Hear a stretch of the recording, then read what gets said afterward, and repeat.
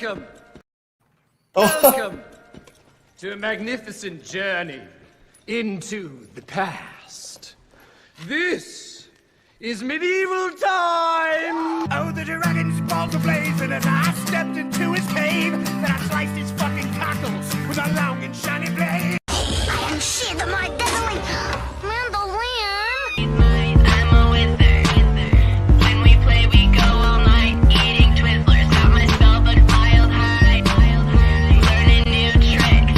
Shooting lightning to the sky. Roll a d6. Her gold-spun blonde hair spills past her alabaster shoulders like springs of honey mead.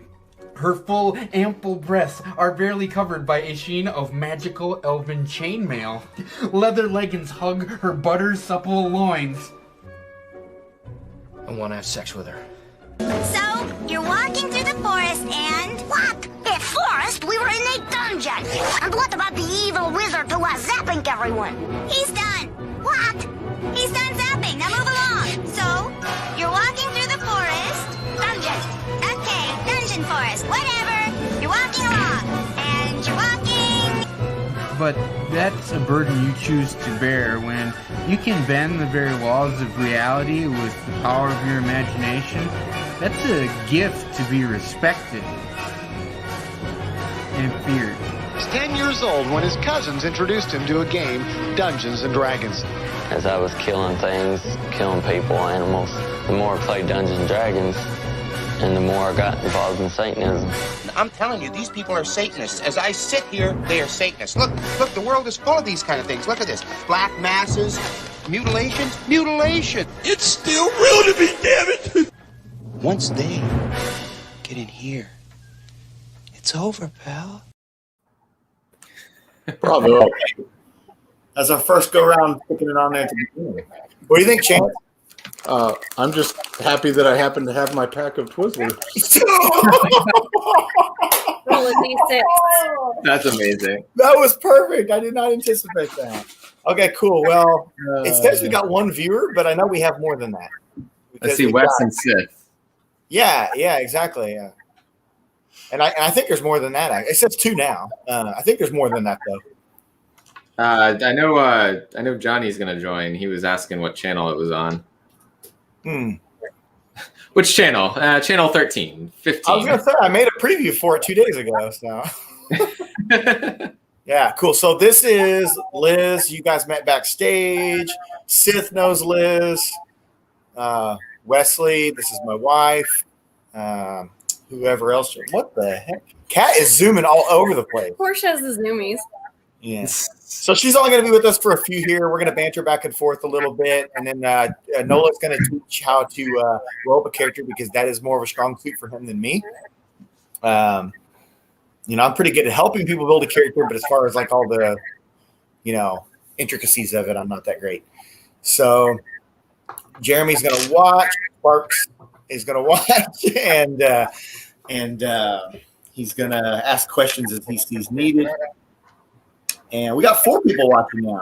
So I know Caroline's going to jump on here. She messaged me right before, so she's going to jump on. Who knows? Yeah. I bet Lewis is one of the people watching right now. Johnny is, and myself. Johnny is for sure right now? Johnny's in there, yeah. Oh, well, say hi, Johnny. He sent a message, and then he retracted the message. Did he really? I probably mistyped something, but I'm watching on my phone, so I'm the 4th person. Oh, okay. All right. Whatever. So, yeah. While we're killing some time here, while we got Liz, she's just going to talk about it. Oh, hey. Oh, thank you. Johnny's the guy that did a wrestling show with the other day. Oh, okay. Super cool, dude. Yeah. Yeah, thanks, man. She's going to just talk about her experience. She doesn't have that much experience with D&D, but she's been in 3 different campaigns. So she's going to explain how easy it was for her to get in. Somebody's echoing. I don't know if it's us or... I don't hear an echo. I don't hear an echo now.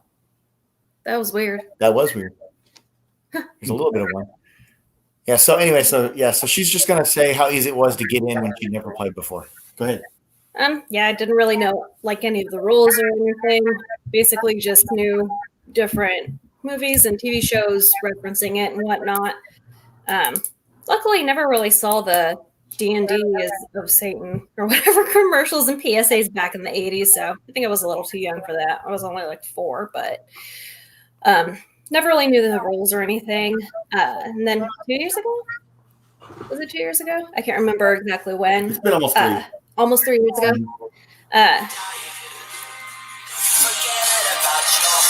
It's for you. Sorry about that. But yeah, almost 3 years ago, a couple of our friends,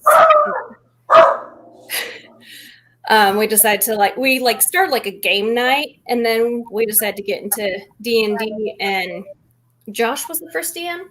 So yeah, and we played general board games for a year. We still play some every now and again, but general board games, and then we all decided D&D because one member of our group had played D&D before.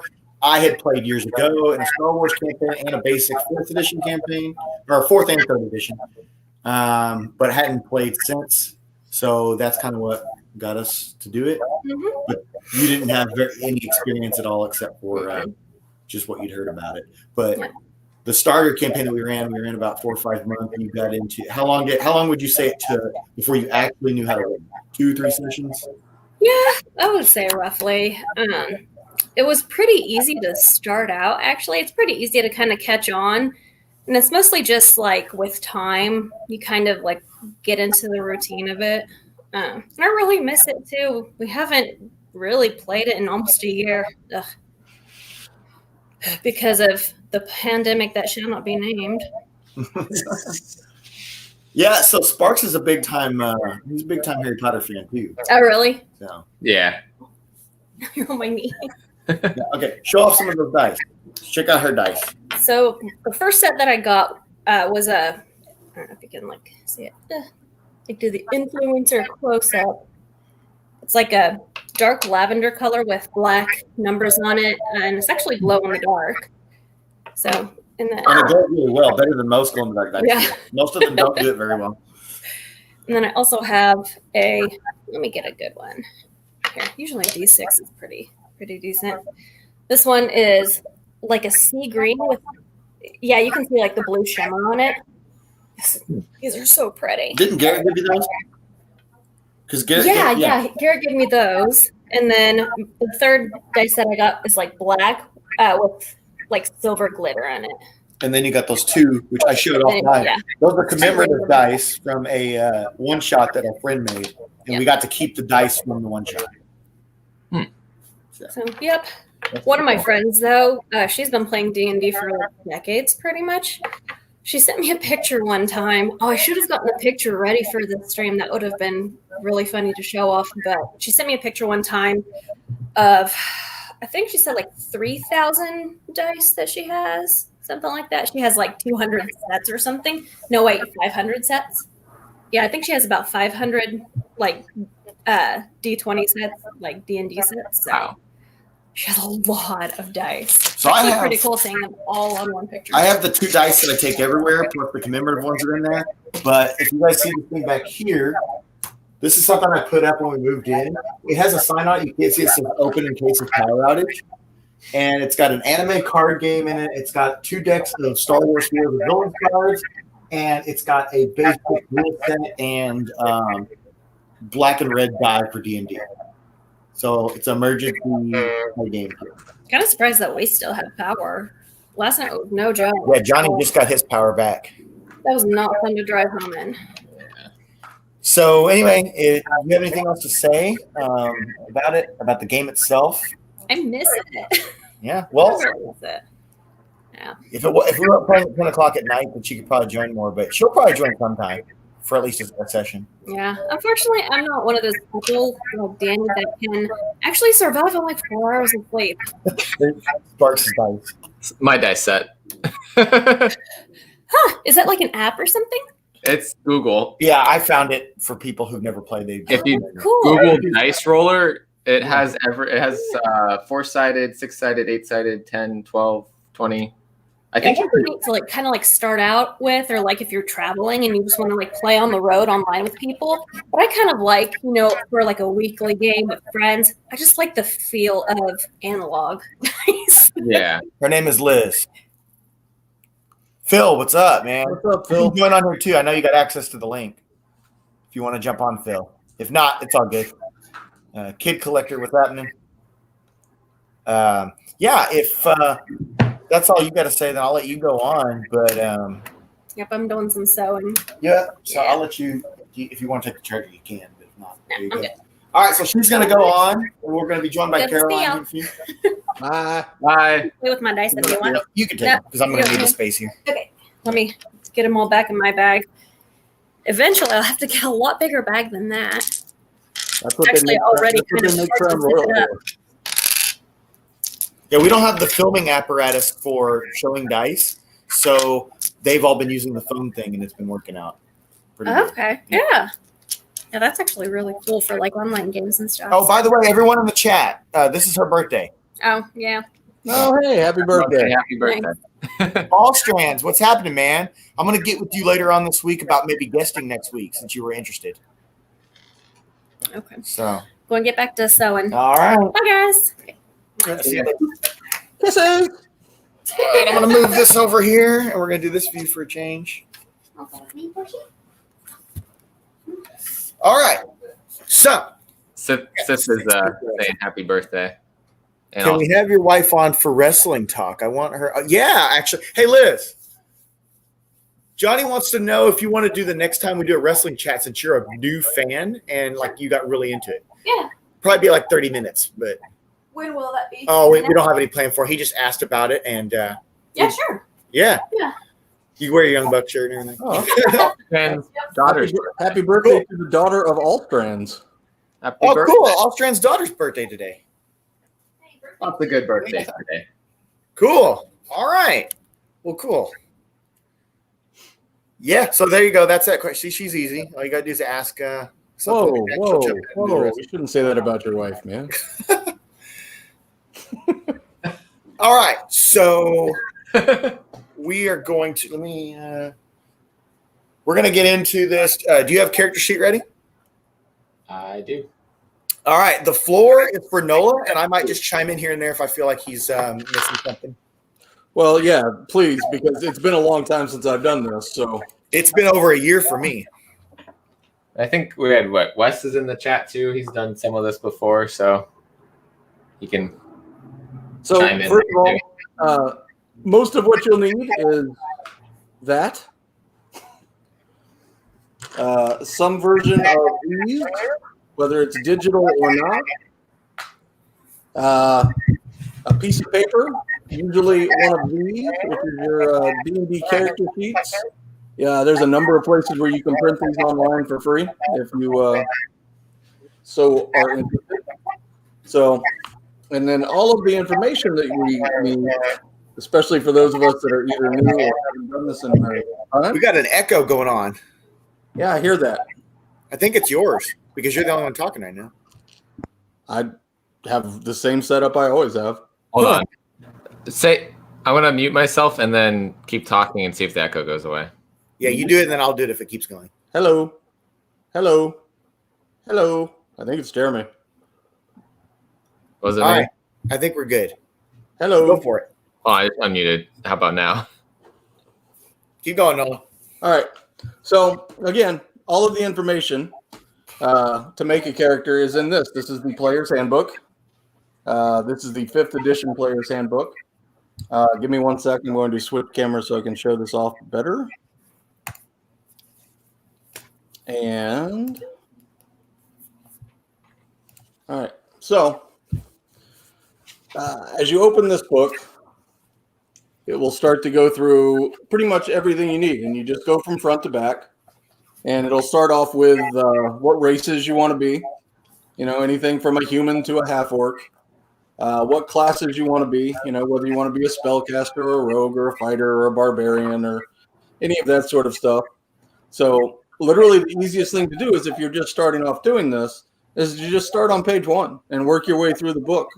Do a little research into each of the classes and each of the races. They all have various and sundry bonuses and that sort of thing, which you might like or can come in handy. And so Pardon me. Going to go back to the other camera for a sec. You want to tell them why you want a pencil and not a pen? Oh, because life is full of mistakes and things change all the time. So it translates over from the real world to the role play, actually. So what happens is you'll have to keep track of things. So your scores could change, your hit points could change, you could add skills, you could lose things. So all of this is in various places on the sheet.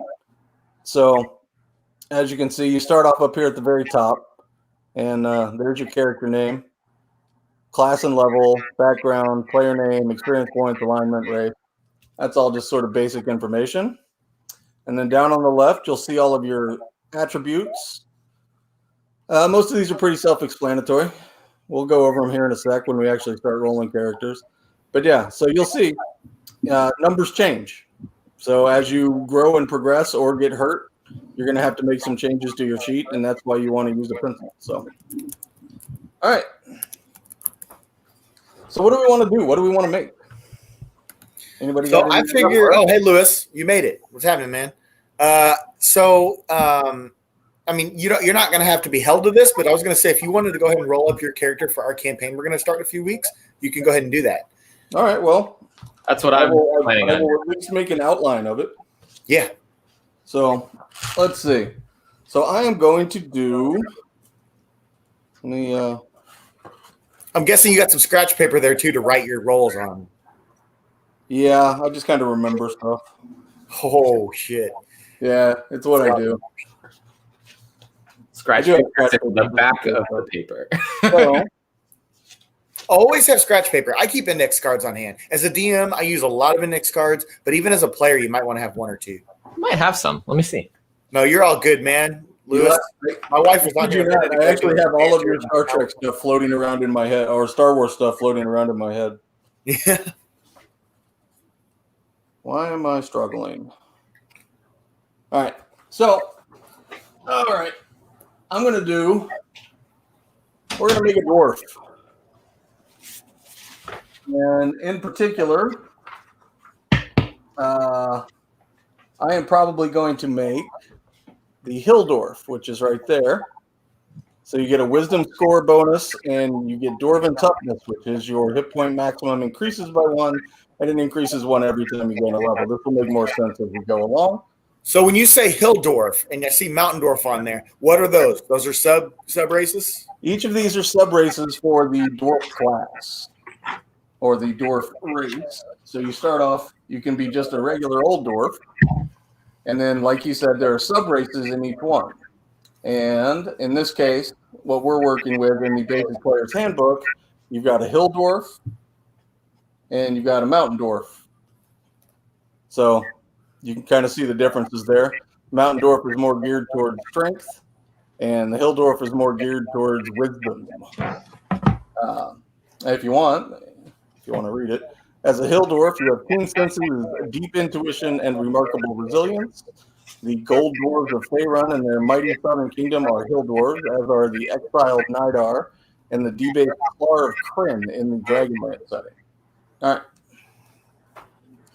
So, let's see. Here under race, race is going to be right here on your character sheet. I'm just going to put hill dwarf. Caroline just joined us. Hey, I was just about to message you.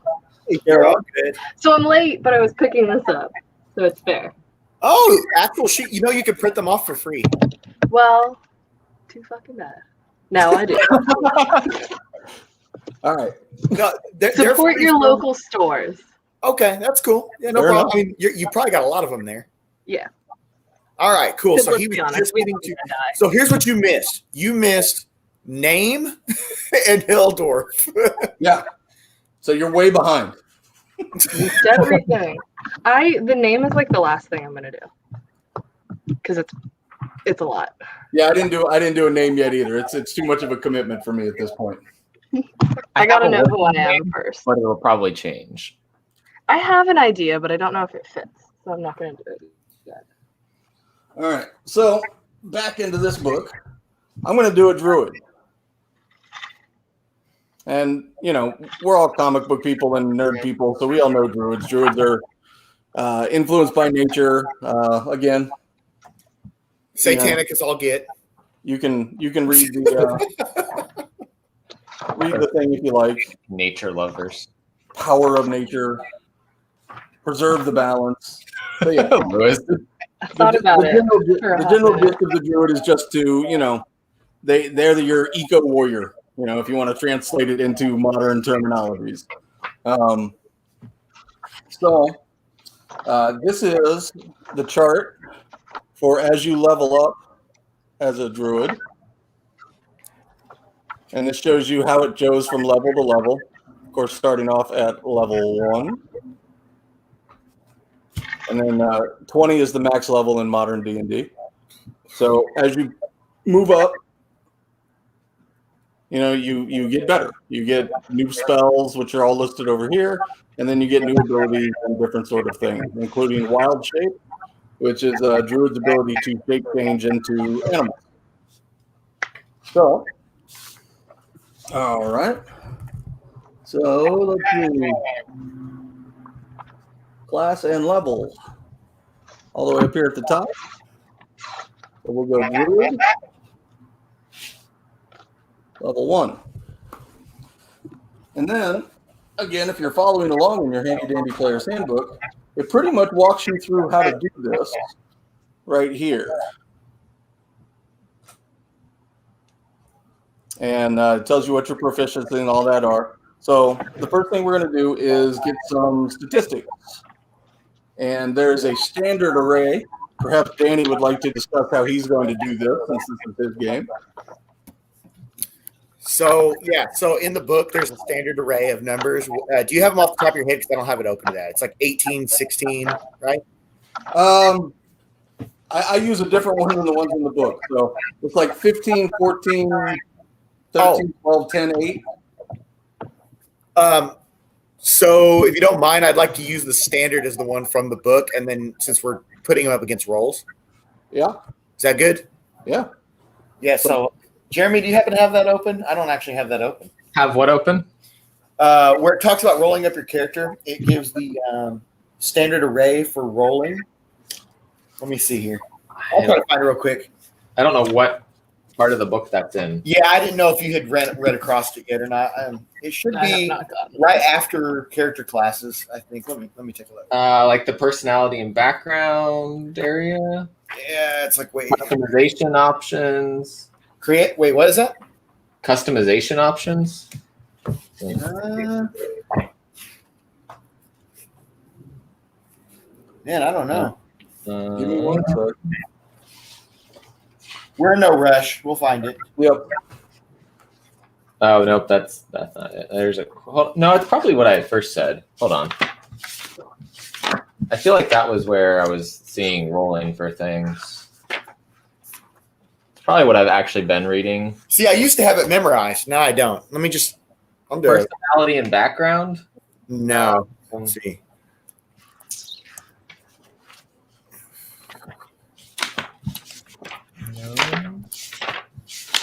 Okay, it is 15, 14, 13, 12, 10, and 8.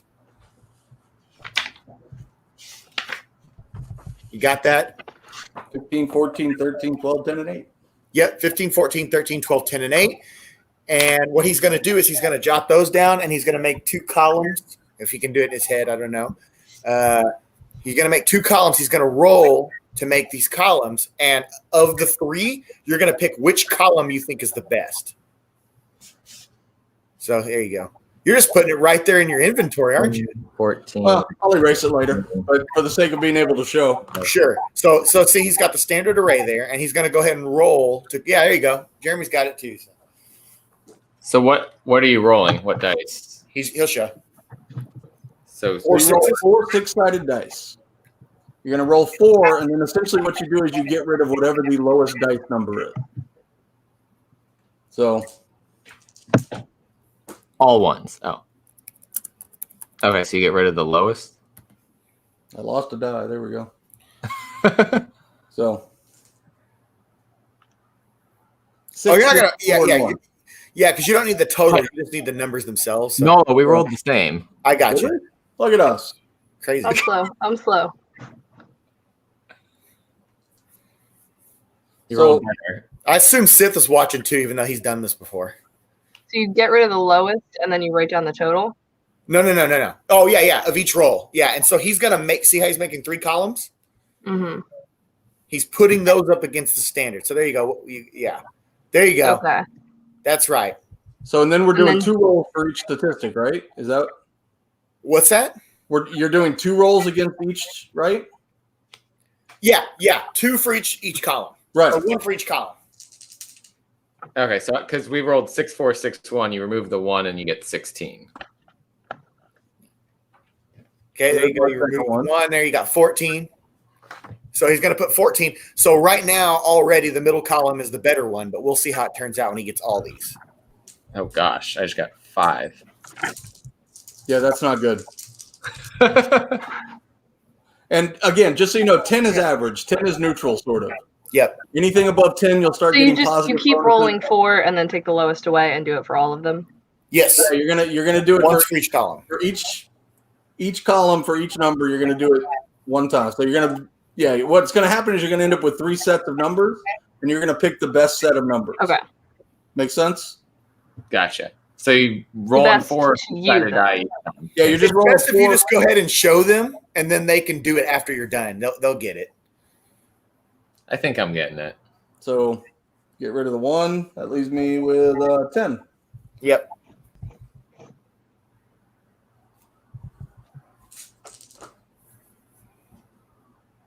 Everyone following along in their textbook in the chat. Again, get rid of the 1. That leaves me 14.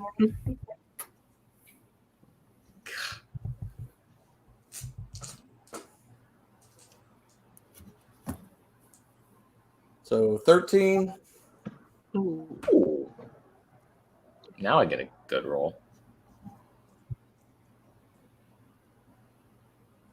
I had been getting really good rolls, and now I'm getting really bad rolls.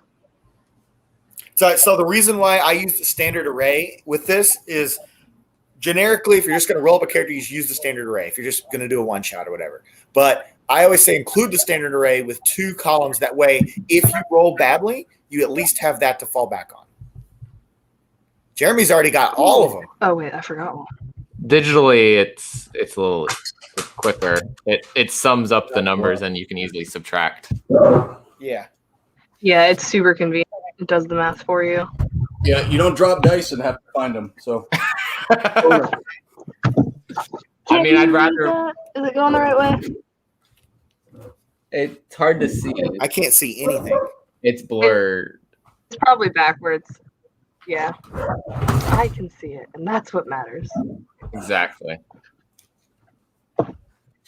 I'd rather be using like regular dice right now, but that was kind of convenient having it sum it all up. Yeah. Oh, I have dice. My brother gave me his dice. He found them. Oh, nice. Eventually, I'll probably have the fill set up where I can just show off the dice and all that. all right, well, I lost the die, so I gotta pick my race. we'll just do this for giggles. He lost. So 13. How'd you lose a die? It fell under my chair or something, and I can't find it. So 14.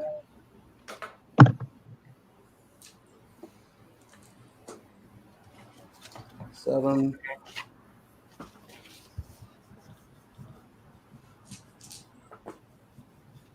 Ten.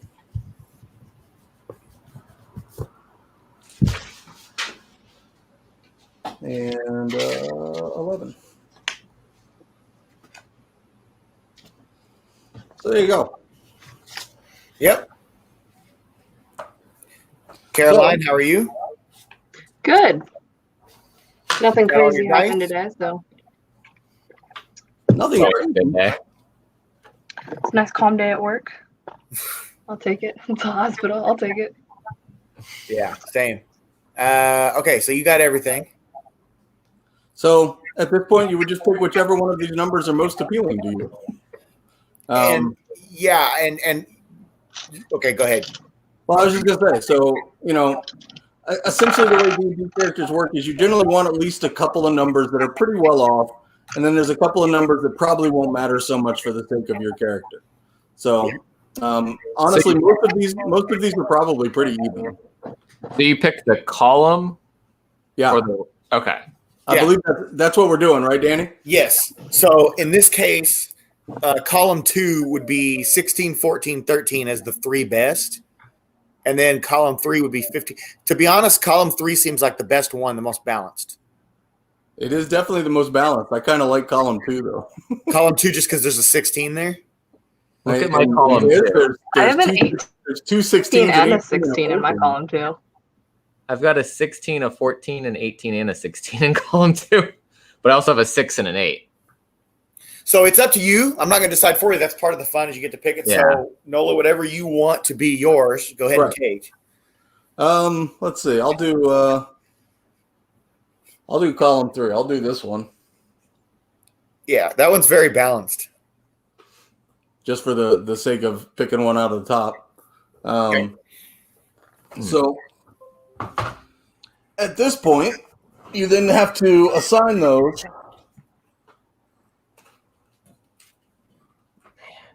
over on this side. This is where it comes in where you want to know the character that you're developing. You want to know the stats, what's good and what's bad about them. Just a question. Which would you guys choose, column 2 or column 3? I would take column 2 because I like that sort of craziness. But if you want balance, then number 3 is the way you go. I'm gonna agree. I'm gonna agree with him. It's almost just like his columns, where 3 is the most balanced, 2 will suit. So basically, if you pick number 2, you're going to be very strong in the areas you want to be strong in, but you're going to be very weak in the areas that you would be weak in. But if you pick 3, you're going to be balanced across the board. You're going to be somewhat good at your character's strengths, but you're not going to be horrible at your weaknesses. Does that make sense? Yeah. I mean, 17, 15, 14 being the top numbers isn't bad either. No, you're not. Honestly, you could go either way. Yeah. I might do column 3 just because there's only one low number versus 2 low numbers. Well, yeah, and given that it's your first character, it'll give you a really nice, well-rounded set of skills if that's what you want to do, Yeah. All right, I'm doing it. Instead of just trying to focus on 1 or 2 things. Which one are you doing? Column 3. Okay, I would pick column 3. Yeah. I think I'm going to go standard. Because mine has one that's all high. Yeah. Because I have one that's all high and then one with 3 9s and the highest is a 14. The lowest is an 11. Yep. So standard. The reason why we put it up against the standard is that way. If your rolls are just like you just got, then with the standard, you're going to have one really, really strong thing, and you're going to have one really weak thing, and then everything else is going to be a mix in the middle. Yep. Okay. All right. So going back to the old player's handbook, as you look at the druid class features, his hit dice is going to be D8. These are going to be the things that he is proficient in from the get-go. Usually there's a I don't see it. But essentially you want to read through and you want to find out what kind of character you want to be. Druids rely on a lot of wisdom, so you want wisdom to be the highest score for the druid. And wisdom is the difference between wisdom and intelligence is a lot of people compare street smarts to book smarts. Yes. It's sort of your ability to recognize and perceive things versus know things. So I'm going to put my highest stat, which was this 15, into the wisdom box. Right? Can I comment real quick on the wisdom intelligence thing? Please. So as a DM, the way I differentiate that is if you're trying to figure something out, you're going to be using intelligence, like a puzzle or something like that. Wisdom is going to be more like intuition. So like if you're a wizard, Jeremy, and I know that you have had training in certain things, you're going to be doing wisdom rolls up against like, hey, this is something that I would have prior knowledge in, sort of thing. Gotcha. But as a wizard, I'd probably want intelligence as my highest first. Yes. I would say so. Yeah. Yeah. By the way, Nola, I am planning on being a wizard high elf. Okay.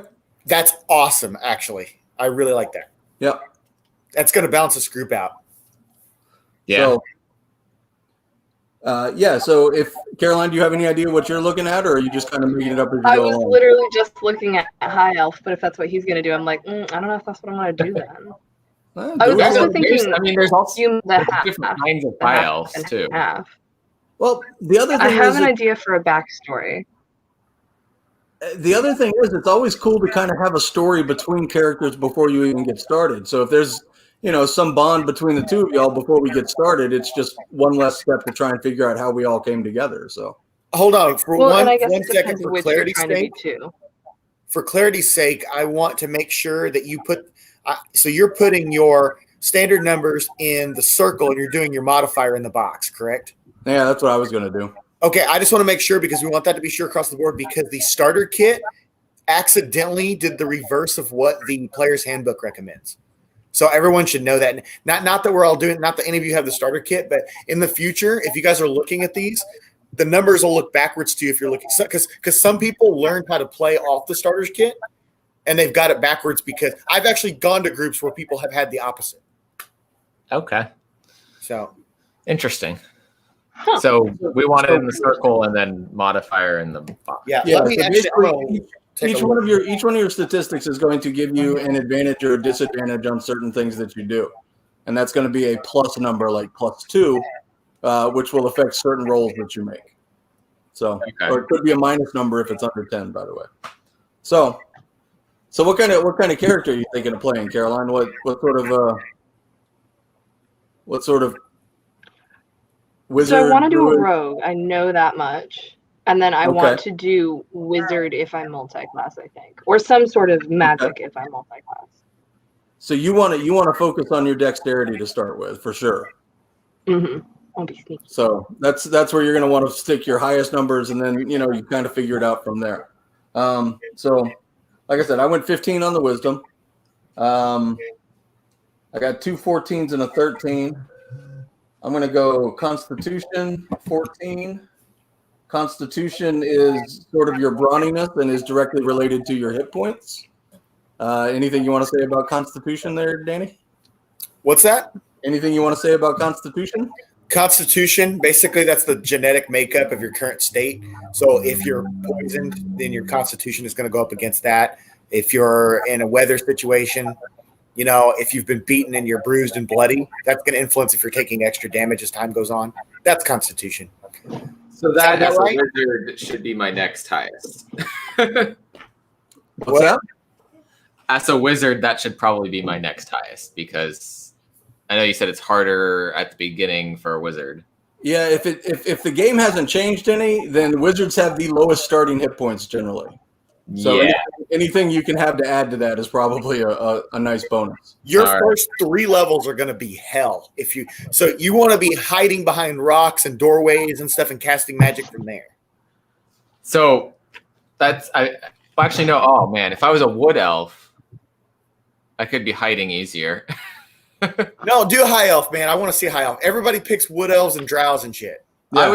I was looking at both of them, and then I'm specifically. See, I didn't like the drow because it says you can't be an well, you have to have special permission from your DM to be a drow adventurer, and I was like, yeah, you have to have special permissions because a lot of people interpret drows as being fully evil characters. I don't. Neither does Sith. Sith was talking about that yesterday.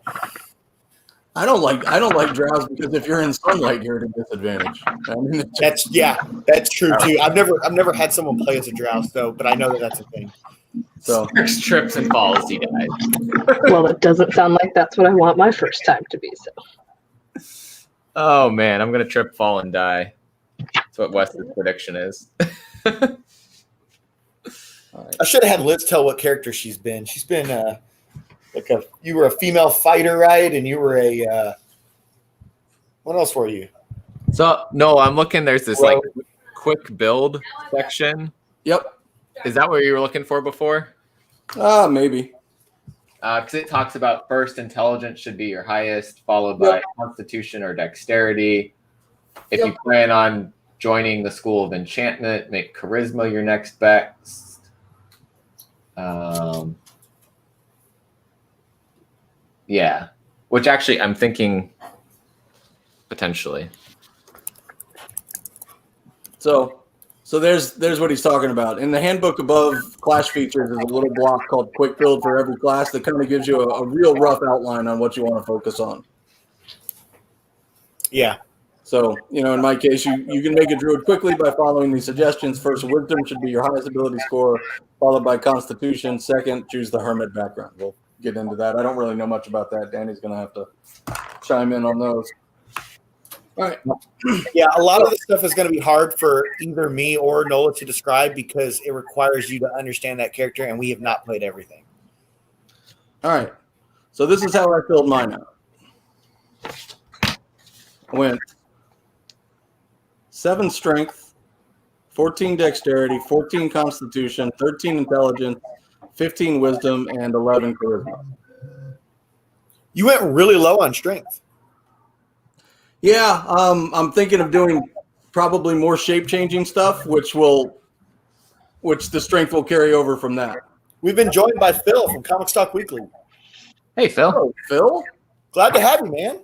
We got almost the whole D&D crew here right now. All right. How are you doing, Phil? He's all ready. Yeah. He's got his books. He's got his sheets. He's probably got some dice. Say, as a wizard, I probably don't need strength. No. Can I ask real quick, when rolling attributes, did I see you roll 3 different sets and choose from one of 3? Yeah, so there's a standard array that the handbook recommends, and that's 15, 14, 13, 12, 10, and 8. Right here, this first column. And then you're going to roll 2 other columns, so 2 other sets, and then pick which one of the 3 you like the best. And you do that by rolling 4 6-sided dice and removing the lowest die from each roll. And then at the end, you're going to determine whether you want to beef up your strengths or you want balance. Right. By the way, do we get to pick our class, or are you assigning them? I believe you get to pick what you want to be. You get to be whatever you want. So we'll give Phil a sec to get caught up here, and ask any questions he's got. Yeah. Danny, where do you want to go from here? Where do you want to move on to? And now that we've got the basic outline of everything. Yeah, I want to focus before we get into all the the feats and all that kind of stuff there, all the strengths and weakness, and all that modifiers. I want to get into armor classes and hit die. Okay. And shielding. Okay. So what are you looking at? What are you looking at being, Phil? Rogue. Oh, we got dueling rogues. That's fine. They'll be working together doing things. Sneaky little bastards. It should be really good. Sneaking around. Who's the other one? Caroline. Oh. Me. You and your sniping sneaky stuff. I promise not to murder you. How about race? What are you going to be for race, Phil? I don't know yet. I want to check the race charts to see which ones favor rogue. Promise not to murder you too much. Halfling's always a good rogue. Dude, my first character in a full-blown 5e game was a halfling rogue. Dude, they're great. Little tiny things you can hide almost anywhere. Oh, that would be. So I don't suggest it for this game, but as you get more comfortable with D&D, you might consider doing a campaign sometime where you roll up a BS character where you actually give the worst stats to your strength. Like, have you ever seen, what are they called? They're called dumb stats, I think. Is that what people call them? Yeah. Yeah. So basically, like, imagine a barbarian that's like going out with like freaking like razor thin arms, and like, yeah, people do that. People create things like that. Or they create like wizards that are stupid, so all their magic gets jacked up. So they're like playing it on hard mode? No, it's not playing on hard mode. It's just making it where your character's basically comic relief. You can still be successful with that character, but I also there's a thing I do sometimes with people where I give characters dumb luck. I usually only do it 1 per party, but it just depends on stats. Once I get a look at people's sheets and stuff, I'll give somebody the ability to have dumb luck, which basically means if they fail a roll in a certain category of theirs, then whenever they fail that, I will make it not necessarily a success, but something that's not completely detrimental and could change the outcome. I don't know if you've ever heard that one, Nola, but that's something I've done before. No, I haven't. Okay, I'm doing it. I'm gonna be a high elf too. I'm doing it. Nice. Oh, okay. I have Quick made question. my decision. What you got, Phil? Do I keep those numbers in the order that I rolled them when assigned? No, you can assign those to whatever stat you wish. Okay. So pick when you get all 3 columns, pick whichever column you think is going to fit you the best. Well, I had a good roll on my 3rd column. I had good rolls, I should say. Well, take the 3rd column then. Yeah. Okay. So the ability score increase, is that my proficiency bonus? Or no? What is it? What page you on? So when you go to your character, it's got like elf traits, and then it says, "Oh fuck, I can't see what I'm doing." Da-da-da. Oh, how there's like a +1 intelligence. Where is it? Yeah, that. Where does that go? I can't see. Under like the description of the race, it says So it ability goes, score. yeah, your character has natural abilities, and then ability score increase. Your dexterity score increases by 2. We Is will be that factoring that in proficiency when we do bonus? the actual stats. Okay. So will that go in the top box area when we add in pieces? Yeah, right. Like how we have it in the circle right now, but there's the top part. It'll affect the modifiers, won't it, Nola? Again, some of it I'm still getting refreshed on. So Yeah, me too. Let me flip through because, like I said, I can't see Caroline's thing at all, so I don't really know what she's All talking. right, here, can you see mine? I'm gonna flip to it. I'm gonna go Yeah. straight through the race. Here, wait, I'll take pictures of it and send it to you. No. That I got might the be book right better. here. That's the book right there. Yeah, I'm in the So book. you can see what. Oh yeah, So you I'm do have the going book. You have the book. Page 23. Page 23. Okay. Yeah. Where Or are you that. at, Nola? That's what I'm looking at. this is page 173. This is the About- start of chapter 7, which is using your ability scores. Yeah. That probably okay. tells us how So to you're saying- add that in then. Well, yeah, we're just waiting for Phil to get. And then you go down like immediately under elf traits. It's ability score increase. What do I do with that? Yeah, she's right. Yeah. She's gonna. Whenever you get to that, you're gonna add those traits into your modifier, but don't do it until we got your basic modifier. So the box that's above the numbers there, right? Yes. So it's going to go on top of that. Okay. Do you see everything that says dexterity? See how it says DEX next to, in parentheses? Every one of those you will add 2 to. Okay. Right, Nola? That sounds right. I believe so. I'm reading and listening. So Yeah. That So makes perfect sense. we because that's we an just elf- haven't that is gotten an there elf yet. trait. Because look, if I go to another character, let me just go to another. Yeah, I think we just haven't gotten to that part. Yeah, we're not at that at all yet. So Sorry, when we I'm go to reading dwarf, dwarf have constitution score increases. So anything that's under CON, I guess, is going to have 2 for dwarfs. So yeah, but we'll get to Okay. it. I will be right back. I need to get sticky notes. Yeah. Or I have the I wrote down the high elf stuff on here. Just so I have it somewhere that I can refer to it when we get there. yeah, I was gonna as soon as Phil gets caught up, we'll talk about where to put some of that stuff for now, to just so you can keep track of it. Where are you guys at right now? We have basically assigned I just need to be able to flip through the book. attributes, and that's about it. Okay.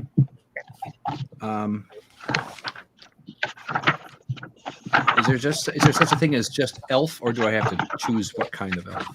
You have to pick a sub elf. I know, There's the right? regular elf. There is the high elf. There is the wood elf. There is the dark elf, The drow. which is the drow. Yep. So, Phil, if you want to take a look, Sparks and I are both high elves. this is That your regular elf. influences your opinion. Yep. And Yeah, then I'm there as right you move now. through, this is high elf right here. I'd kind of like to mix things up. I don't like to go too exotic for classes. I'm just trying to think of classes that are natural, like dexterity bound. Elf being one. Be a halfling. The Lightfoot halfling. I don't want to be a halfling. Well, then go for the regular elf, dude, right there. Yeah. Okay, I'll do regular elf. I'm just Well, regular elf. Aren't the wood elves also more? You know what? Yeah, maybe I'll do that. Hold on. No, it's wisdom. They have wisdom. Oh, okay. So your regular elf increases your dexterity by 2. Okay. Yeah. Like I said, let's not focus on those stats yet. That's Right. not a priority. Okay. Yeah. Okay, I'm a rogue elf with my stats in place. Do you want to hear them? Yeah. Yeah, why not? Starting at strength 15, 16, 15, 16, 11, 15. Wow. I know. Is that one you rolled up? Well, yeah, because that's not even the standard. So you did. So definitely go with that. That was 4. It's taking out the lowest, right? Yeah. Roll forward, remove the lowest. Yeah. Yep. Yeah. For me, starting with strength, I have 5, but then I go 14, 15, 17, 12, and 13. And I am a wizard high elf, or a high elf wizard. Yes. High elf wizard.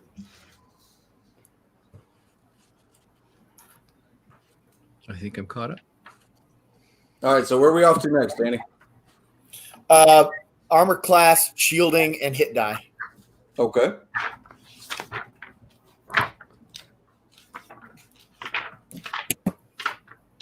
Where is shielding on that? So yeah, you can just focus that part of the sheet on there so they can see it.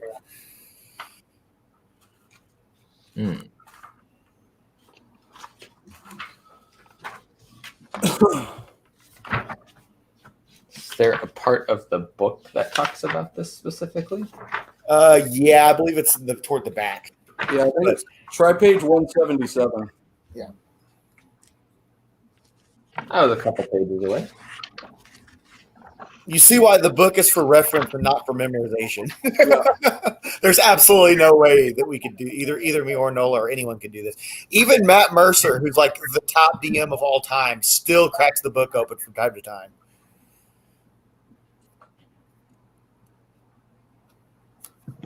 What am I looking for on that page, though? Oh, So I see attack rolls and damage. We're looking though. What are we looking for? Armor class? I'll let Nola. Well, it depends on your class, right? I mean, Like, but how do you figure it out? I know it has to do with.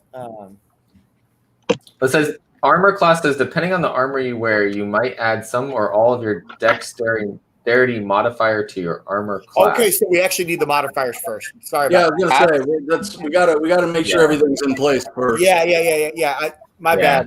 I totally forgot about that. As described in Chapter 5, equipment. Okay. Yeah, you're right. So I guess all you elf people. What is Constitution?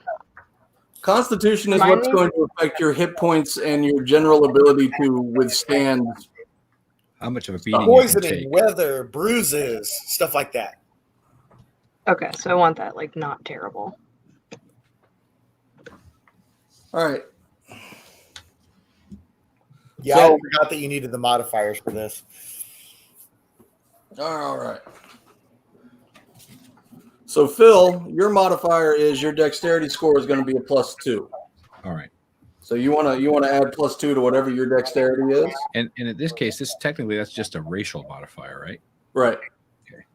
And so we're writing R plus whatever in under your the top part of the box. No. Not yet. We got to get the base modifier score. So whatever your score is, if you have like a 15 dexterity, just change it to 16. Oh. Okay. So that's a high elf. Yeah, I think Wesley has a point. The base AC is for every class, and then you yeah, I think it's 10 for elves. I think it's well, I don't know. Well, we'll have to get into it. I haven't done deep ACs and that kind of things in a while, so yeah, I haven't either. So we're all working on it. Yeah, I mean it's no rush. Yeah. So does dexterity only apply to regular elves, or does that apply to all elves? So he is a regular elf, so he is getting that. You guys are high elves. So here is, because the way I was reading that was that there was elves in general on all that information: ability score, age, alignment, size, speed, dark vision, keen senses, ancestry, all that stuff applied to elves. yeah, but just elf. There's a difference between a high elf and a regular elf. Yeah. So you want to follow what it says in the high elf section right here. Actually, I found an even better table for this. It's on page 12. In the left-hand column, it lists all the races and all their Yeah, bonuses. he's right. Awesome. Nice. But yeah, on one, I think what you're talking about, Nola. On 173, it talks about like if your ability score is 1, then it's -5 modifier. Yeah. 2 and 3, yeah. But Phil's is better. It lists the modifiers for every ability for every race. Where are you at, Phil? Page 12, left-hand column. 12. Hit points and hit dice. You know, I feel like I looked at that at some point when I was looking through everything. Yeah. So, like, for example, high elves under intelligence. Maybe I want to be a regular elf then. But if I can repeat, though, what you're saying, though, is because of my racial bonus is +2 to an already existing 16, I would write 18 in the circle at the bottom. Yeah. Okay. So I get +1 on intelligence and +2 on. Oh wait, no, it's a half elf. Never mind. I thought I was reading high elf again. I was like, oh hey, special bonus in charisma. High elves has intelligence bonus. So remember, you're filling out the box column right now. You're not touching the little brackets. What? Right? We're filling out the far left column on the character sheet. Yes. Yes. So right now my intelligence says 17. Do I change that to 18 or do I put +1 above it? No, you change it to 18. But so if you're a sub race, do you not get the main race traits then? No, you just get the sub race traits. It doesn't stack, if that's what you're asking. She wants dexterity. She's not going to be a high elf anymore. Well, I'm just confused because I'm like trying to. No. It's just like, how do you describe yourself as an elf then? Like, I'm just an elf. Yeah, that's what I was saying. I'm generic Just elf. an You're elf. high elf, and he's wood elf. And I'm just elf elf. Yeah. Yeah. I mean, that would be the most popular elf. I mean, you got to think of it in like real term racial terms. Like you got Caucasian people, you got black people. Like black people are still humans, you know. Like so. Yeah. So I guess that So would be like. wouldn't you just get both? Like you're a human, but you're. But I can see like subtype some human. high elves So are like from certain areas and have Yes. more secluded. Wood and elves are they're a from little bit- forest areas. High elves are from, I believe they're from mountains. I thought we were like. I guess in my mind it just makes sense. Like if there's a subclass, you would just go like, okay, this is my race, and then this is the subclass of the race that I am to like develop your Yeah, backstory. but if they stacked like that, you'd be super overpowered. Exactly. It's not stacked. Hold on. That's fair. Sorry. Oh, rip me. Because then nobody would ever be a regular of their. They would only be subclass. Nobody would ever be the regular. Fair. Yeah. So it's like that subclass gets that special thing because they're in their own area, and then the Exactly. There's pluses and other- minuses to everything in the game. yeah. The other elves are probably not as like secluded. Maybe they're more out with the other population. Though Danny, what I'm looking at is the like a subclass of high elf. Yeah. Because there's two types of high elves. One Okay. is the is a haughty and reclusive, believing themselves to be superior to non-elves and even other elves.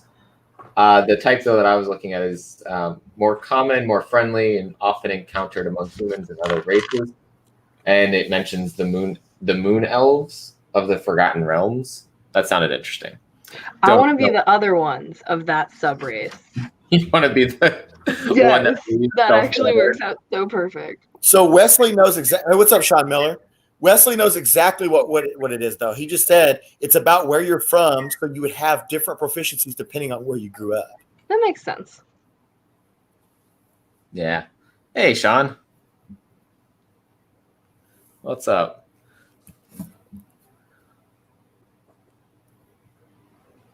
Yeah. Constitution. If you throw up, if a wizard casts Stinking Cloud. Okay, so I am adding my intelligence to 18. I still haven't done that. And this is why we use pencil. Yes, because look how much you're altering just putting that column together. How are you doing, Phil? I'm doing okay. Is there anything you can add to that? Because I basically, if you go look at your race, it will give you some modifiers. If you go look at your class, it will give you some modifiers. I'm just kind of making sure I've covered all the bases. Yeah, so I gotta look at my class. Let's talk about. It's all coming back to me. Where in the class does it give me modifiers? Well, yeah, and depending on the class, it may not. Will Edstrom, how's it going, man? I don't know you, but welcome. Okay, so I filled out all the circles within the boxes, and then I added my ability score increase. I think I'm caught up. Yeah.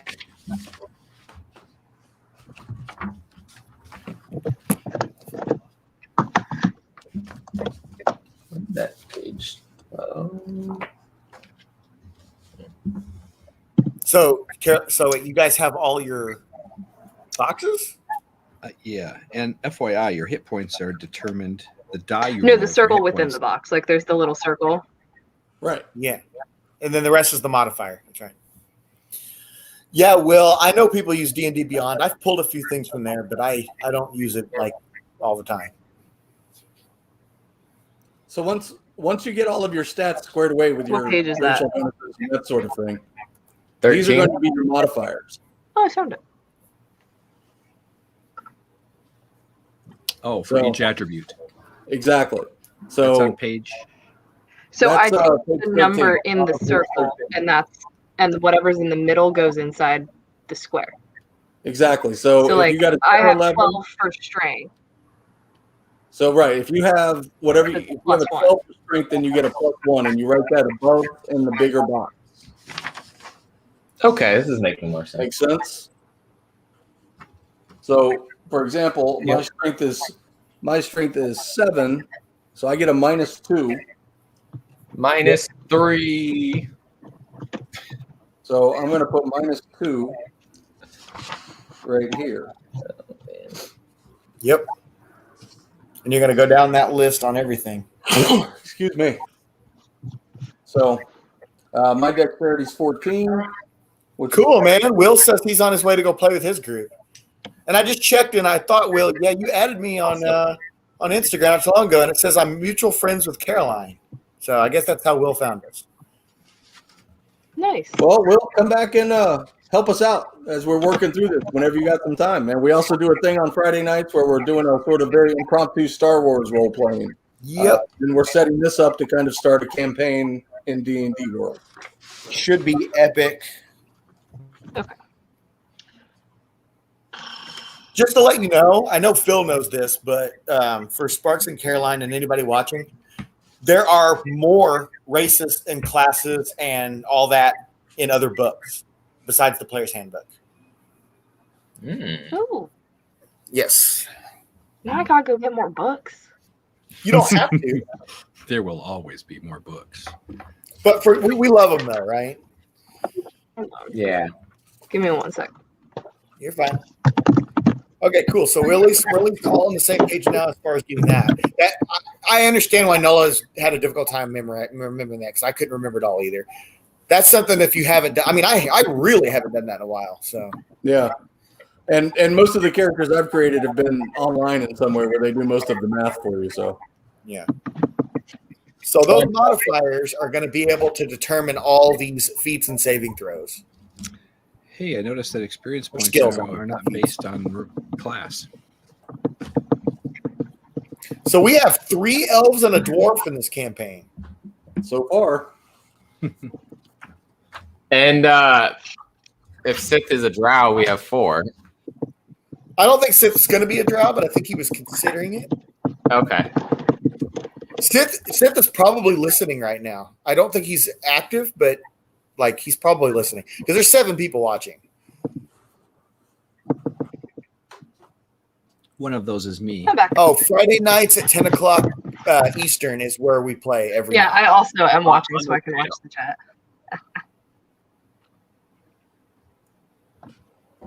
Wow, +0. Great. Once you get all this part down, it's not hard. This is why we don't want people to get scared by D&D. This is why I do watered down versions. Because Can I go back and pick different numbers? No. Caroline, look at my strength. Here's what you can do. It's not so good. Yeah, I have -1 wisdom and I'm bitter about it. Between now and when we actually play, if you can roll up your own character and do it properly, you're allowed to do that.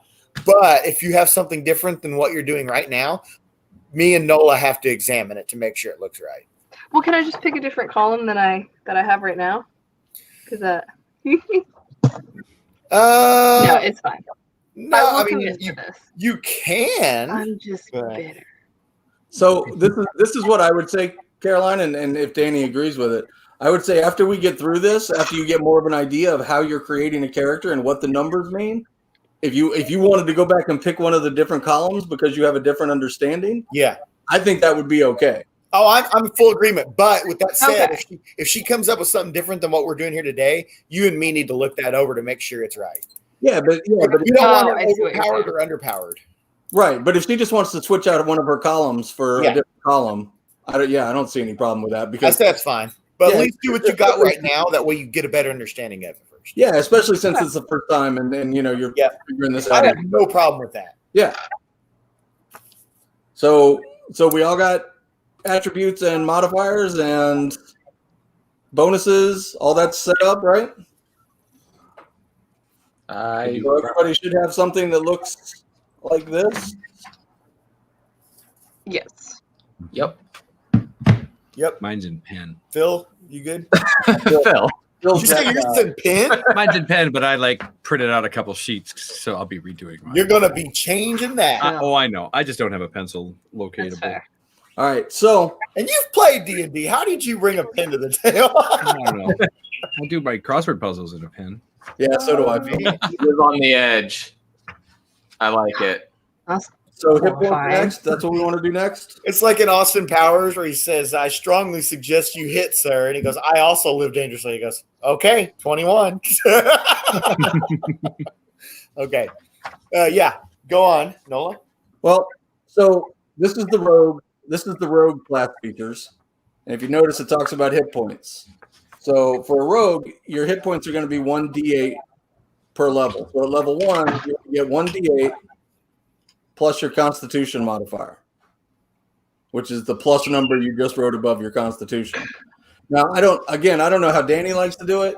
I personally, at first level, Go ahead, Nola. I want to hear what Nola. Do I add? So I have that. I am. Okay.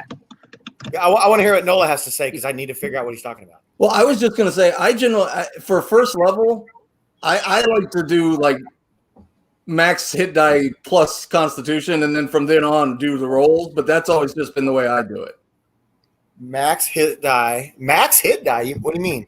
Well, we roll 1d8, so we would instantly get 8 plus our Yeah, bonus, so but just the first time. Start off with whatever your max is, because otherwise, I mean, if you roll a 1, you're doomed. Okay, I get what you're saying. Yeah. So the way we've done it, whenever I've done with other groups, is if you roll a 1, then you don't have to keep it. Okay. But if you roll a 2, then you have to keep it. No, there you go. Here comes the 2. Nope, the 1. Okay, you don't have to keep it. Wait, is he rolling? You're rolling a 20? No, it's an 8. Okay, yeah. So you should be rolling an 8. Yeah, roll the d20. I still get a 1. Yeah. Oh, actually, I don't even get an 8. I get a 6. Okay, keep those. So goes. Well, hold on. I'm yours a is D6. different, Jeremy. Yours is different. Yeah, You're I know. not a I'm a rogue. D6. You're not this a is for rogue. Caroline. So this Yeah, is for 'cause I'm a Caroline and rogue. Phil. For And you, Phil's also a wizard. rogue. I believe a wizard is a D4 if it hasn't changed. No, Yeah, it's a D4. Yeah. Trust me, the last character I played with was a wizard. I'm looking right at it. So It says this goes where hit die Yes. on the sheet is what I just rolled. Plus, hold on. like a +7 or just 7. So right here where it says current hit points, Mm-hmm. write down 7 plus your Constitution modifier. So that's your hit points total. Do I add where it says plus the 8+ right below hit die, hit point at first level, 8+ to your Constitution modifier? Does I that don't go know, in there you as haven't well? Yeah, your would total roll your hit points right 8-sided. now is going to be 7 plus your Constitution modifier. That's it. So your So my Constitution is 0. Okay, so 7 Plus is your flat 0. number. That's 7. Jeremy, What's up? nothing. Just checking to make sure on wizards. Yeah, it says hit dice. No, it's 1d6. They changed it. 1d6. Yeah. Okay, 6. All right. Interesting. Yeah. Later, There you go, right there. 1d6. hit points at first level is 6 plus Constitution. So Hit 6 points plus at your higher Constitution. levels is 1d6 Oh. or 4 Yeah, there's your question answered right there. plus your Constitution modifier. They're even telling you take the 8. Yeah. Yeah. For So I first don't know if level. this is a change since the last. I don't know. Hang on one second. I'll be right. So wait, so we start then with I would start with 6 plus my Constitution. Yep. Yes. But Okay. but in the future, when you level up, you'll roll a Yeah. six-sided and Because add okay, so that's the whatever thing too. Your hit die are going to change every other level. Not every level, but it'll say like when you look in your leveling, it'll So show. what is the hit points at first level? So that's not the hit. We're doing hit die right now. We're not doing hit points. It's based on your class. Yes, So find your class. We're figuring out the hit die right now. So find Okay. class in the book and then look under class features. This on is the to, whole- this is to survive. This is like if you're getting killed. This is what you use to basically come back. Or Okay, so my hit dice is whatever I roll here. We're only figuring out hit die right now. We'll figure out hit points in a minute. Okay, because he told me to put it in hit points. That's why I was confused. Well, the book is telling us already. For example, for rogue, it says hit points at first level 8 plus your Constitution modifier. At higher levels, in other words, second level Yeah, above, but he 1 said die 8. to put in the current hit point what I did with the dice, what I rolled with the die. Yes. Because that's plus your Constitution, right? Yeah, but I think that was before he knew the book was saying. Nola was asking, do we just start with the highest number at first level? And the book says, yes, you do. Okay. So in other words, I'm going to trust Phil on that since he's looking straight at the book. Me and Nola are going off of memory. yeah. Here, What's your class? What's your class, Caroline? You guys are the same. Oh, okay. So we're both rogues. Yeah, right? we're both rogue. So under class features, it says as a rogue, your hit die is an 8-sided die. Every time you roll for more hit points, you're always going to roll an 8-sided. But at first level, it's just plain old 8 plus your Constitution bonus. That's where it says hit points at first level. But does that go under on the sheet current goes hit under. points for hit dice? Oh, I see. That goes under current hit points. Okay, that was just my question. I was like, I don't understand. Now that will change Two because when terms you go being to used at the when same you go time. to second level, that's when you will roll a 1 die 8 to see how your hit points grow. Okay. So for hit dice section, since I rolled a 6, do I write that in the total or do I write that in the box? What is the hit dice? Where are you seeing a hit dice section? So right where Nola's looking right now. this is what's causing all the confusion, right? Oh, You've got this box which says current hit points. Yes. You've got this box which says hit dice. I'm sorry. Yes. Yeah. So for hit dice, put 1d6 or 1d8 or whatever it is Okay. that you roll. Carolyn's 1d8. Yeah. Because your hit die is only going to Oh. change in leveling. Your hit points are going to change whether you get damaged or healed. Right. Gotcha. Okay. So this is just to remind you what die you need in case you can't remember. Yeah, that's Oh, your so I actual didn't hit roll points. anything there. Your actual hit points are going to go in this box. Cool. Okay. That was the clarification I needed. Yeah. That's And I thank guess you, Nola. we're following what the book says, Danny. We're going to go max hit die on the first one. Sure. Okay. And That's what the book says too, Nola. Yeah, that's what I'm saying. I just wanted to make sure. Okay. So then that goes in that top line where it says hit point maximum, which I guess would also be your current. Yeah. Well, So- right now it's current. Yeah, it would, Yeah. at this point it would be whatever current is, but if you take damage, you would keep that. Yeah, number exactly. So Nola, you wrote that down wrong. You need to write that number on that line that Jeremy just pointed out, up top, the little tiny line. because down below is where you're going to factor in Right. damage, and that'll be erased a lot. Where it says temporary can alter based on if you eat like a magic fruit, or if somebody, like if a monk comes along, or not monk, but a druid or somebody comes along and gives you something that gives you extra, you'll have temporary. So like, let's say your maximum is 20, but I give you a fruit that gives you 5 extra. You'll put 25. When you drop below the threshold of 20, you'll be back at your normal hit points. I gotcha. This is actually the most complicated part. After this, it's all easy. Cool. That's why I was trying to aim for this section first before doing the other, but then I realized, oh yeah, you had to have the other first. Man. So everybody has their hit die. Everybody has their HP. Yeah. So where's your hit die, Nola? D8. Okay. I just didn't see if you had it on. So is that how I would put that on Oh, there? yeah. 1d6 per level, and then technically then my total would be 1d6 because I have level 1. Yeah, and that'll change during leveling. Okay. Right. So then if I level up, I would have 2d6. It'll say whatever level.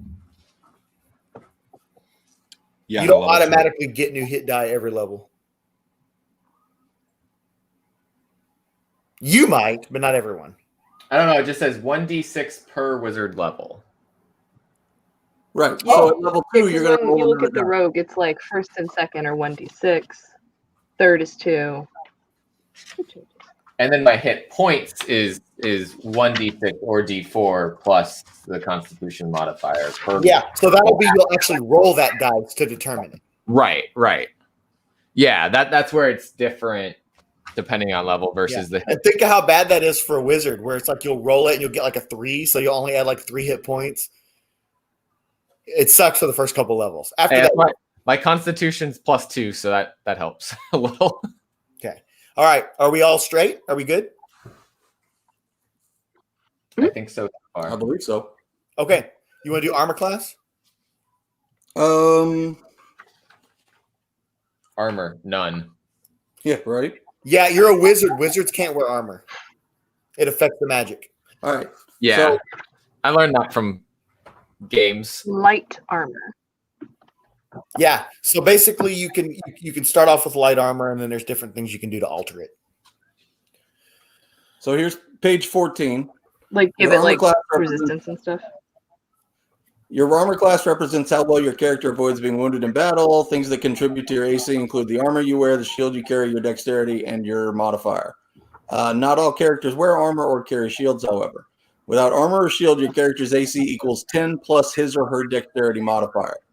If your character wears armor, carries a shield, or both, calculate your AC using the rules in Chapter 5. So right now, everybody's AC is going to be 10 plus whatever their dexterity modifier is, without any equipment. Okay. Yeah, you're right about that. I wasn't thinking whenever you mentioned it earlier. Like I said, it is a little foggy. Yeah.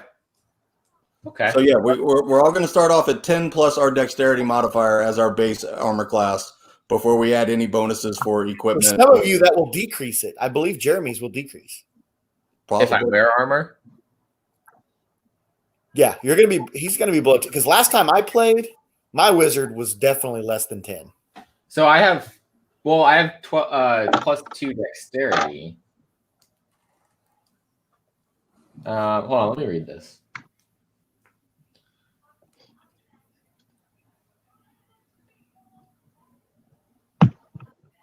So you're 12. That sounds right. Caroline, have you figured yours? In case you're Yeah, I have interested- 12 because I have a +2 dexterity. Okay, and I would assume the same for Phil. Yes, but in Right. case you're interested, under each class there's a section called starting equipment, and it Yep. includes armor, which would make this number different. Excellent. Yes. Yeah, I just once we get all the numbers in, we can go back and adjust them accordingly. Yeah, exactly. We got to get a base for everything, and then you go in and erase. That's why pencil's a must. And then, Danny may have different equipment he wants people to have or something like that. Just, I have precedence. But Phil, I do appreciate your insight in the book because, like I said, it's foggy, and we know honestly probably should have read more than we did going back into this, but we thought more would fall into place. Yeah, well, plus it doesn't mean you're sticking to the book either. I mean, No, and absolutely not. The book itself says to jimmy these things up as you see fit. But for these basic things, I do want to go more by the book for the start. like I really like the section called thief spells. I'm totally pulling your chain. Okay. There's no section called thief spells. Thief spells. I was going to say. Is it like where you rogues are casting spells where people reach in their pocket and their wallet's gone? Yeah, well, I don't know. I like that one. That would be a really interesting multi-class idea. They go to reach for it in their pocket. and That's it's in what your I'm pocket. doing. Thief MU. I'm doing thief, and then I want to do a warlock afterwards. I want to barter with. So some here's the sort deal, of a right? Because I told you the way I otherworldly do creature. multi-classing, you got to get to level 5 before I even let you do one level of a multi-class. But that's what I want to do. Is I want to be a magical thief. Okay, I'll keep that in mind if you I survive. like this. If you survive, I'm gonna it's make it happen. I'm just determined to keep playing rogues until I get to level 5. So here's what I would do. Being Okay, magical. this is a little bit of a spoiler, but just so you get the general idea, I can't tell everybody their thing like this. But for Caroline, what'll happen is, since that's something you want, when you reach level 5, I will have you encounter something in the game that will put you on the path toward warlock. Crossroads demons. And then you, as a rogue, steal the power from the god. There is a rogue type called Arcane Trickster, This one. which Is there combines really? those. Yeah, it's called Arcane Yeah. Trickster. It's on the bottom of page 9. There you go. Mhm. For background, right? Okay, no, so it's we're under, looking for- it's under roguish archetypes. But I want to be a thief because I want to be an adventurer. You're going to be an adventurer no matter what. You're being forced Well, yeah, to be. but like specifically, like I want to be someone who's like known for like treasure hunts and shit. That's weird. All right, where are we at now? Proficiency bonus. Where did you get that from? your proficiency bonus is +2 at first level. Oh, That's everyone, right? Yep. Yeah. Where's that written? That's page 12. No, I mean on the sheet. next. Proficiency bonus is Oh, it is below inspiration. To the right of And by the way, strength. inspiration is blank. What Right here, inspiration Phil. is? Inspiration is a token that I will pass out to people that I feel are worthy of it, and you can cash in an inspiration point to re-roll if you want. So, like, let's say you got something bad, right? But I just happen to give you an inspiration point you've been holding on. You could say, I want to cash in my inspiration. You'll erase it, and I'll let you re-roll. Very rare, though. I do not give inspiration out easily. I give it out in the way of experience when I reward players. But if somebody does something just absolutely amazing, I mean, I'm saying like you're doing something Superman level, then I'll give you an inspiration. Good to know. So not with the way I roll. I might give you one easier just because you've been rolling so bad. Jeremy rolls like a 20, and he gets inspiration. All right, so we're all caught up and we're ready for armor class? Or we don't modify that yet, do we? no. Okay, so what's up? Your floor is yours. Well, I mean that's pretty much all of the numbers. That's Well, we still got to go in and add the skills and saving throws. right. That's what I'm saying. But that's all just based on the modifiers and stuff. So Yeah. So, but so the little ball things that are next to saving throws and skills, you're gonna go through and you're gonna fill those in based off what your character's proficient in, right? That's correct. right. So if you look on your character page down here under skills, this is for the rogue. Yep. You can choose from 4. Well, right up. Oh, Ew. What is saving throws, dexterity, and intelligence mean? So see under the saving throw box, Yeah. you're gonna scribble in. Oh. You're gonna shade in the little bubble for those 2. Okay. What's the line for? We're gonna get to that. Okay. So And you're gonna. I was gonna say, as a wizard, it just. Oh, he moved the page away. Can you bring the page back, Nola? Bring the page back. Yeah. So for this me, is for- I just have. Yeah, this is for and rogue. wisdom are saving throws. Dexterity and do- intelligence. Okay. It says choose 4 from what you had. Yeah, for the rogue. Skills. Or skills. So whatever 4 you had, you're gonna go down those little boxes and you're gonna shade each one that makes sense for that. Like, see what I'm saying? So like if you have dexterity, acrobats is 1. You're gonna shade the little bubble for acrobats. so there's wizard. Jeremy. Yeah, I'm looking at it. So, what are the benefits of these? Is there somewhere that we can? We're gonna get to it. Let's just get it all lined up first. Keep in mind too that each one is aligned to one of your attributes, so you Yeah. might want to choose skills that are complementary of your higher attributes. Right, that's what I was trying to figure out. Like, And so from the Star Wars game, where he's kind of generalized a lot of the roles into being like very kind of all-encompassing. Yeah. In D&D, it's going to be more specific. Yeah. Instead of doing a best of 20 or a worst of 20, these are going to be more homed in as modifiers. So, Jeremy, if you look on the character sheet in parentheses after this, it tells you what the corresponding ability is that will boost it. So, okay, so I'd want to choose one that I have a high modifier for. Well, you're going to choose all of them. You're going to shade in every one of those that you have. You're going to shade those in. Is that what I'm pick, saying? well, for us it says pick 4 for rogues. Yeah. You pick 4 of those attributes, but you're going to shade all of the ones that you picked. Right. All 4. Yeah, but I would want to pick ones that I have higher bonuses on, right? Not lower. In theory, I mean, if you're trying to maximize your character, then yes. If there's something you just want because it's the way you're going to play your character, then pick that. Yeah, exactly. If you're someone who doesn't know shit about animals, but you want to be someone who learns better about animals, then pick animal. Okay.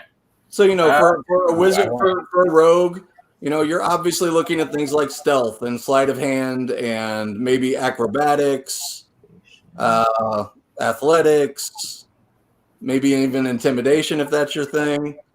A wizard is going to be looking at things like, where are we at? Medicine, maybe, investigation. Yeah. Insight. Arcana, history. Knowledge of arcana is like knowledge of magic and spells and that kind of thing. And then religion's the other it has. So I choose. I only get 2 of the. Yeah, rogues and bards are skill masters. They get a ton of a ton of extra things that they can do. Yes. And do you ever get to add to your skills? You can train from another player. Do you get more with levels or not? You get what? More with level? Higher I level? don't believe so, Nola. Is that you won't add any of those through leveling? I don't remember ever adding anything. Okay. No, but you can train from another player. Okay. Right. So if for instance, Caroline could teach Jeremy's character something, and in time we can beef that up to where it actually is something we add in for him. Gotcha. I think I have the 4 I want. Okay. So you just shade in the bubbles on those. And do you guys have the saving throws bubbled in? It's on the same box. Danny, are you in the handbook right now? Yeah. Yeah. All right. So again, I don't know if you want to do this or not, but this is what they were talking about. As a rogue, there are various kind of subsets that you can choose. Yeah. Which will quite possibly give you a different advantage or something. Yeah, absolutely. I do want to do that. So just to, Yes, I want to do that as well. The book when it comes to this part of it. When it comes to the developing. So pick one of those and put it next to my class, basically like rogue thief. Now, is that background though? That's not background, is it? Well, the thing is, most of these won't kick in until like 3rd level. Okay. So there's no point in dealing with them right now. It's just something to keep in mind. I But guess. as you advance, it's kind of a way to specialize into a set of skills that you want to focus in. Yeah. Just let me be who I So, am. For example, as a rogue, the choices are fast hands, which would be like a pickpocket, second story work, a guy that climbs into buildings. Where are you seeing that? So are you trying to tell us that you're a thief? Look, Phil, take I'm a on look though page at other sneak though. 97, which Like- is roguish archetypes. Keep in mind, take a look though. Rogues get sneak attack at level 1, Yeah, so there are some things there. but switch over from that page to the next page, Yeah, and then you'll see at certain levels you'll start to get certain different abilities and abilities to move into. So is that stuff you're looking at specific to the rogues? Yeah, there's probably wizard ones too. I mean, check into your class section. I've got the schools of conjuration, divination, enchantment, evocation. Yep. Illusion, necromancy, transmutation. So I already know which one of those that I want to do. I don't know. So is that then my background? That's what I was trying to remember. No, Or- like I said, No, most of those, if you read through most of those, they'll kick in later, so you'll get a chance to feel for your character. Yeah, and make some decisions about if you want to go down one of those paths. Yeah, the background kicks in later. Well, no, no. The thing you were describing comes in later. Background is something we're going to do in a second. I got Yeah, you. background is just going to be your backstory. You're going to make No, it's not actually, Nola. There is a section for backgrounds in here, and that does influence things about you. Yeah. Well, that's new to me. Let me find it. Hang on. There's a whole There's also- backside to this. There's a Yeah, whole. so there's like a whole There's a back. Oh yeah. There's 3 pages. Yeah, but the second page and the third page are nothing. This is like all the like stat stuff. The other stuff. Yeah, this is where you like, get to like design you your can write character. your story kind of. Background starts on page 120. There's a Thank you. treasure. Thank you. I was just looking in the index for it. 120. Yep. A little thing. Yeah. So go to backgrounds. Go to 120, like you said. And then on it's on skip like the alignment for right 125. now. I think where it's like actually background. Yeah. But I guess we could talk about the alignment. Yeah. too. Okay. So here it is. It starts on page 125. So, yeah, there you go. You got acolyte. You got what else? We got criminal, charlatan, entertainer. Yeah, I'm not an acolyte. Yeah. So that's why we probably want to go ahead and do this now because that affects their proficiencies. Are you looking at that too, Nola? Yeah, if there's a background you're into. Yeah. Oh, because that can add. I see. It can add skill and tool proficiencies. Yes.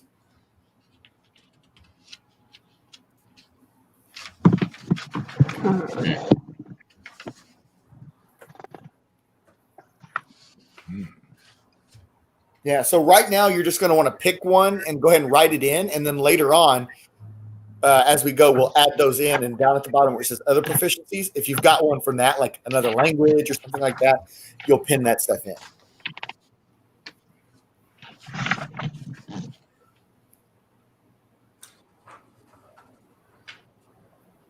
What do you think it should be?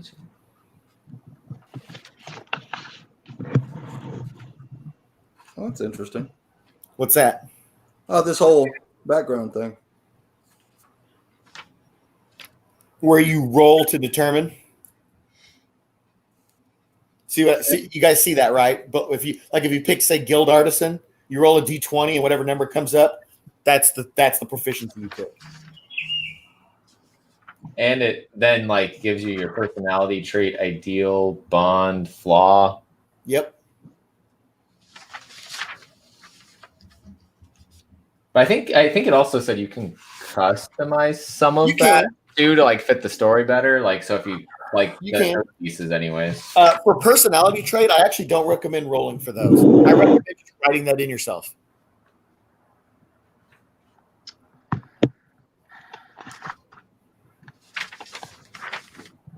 Those are just like general idea ones. Yeah.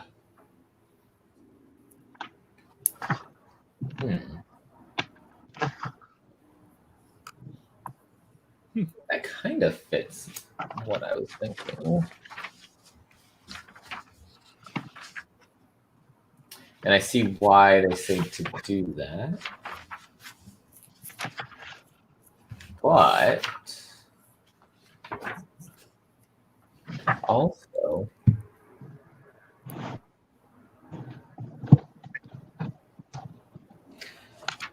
I think it's interesting. What's that?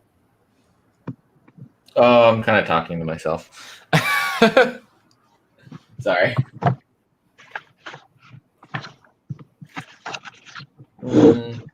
Nah, that's not gonna work.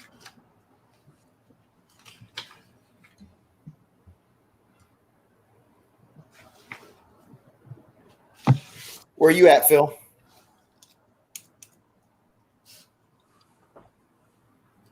I'm just reading through them all.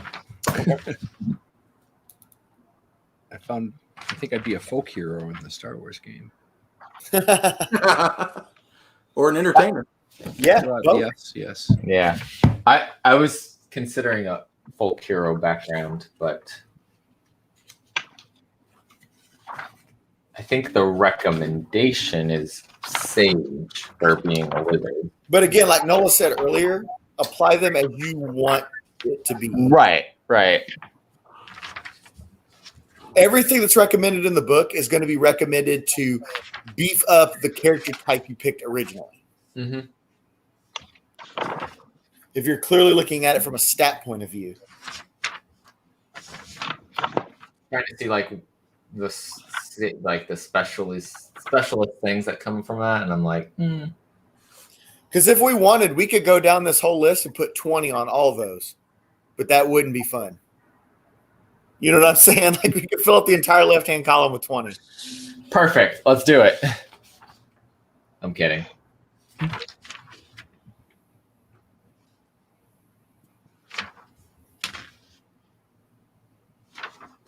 It'd be interesting because that adds.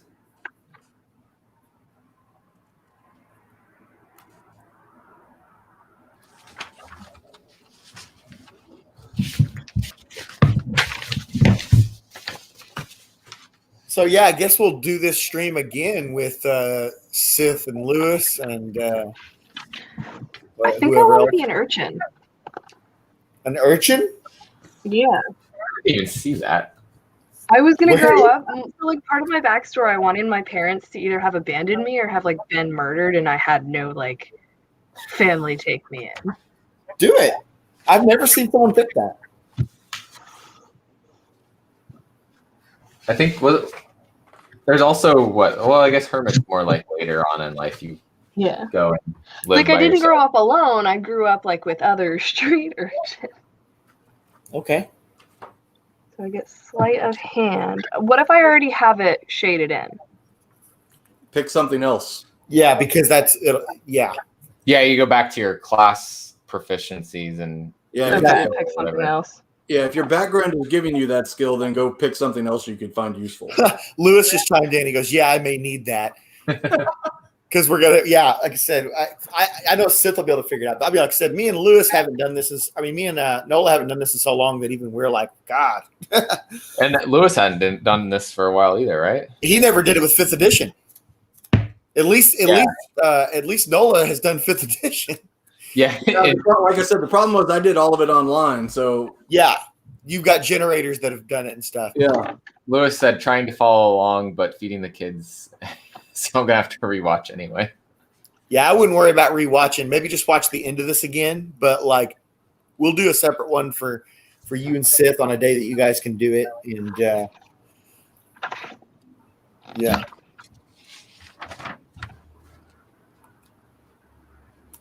But it's cool. Like I said, once you get past this, like that's the most difficult part. We're about to finish the worst part, like all the numbers thing. The thing that stops people from playing D&D, we're doing right now. That's why I like doing the watered down version to get people to understand how it works. Because could you imagine jumping in and this is your first experience with D&D, what we're doing right now? Well, Yes, and I've had that experience too. And you have the 2 to 3 hour character generating experience, and that burns them out, and then they never come back to actually play. And I'm gonna guess you've done it with like 3rd edition too. That had the skill tree. Yeah. Yes. I am. See, a lot of people. So 5th edition is considered like the best. Some people consider 3.5 to be the best. It's easily the second best, but there are some people that actually like the skill tree thing version better, but I like it better now where they just have the rolling with advantage and disadvantage and all that, and then you just fill in your proficiencies. Okay. Notice that there are also proficiencies listed under your general class. Yep. Also. Let's see. I got it. We're Gucci. We did it. I did it.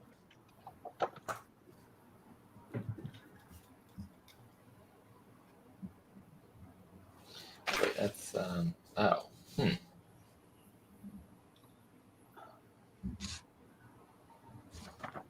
So we're still going to have a session 0 basically, which is like what we're doing right now, but it'll be more like you guys will all have your characters pretty much rolled up. Maybe one person will still not have it. And the first game we do on Friday will be like getting that person up to par or whatever. And basically just going over everyone's sheets and all that, make sure it's all tight. So that session probably won't have much play until toward the end, but a session 0 is very important because you want to know where everything is coming from. I would rather do what we're doing right now than have someone try to fill this in on their own and then try to work themselves in. I would not have understood any of this. And it's good to sit here and work it out with everyone, Yeah, and I'm glad we're doing it now too, because the next time me and Nola have to do this with someone, we will know better. So the last time I did this was last freaking February, I think, with my wizard character, and I had someone helping me put that together, and I hadn't put together a character in over a year before then. So it's been a long time since I've done this. But I've DM'd a lot since then. I just haven't done this. Because most of the people I've played with, except for the last group, they already, knew D&D and were just putting their characters together without me even present. I'm going to grab some water.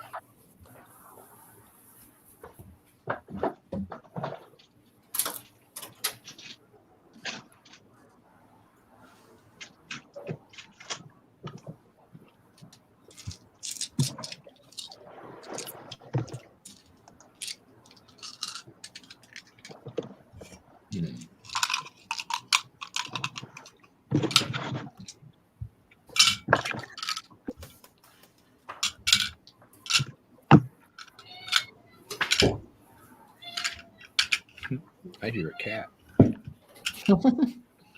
Doyle? No. I think that's Phil's cat. It's not mine. Oh, is it Travel's cat? No, but Danny's cat. Yeah. No, Doyle was being crazy earlier. So I just know Doyle's a talkative little thing.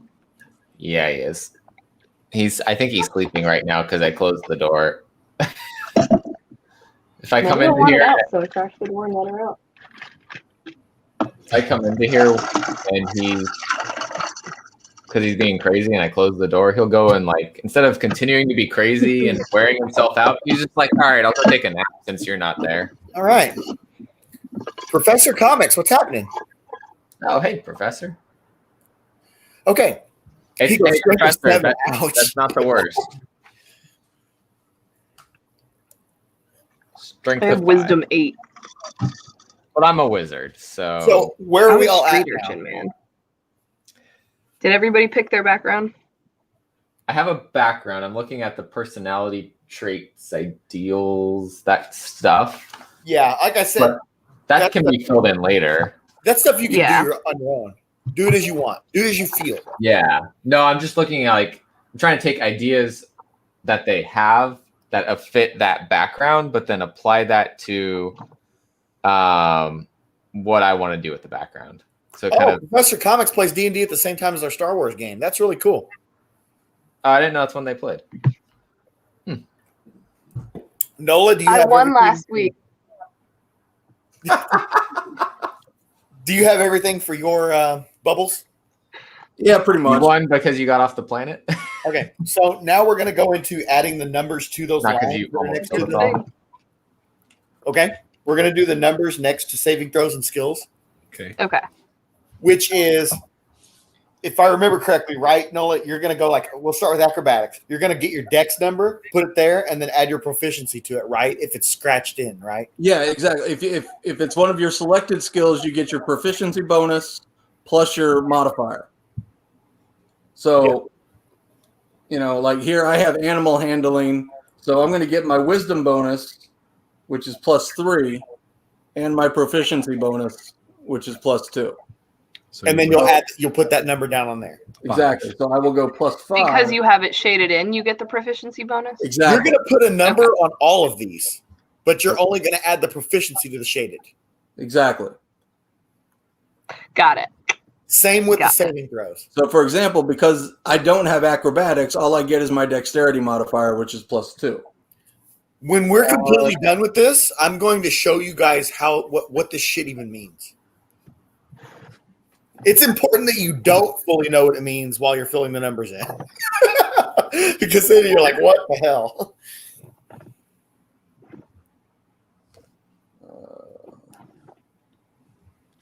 You're going to learn more about D&D by the end of this than you've ever known, even out of all the conversations that we've had with you. Oh, this is great. Not so great. Even if I had chosen some of these ones that like include strength, if I'd been able to, I guess if I did a background that had it, I'd still end up negative. +2 proficiency, -3. Yep. Oops.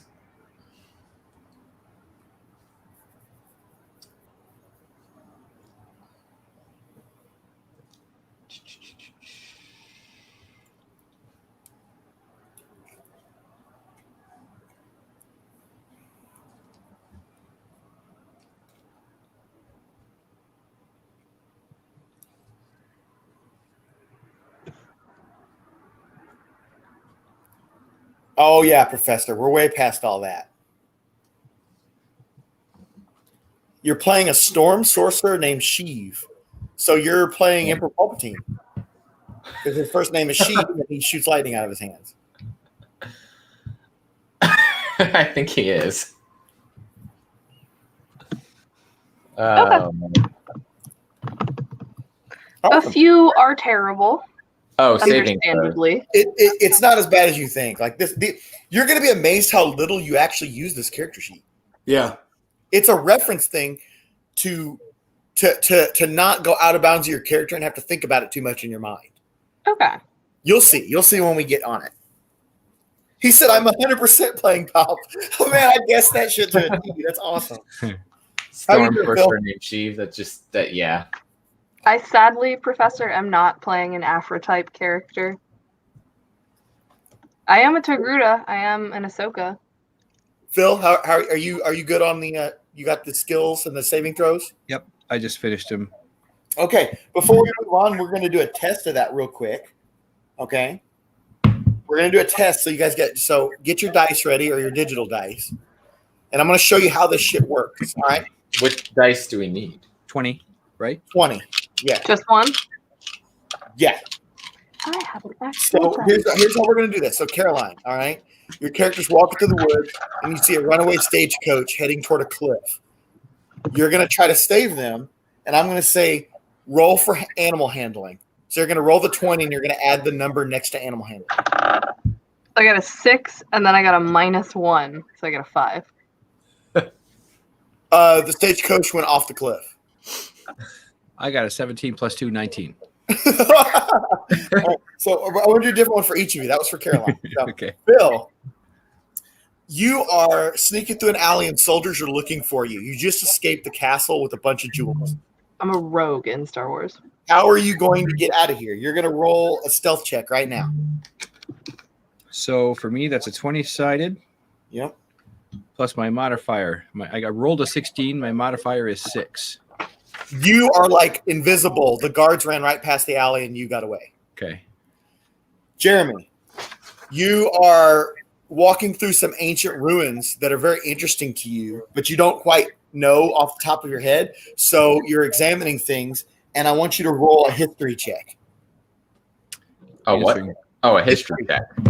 Answering Professor Caroline and I are rogues. 18 plus 4.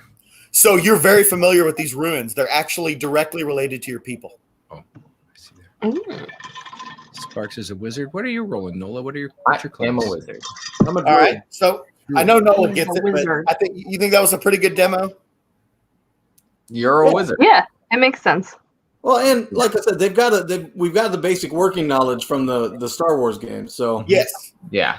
It's just not all slated to the 20 now. Right. I would really like to play an in-depth Star Wars RPG, though. We That can. would be fun too. But I also don't want my character to die because I'm attached. All right. So we've got The current one. I like you've got your stats, you've got your skills, you've got your saving throws. Okay, we didn't do saving throws. Okay. Jeremy got served a drink in a tavern, and he took a drink without thinking twice about it. Give me a Constitution throw. So see where it says saving throw?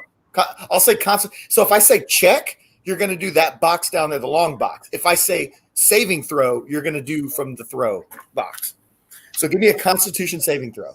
5 plus 2. 7. You just got knocked unconscious. Okay. So Caroline, you're hanging at the same bar, right? And there's some guy talking to you, and he's trying to get you to go back to the inn with him. And I want you to give me a charisma check. So I have 11 plus 1 is 12. Yeah, you know that this guy's a dangerous individual, so you slap him across the face and leave. There you go. That's a demo. Well, so we have nothing. Oh, wait. Sorry, no, I didn't. I missed where we write down what we have on our saving throws. It's the same as your skills. Oh, Anyone okay. that is shaded, you get your modifier plus your proficiency bonus. Yeah.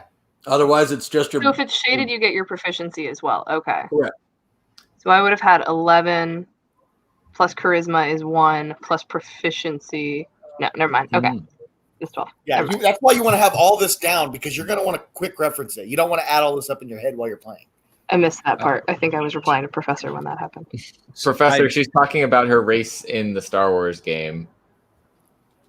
Oh, so just to catch So Professor, you mean in why this? don't everybody just real quick say what class and race they're playing? I am a In this or in Star Wars? In this. I am going to be a high elf wizard. Caroline? Or wizard high elf. I am a high elf rogue. Phil? You have to unmute. I am a regular elf rogue, but And- Caroline are both urchins. And I am a hill dwarf druid. You're a hill dwarf what? Druid. Oh, okay. Not dueling urchins. All right. Fighting for the same. So are we ready to add Camaraderie of urchins. Maybe that's how you guys met. Nola? Urchins on the street. I didn't hear you. What'd you say? Initiative. Initiative. I can't remember how you determine that. Do we have any? Oh, it's by character class, isn't it? I believe it is. I thought initiative was just your dex modifier. You might be right. 20-sided plus a dex. In other words, No, just your. just dex. Are you sure? No, but I'm looking it up. Is there an index in the very Looking back? too. Yes, there is. Probably at the very beginning again, where we were looking at everything else.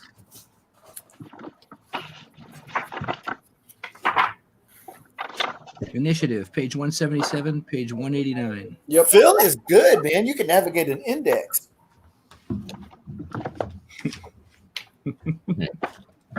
Look out, librarians in the world. Coming for your job. Yep. Hide your folios.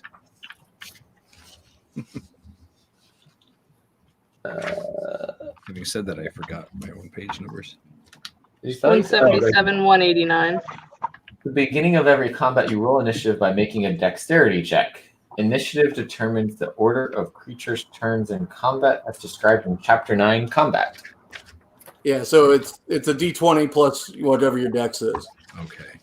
Okay. So in this case, we would just put our dexterity modifier in the initiative box. Speed should be the same thing, right? Like it should be underneath like your speed is in your race. Yeah. Yes. But I thought it gave a minimum speed. Yeah, it is. It's different. It's for every race, like you said. But that's where I was confused because I thought it said speed, like your base speed is. Right. That's without any modifiers or. So, for example, if you're a halfling, here is your base speed. Gotcha. You have a walking speed of 25 feet. Yeah, so just put 25 feet under speed. Right. Oh, based And on that'll be in each of your races descriptions. Yeah, just go to your race history and then look at that. So since High Elf doesn't specifically say anything about speed, it would just come from Elf. Then it's whatever the elf is. Okay, because I saw Wood Elf did have like a. Yeah, Wood Elf would have a modifier probably for that. It'd probably be 5 more. It is. Elf though is 30. Or yeah. Yep. 3 of us Your are. base walking speed is 30 feet. and that's I guess per turn. Okay, so we have our And initiatives. it's just that, right? We're not adding anything to it. Nope. Unless you get some sort of item or spell or whatever that enchants it or decreases it. Yeah. So does everybody have their initiative and their speed then? Mm-hmm. And initiative was just dexterity. Dexterity. Yeah. So what that basically is you guys know whenever we run into a conflict, like in the Star Wars game, I have you guys all roll and that determines who goes 1st. Mhm. So we're going to do that, but you're going to add that initiative. When I say roll for initiative, roll your D20 and add the initiative number. So go ahead and do that as a test.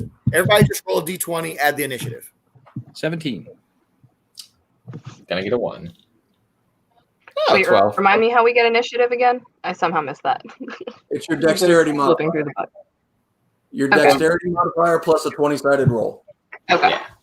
So I got 16 plus 2 is 18. So put that in as for your initiative. Oh, okay. That's a high initiative. Wait, I thought we rolled this every time something happened. No. Yeah, I thought. Oh, you're I talking thought it was every. So yeah, you're putting your dex modifier in the box. Gotcha. Yeah, and then you're Where okay, initiative is. Yeah. That's yeah, still yeah. a high initiative. 18. Yeah, that would basically mean you're going first. But 2 Right, is the my roll. normal initiative. Yeah, Because I have a and plus. the enemy is rolling initiative 2, so the enemy would have to roll 19 or 20 to go before you. Okay. Is Doyle playing? I gotcha. And then if one of you rolled at the same, then those two would re-roll again, like we did the other night. I gotcha. Okay, so let's just make sure we're up to speed here, okay? You got your name because you know you're Caroline, Jeremy, and Phil. All right, so you got that part. Oh, You the got player name? You got your class and level written in, right? Mhm. You're level We're all 1. level 1. Yeah, you're all level 1. You got your race written in.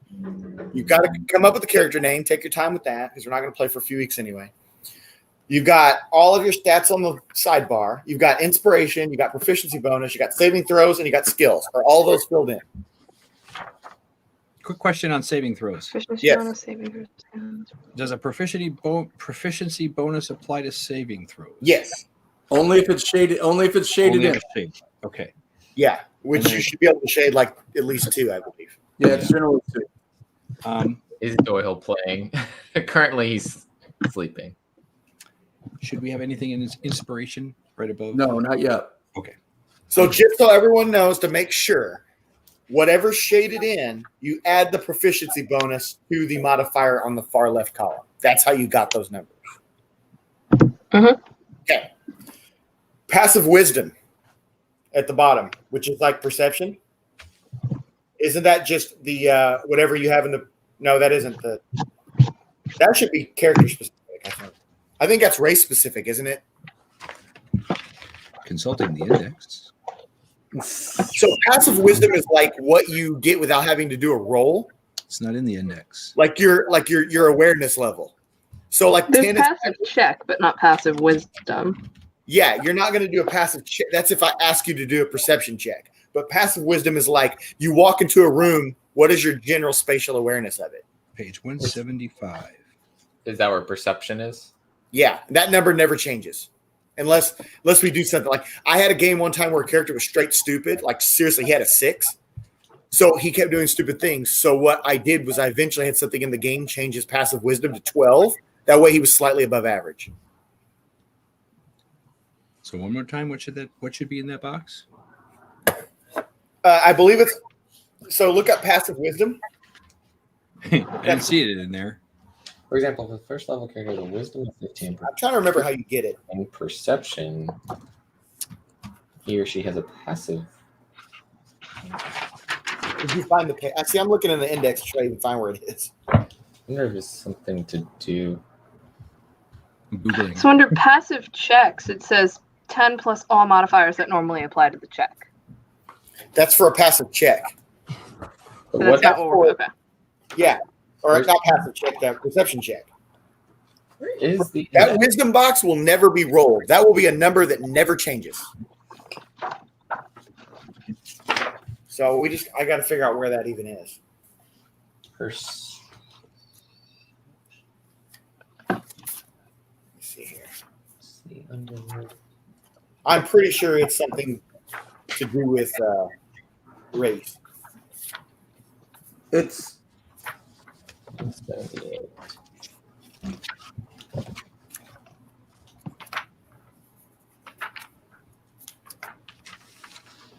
I'm pretty sure it's the same as perception and that are the same thing. It's the same skill. It should be different. But it says perception in parentheses. It says passive wisdom, parentheses, perception. Yeah, because it is perception, but it's not a perception check. It's what you they wouldn't have that as two different things if it was the same thing. I'm assuming it's like what you automatically sense in the yeah, area. it's general. If I walk into a room, what would I generally pick up on? Right? But if I say I want to do a perception check, I'm going to have you roll and add that modifier. On 178, it talks about perception, but it doesn't say like. Here, I'm going to look up because I can't find it either in the index. Let's see.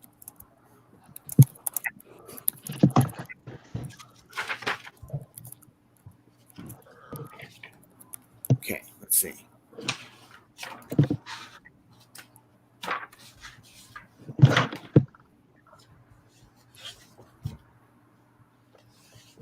I think they're running your wisdom modifier, aren't they? Unless it's like what your skill shows, like the perception skill.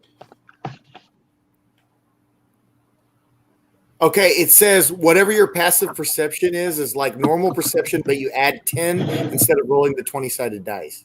So what Caroline said earlier.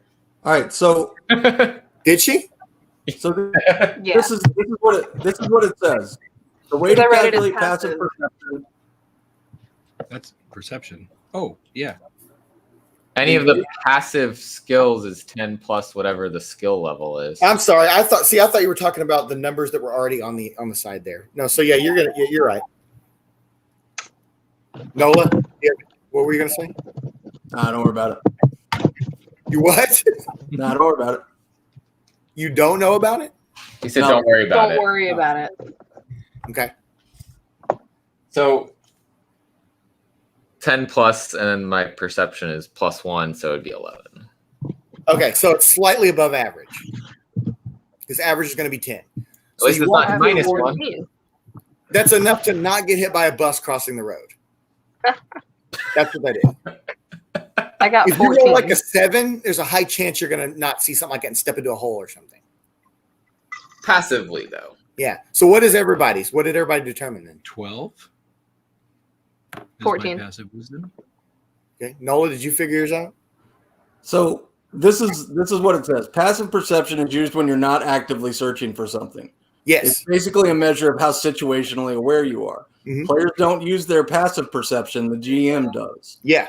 So, and then the way to calculate passive perception is 10 plus your wisdom bonus plus your proficiency bonus if you have proficiency in perception. Yeah. So whatever number we have under the skill for perception, then. So it's 10 plus your wisdom bonus. Hold plus on. your wisdom bonus. Hold on. It's 10 plus your wisdom bonus. And then if you are proficient in the skill of perception, you also get your proficiency bonus. Mm-hmm. So, but it's the wisdom, not the. Yeah. Okay. Right. So if you do 10 plus whatever number you have written next to perception in the skills, that would be that same thing that Nola just said. Because we already added the wisdom and the Plus your proficiency wisdom, bonus. because my wisdom's a negative. Your So wisdom's you a take negative? 10, you add whatever. I have a -1 because it was 8. Okay. It was it sucks, doesn't it? So her passive wisdom would be, her passive wisdom would be 8 then, right? Right. But if I you have a negative perception two- and if it's you have a shaded -2, and it's +4. How is Okay, so we start at 10 and we add my wisdom score, which is -1. And then Yeah, you correct. also add perception if it's a skill that's shaded, correct? So you'd have 13 then, right? Yes. Because it'd be -1 making it 9 plus 4 making it 13. +4 is 13. Yep. Okay. Cool. Wait, why is the? I thought the proficiency was +2. Yeah, but Okay. my intelligence, or what is it? Perception. Ah, shit. I did that wrong. Ah, crap. So here, Caroline, take 10 minus 1, Hold which on. is 9, I right? gotta readjust. And I then- think I wrote it in the and wrong then spot. add 2. Hold on. So it You're should be adding your proficiency bonus. You're not adding the number next to your perception. That's why I was trying to avoid that earlier, because when Jeremy was like, oh, so basically what Caroline said, I'm like, really? Because that's not right. You wouldn't take that number out of the skill box. No. Okay, so you take the 10, you add your wisdom score, and then if perception is shaded, you simply take your proficiency bonus, not the number that's next to perception. You can't see it, but I'm pointing at the screen. Yes, exactly. So yours would be 11. But I thought to get the skill numbers, we took the skill. So for perception, it's wisdom, and added the proficiency bonus if it was shaded in, right? Mm-hmm. So it's the same steps. I just did mine in the wrong spot. That was all. I did Yeah. math wrong. I did some math wrong. Okay, I was just making sure I wasn't doing something wrong in the skills because Nola said that it would be different. All right. So, Jeremy, what's your wisdom score? +1. Do you have a skill in perception? No. Okay, so you just get +1. Right. Because and next to perception, I have written +1. Right. Yeah, Jeremy's got it right. He's an 11. Yeah. So, Caroline, what is your wisdom? The box. The big box? -1, but then Negative I have 1. perception as a skill. So you'll So then add I get 2 +2. then. So I get 11. Yep. Because I have 9 Yeah. plus 2 is 11. Yeah. Phil, you got yours straight? Mine is 10. I had to refigure it. I had originally put down 12, but it's So you're 10. average, and then they're both slightly above average. And then what is yours, Nola? Super. Mine is going to be wisdom bonus of +3 and +2 for proficiency, so 15. Okay. So again, this box never changes unless something alters the game. And I will tell you to change it if it does. But there may become times where something's going on, and I'll ask you, what is your passive wisdom? Or, passive perception, basically. I'll ask you that. You'll tell me that number, and I'll determine whether you realize birds are shitting on your head or you're about to step in a hole or something like that. Okay. Yeah. Okay, so that one so the entire stat column should be finished now for everyone, right? Mm-hmm. The left-hand column has no numbers missing. Nope. Correct. Okay, so center column, we got our armor classes, right? We got initiative and speed. Yep. Okay, we're going to test the armor class thing right now. So what your armor class is this is determined if when an enemy attacks you, this is to determine whether or not it actually takes damage on you. So I know Caroline has some armor because she's a rogue. So if I don't even have my dice out. I need to do this. Get your dice ready. Well, if you want to figure this out for real, we need to figure out what equipment people have. Yeah, because will that change the armor class? Equipment. Yeah. What armor you has will adjust that. So I mean, if you want to do that, then your starting equipment, if Danny isn't going to change it, is listed in your class. I'm not going to change it. Go ahead and fill that in to what you picked for your classes. All right, so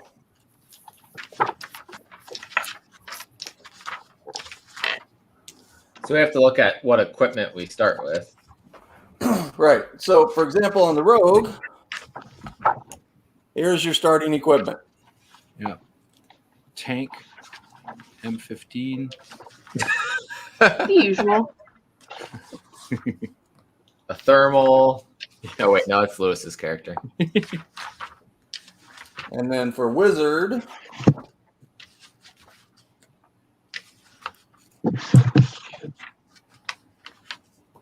so is there somewhere that tells us what some of these things are? Like, yes, there's an entire equipment section of your player's handbook.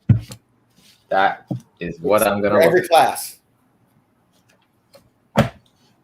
Well, no, because I'm looking at, I have an option of, component pouch or an arcane focus. I don't know what that means. For what? What is it now? So it says, so for my equipment, it's A, a quarterstaff, or B, a dagger. And then the next one is A, a component pouch, or B, an arcane focus. So on page 143 is the starting of all the equipment and the explanations and what does what damage and what it adds to your armor class and that kind of thing. Yeah. So you're going to choose between what it's offering you. Yes. Yeah. So I was just trying to figure out what's an arcane focus. Yep. So he's already on it, 143. And then on your sheet right here where it says equipment, for example, you'll write down short sword, and then whatever the damage that the short sword does, and if you have any bonuses to that, armor, what it does to your armor class, that kind of thing. And just so you know, if I'm not mistaken, only clothing affects your armor class.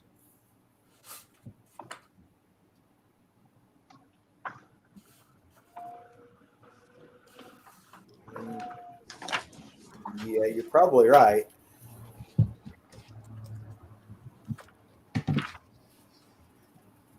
But remember, the other thing too, hold on, is I suppose magic. You can only pick from the things that are offered by your,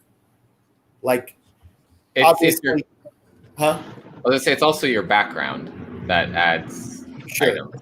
Yeah, you're right. You can't have different stuff because of your background. Exactly. So that's why I wanted to get all that stuff took care of first before we went into that. Yeah. Because Jeremy's not going to be able to walk around with studded leather. So, for example, leather armor is a rogue starting, which gives you an armor class of 11 plus your dex modifier. I'm getting that off the armor table on page 145. I'm only basing that on what a rogue starting equipment is. Yeah, so basically what leather armor does is it gives you a 1 higher starting position for your armor class. Instead of 10, you start at 11. And I forget, is it better? Is the better armor class the higher number or the lower number? Higher. Okay. Higher. Because that's why I was getting ready to demo until he reminded me we need to add this. When I roll to attack, my rolls will have to outrank your armor classes. To do any damage. Yeah.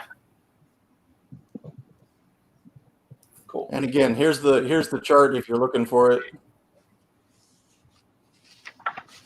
Now, refresh me, Nola. If I roll the exact same number as the armor class, that does count as a hit, doesn't it? I would say that's up to you. I can't remember. I would count it as a miss. I think you have to beat it. Do they still have? Do they still have Thaco to hit armor class 0? Do you remember that? Thank God Thaco is gone. Okay. What is it? Taco? 2-hit armor class. Oh 0. yeah. See, I barely played. I played with that for like 5 minutes.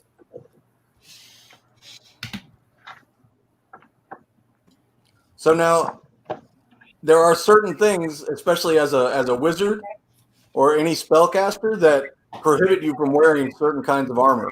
Yes. So Yeah. that's always something to be aware of. So, Jeremy, you will not be able to have any armor at all unless you do something specific that allows you to have armor. You'll have to train to use armor. You'll have to learn a spell that doesn't affect it.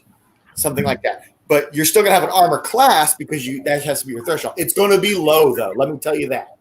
It's going to be like 8 or 9 or 7 or something like that. Because mine was really low. Yeah, I'm cool with. I'll keep where I am right now, and yeah. But these 2 rogues we got here, they could only have light armor, right? Makes sense. Now you can train for medium armor. That's not a problem. But you're not trying to be stealthy. You can't have a whole suit of armor on. No, Nola could probably, right? Gonna stealth in wearing my plate mail.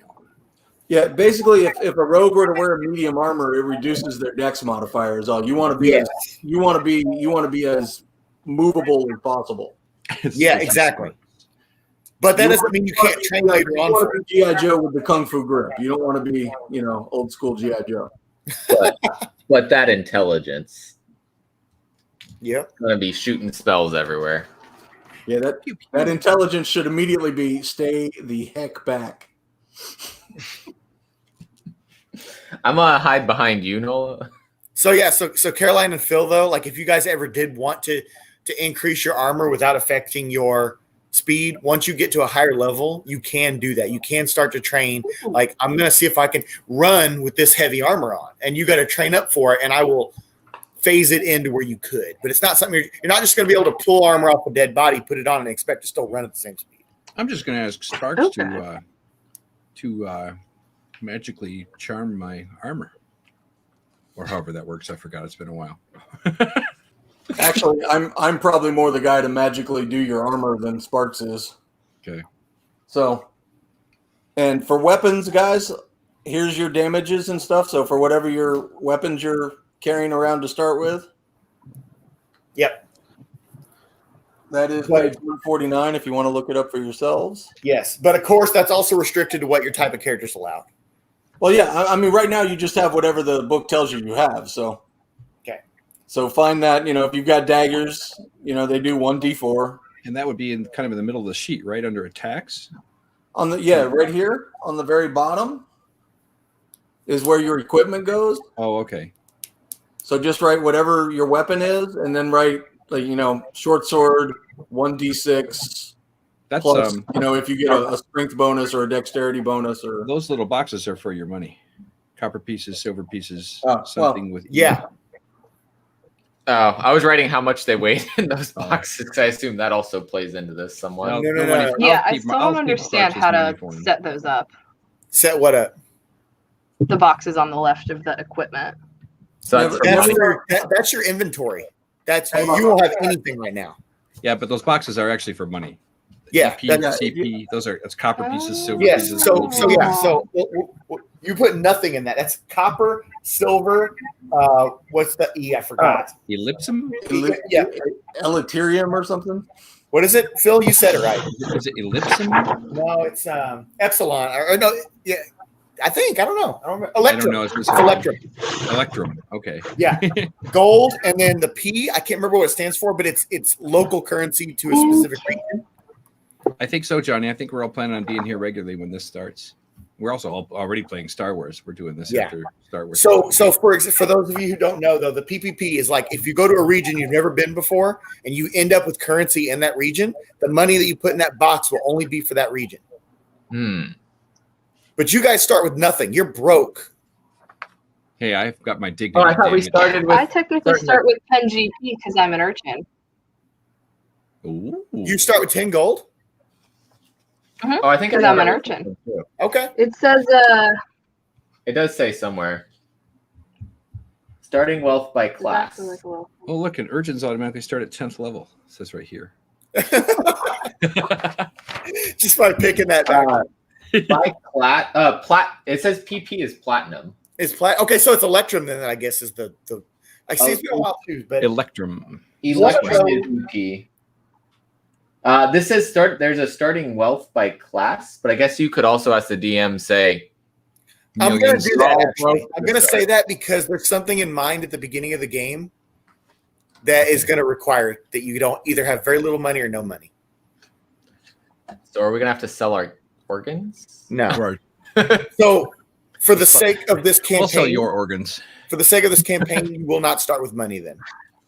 Okay. Well, we start with our starting equipment, though. Sorry, yeah. Everything else can be the same. That's the only thing that I'm going to alter that's not by the book. Because I didn't even know that you started with money for certain ones. That's it. I'm going to go play with someone else. See ya. And then do we worry about the weight of the items we're carrying? Yes. Okay, so I should. It's not going to matter right now. No, but I should know that too. Yeah, It'll Wurlitzer organ. It'll factor in as you get stuff. Wurlitzer organs, mouth organs. Just trying to think of all the different kind of. Now I will say this too: in past games, I've been very loose with treasure that you find. I make people rich very easily. This is going to be a campaign where I'm not going to do that. Not really because of you guys, but because of me. Because I've never done that before. I've never made treasure a rarity like that. I made the mistake as giving out experience points for every gold they earned. And oh my god! I know we were all 10th level within a week. Oh my god! Oops. Yeah, but you're right. You're right. P is platinum. The Electrum thing is the local currency, I believe. It's at least that's how I've played in the past where it's like you guys go to a region you've never been, they're using different currency than you're used to. You get stuff in that currency, and then it can only be used in that region. I'm gonna go to the restroom. Why can't I find anything about what is this? What you looking for, Jimmy? A scholar's pack or an explorer's pack? Okay, so go to 151. Oh. It's the green box. Yep, that's why I went spent past too it. long looking for it. I spent I way was too like, long. that box can't mean anything important. Moving on. Why would they highlight the important stuff? Yes, that's just the sign that you have to pass over that one for a while. Yeah. Green, go past this. Backpack, a bedroll. Wow, a mess kit, a tinker box, 1,000 ball bearings, 10 days of rations, and a water heavy. I want the one that has a little bag of sand so I can throw it in people's faces. Like murder hobo. Okay. So how are we doing? Are we all caught up on our equipment, or are you guys still doing that? I'm still doing that. Okay. That one takes a while because you gotta look at each one. Attack, bonus, damage, type, all that shit. But we're gonna test all this stuff when you're done. Oh shoot. If I do that, then I don't have what to do. All Strands, I'm glad you're back, man. And Johnny, you too. It's cool that everybody's popping in like this. I hope people are learning something. I mean, even me and Nola are learning, and we've done this shit a lot. I'm going to try to show up when you do the other group too, just to. How important is it to have rations? Yeah. Are you going to like make us mark off rations and that kind of stuff? Okay, so I'm glad you brought that. That's a really good question. Okay, with stuff like that, it's not super rigid, but I am going to I will let you know. I won't just let you walk through the game and starve to death. Like, I will let you, if you use your tent too much in bad weather, you're going to have to repair it from time to time or get a new one. Right? It's like I'm looking at, I have the Explorer's Pack option or the Scholar's Pack option. There you go. It's up to you, but I've done both, actually. Explorer's Pack has 10 days of rations. Yeah. Scholar's Pack has no food at all. Okay. It's not going to matter that much for the first session. Put it that way. But it has a bag of sand. So, same with arrows. Is anybody using arrows? I thought about it for a minute. Nola? Like sneak archery is pretty dope. I'm not. No, I don't plan on it. Okay. All right. Hopefully somebody picks some kind of archer character then, because Well, both of the rogues are going to want to have some sort of ranged attack. Oh yeah, because they get that third level. Yeah, both of the rogues are going to want to have some sort of. All right, so I'll do that then. I will do the Can even do like throwing knives or something. Like when you get to third level, there's a really badass stealth attack. When you get to the third level as a rogue, there's a really badass stealth attack that if you have a bow and arrow, it's awesome. You know what? Screw it. I'm just gonna be carrying my scholars pack, and if I die of hunger, I die of hunger. Yeah, I never suggest people consider that when they're making a character. Like it's personal preference there. Don't think, oh, if I pick this, it's gonna screw me. I'm not gonna do that. Like I'm not gonna make you starve to death in the first session. I think that would be hilarious. Everyone dies of dysentery. And Sparks has died because he did not. So you've got, I can see Chance. I can see you got a scimitar there. Yeah. Awesome. I had a scimitar with a character once. Allstrands wants to be a town drunk. I barely need to act or anything. I want Allstrands to jump on stream sometime, and I want to keep Kid Collector in the background, and I'm going to have him drink a potion that makes him younger again, and I'm just going to click him out and bring Kid on. Kind of like how Kid disappeared and Sean appeared. Yeah. Okay, so I've got a spell book, and then the background also gives us equipment. And apparently tool proficiencies. Where do we mark tool proficiencies? So, Jeremy, yours is actually very different than everyone else's because you've got the spell sheet in the back that they won't be using. Well, I might. No, not till way later. Like, it would be months down the road before you did that. I also have proficiencies for my. You have spells also, Nola? Yeah. So, see where it says cantrips? Well, Jeremy, we'll probably work on that separate unless Nola can cover easier than I can. You're able to pick a certain amount of cantrips to start with. When you add these spells to there, every new spell that you add, you can add on top of the ones you have, but you only have certain spell slots to use before they have to be refilled. If that makes sense. But a cantrip can be used as many times as you want. Gotcha. Under High Elf, What a cantrip. it says you own one cantrip. Really? Regardless of class. High Elf, you know one cantrip of your choice from the wizard spell list. Intelligence is your spellcasting ability for it. Pick that then. Pick one out of that category. I did not know that, actually. What page is that on? Does anybody know? The spells are in the back. Or not the very back, but they're close to the back. Somewhere in the back. Yeah, let me look. Oh, yeah, they're like 270. Tools. Yep. Gucci. Shovel. So, like I said, cantrip can be used anytime. But those spells that you're writing in there, Jeremy, you gotta. I think you start with like 2 spell slots, maybe. Is there a limit per number of uses per day for cantrip? No, there's no limit on cantrips. Okay. Cantrips are inherent magic. What is up, SCG? Thanks for dropping by. What's up, my friend? So as a folk hero, I also have a pouch that contains 10 gold pieces. Just like I think the urchin had something like that. Disregard that. For this campaign, we're gonna disregard money to start. That's the only thing I'm gonna do that's not by the book. Caroline, did you find them? I'm trying to find the starting page. The cantrips of are on where page, all the spells are.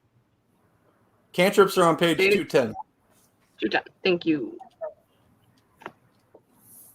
And then all of the spells are alphabetized. You'll have to look up what each one does individually. Jeremy, I will say also, you are more than welcome between now and the time we start this game. You are welcome to look up additional spells that are not found in the player's handbook. I don't care that they're official. I just care that the stats line up with 5th edition. Question. Okay. Yes. Can I only pick 0 level cantrips since yes. I'm non-leveled? Okay, that's what I figured, but I wanted to make sure. Yeah, cantrips is actually just another word for 0 level. Mm-hmm. Let's see. That's Phil, what I how you told doing down everybody. there? I'm doing fine. I'm fighting What an you got allergy weapon-wise? attack all of a sudden. Beg pardon? What you got weapon wise? A rapier? How do I say that? That's a Rapier? word I Rapier? is that did I say that right? Okay. That's one of the words I've only read that before. Short sword Oh, so you're going to And be able two- to dual wield swords. and 2 daggers. Some Two of that daggers, is a rapier, and a sword. the rapier and the short sword are starting items of my race, I think. Maybe class. And then the 2 daggers and the 2 daggers came as a result of me being a urchin, I think. Jeremy, what is your weapon? Quarterstaff. We're going to talk separate about that. Okay. Yours is not going to be a generic quarterstaff. Okay. I also chose arcane focus and chose it to be a wand. Perfect. Yeah. Caroline, what's your weapons? I did the rapier and then the short bow. Perfect. Because elves have Okay. a proficiency with archery. Okay, now we got back to arrows. All right. So here's the thing. I think you'll start with 20 or 30 arrows. I can't remember. 20. That sounds. So I want you to mental note your arrows, but here's the deal. I'm not a super stickler with arrows because that could just get ridiculous, right? Can I just say I pick up my arrows at the end of the battle and like. Hold on. Let me finish. So my thing is, if you use an arrow on someone that dies quickly after using it, you can retrieve the arrows that were used, but you have to actually do it. You can't just say, oh yeah, 10 minutes ago, I got those arrows. Okay. If you use an arrow early in a battle, those arrows will be considered broken.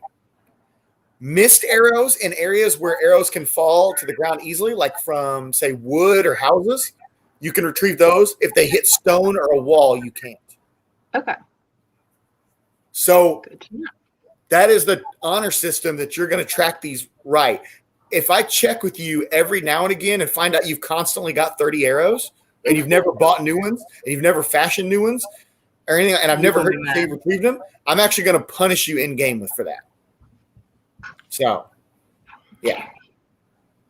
The nerve. Southern Sparks Quarterstaff will actually give him a +2 to showing off any books of lore.